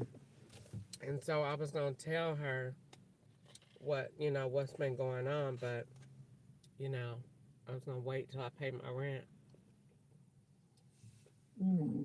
But she told me, if you have any issues, just let me know. And you could transfer. She real nice. But I live upstairs, and I don't know about bringing all that stuff down, but I thought about transferring too.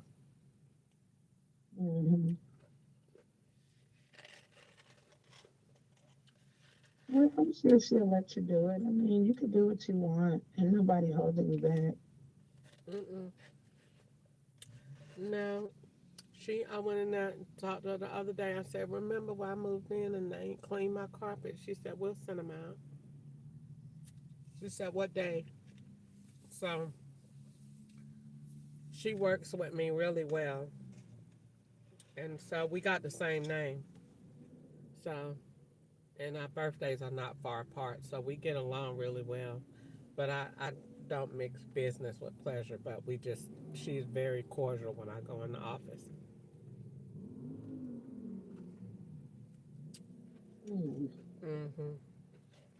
And I'll never go in there too funny with no complaints. I try to go in there smiling and cheerful and let her know when I'm coming with my rent, and that be it.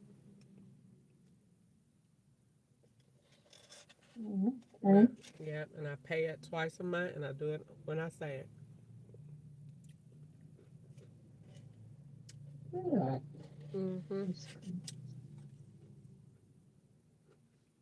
About that. I seen this. Sorry for any type of inconveniences, but no, I'm not mad at you or anything. I just was when I told you that and you told me that, then I started thinking like, well, maybe I shouldn't. No, that's a nice one. Just let it stand there. It ain't gonna be ready till the end of the month, and while you waiting, you still can do what I was doing anyway, which was just trying to get this resolved. That's what's going. Yeah, I'm sorry. No, I am. Because I just be thinking outside the box, or out just thinking in general. Because I know you've been there for a long time. I know you're not going to want to move anymore. So I was just thinking. In fact, I even know Pastor Williams sell houses, and if you wanted to move, I'm just throwing out all the suggestions, giving you a lot of options. That's all. And I know sometimes the options can be overwhelming, but I'm just saying I was just giving you stuff, some pros and cons that you may haven't considered. But in Columbia, South Carolina, Pastor Williams at New Dimensions Church, him and what's the name, own houses, and they got rent to own too. So if you wanted to go that route, you could call him and get you a whole house and be owning it and just be paying your rent until your mortgage start. So that's an option too. And another option is the NHBA. Do the same thing. You rent your house first, and if you pay on time and do not miss payment, in 2 years, all of your money goes into your down payment, and that's your house. And I know this girl named. Why you ain't use that? Me and Ketchup broke up. We did. We was doing it, but we But never. why you can't do it by yourself? Because I don't know if they got it up here in Kentucky, and I just never applied anymore. But when me and Ketchup applied in Atlanta, we got approved, and they said you get a house up to I think they had gave us up to $900 would be our mortgage payment that we could pay, and they said you go. Who y'all went through? the NHBA, National Home Buyers Association. And you just fill out the application, and then you get approved, and then they tell you how much you could pay up to a month, and then you go find the house for that, and then you come back, and then they walk you through the process, and then you sign your rent to own application, and they tell you how long you got to pay your rent for, and then it become your house. It ain't no scam. Girl, you know me, as much as detail oriented as I am.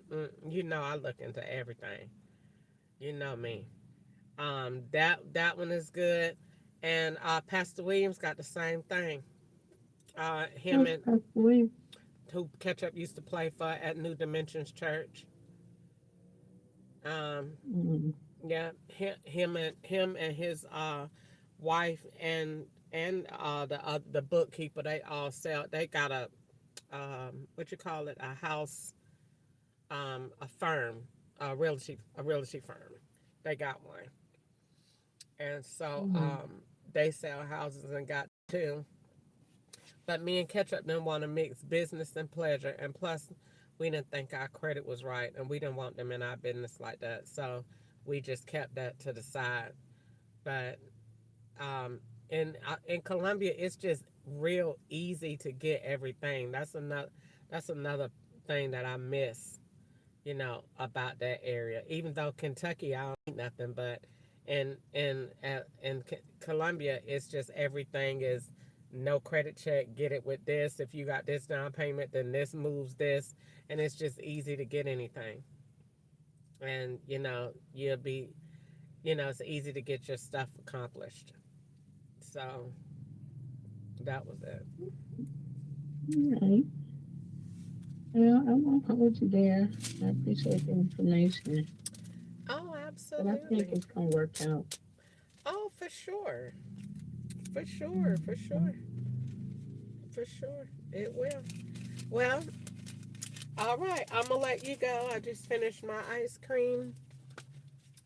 And I'm finna get ready to go home, I guess. Alrighty. All right, then. I'll talk to you later on. All right. Bye. Bye-bye.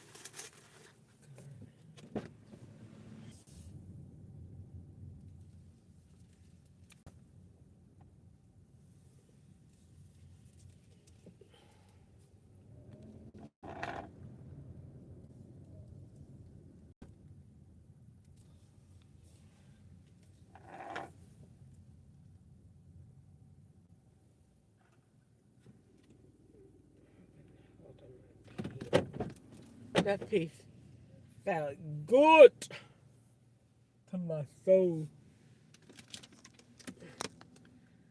All right, let's see. Get me a little bit of mood music here.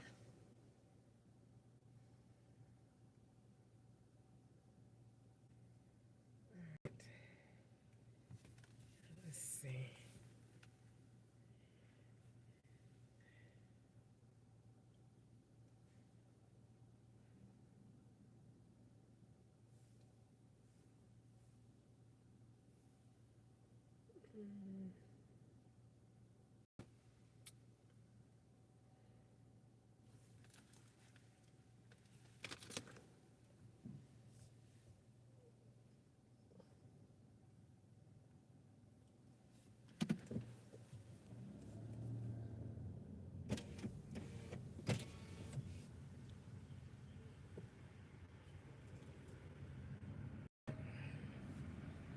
Is that going off every time? Nurse. Alright, so 100, comprehensive 500.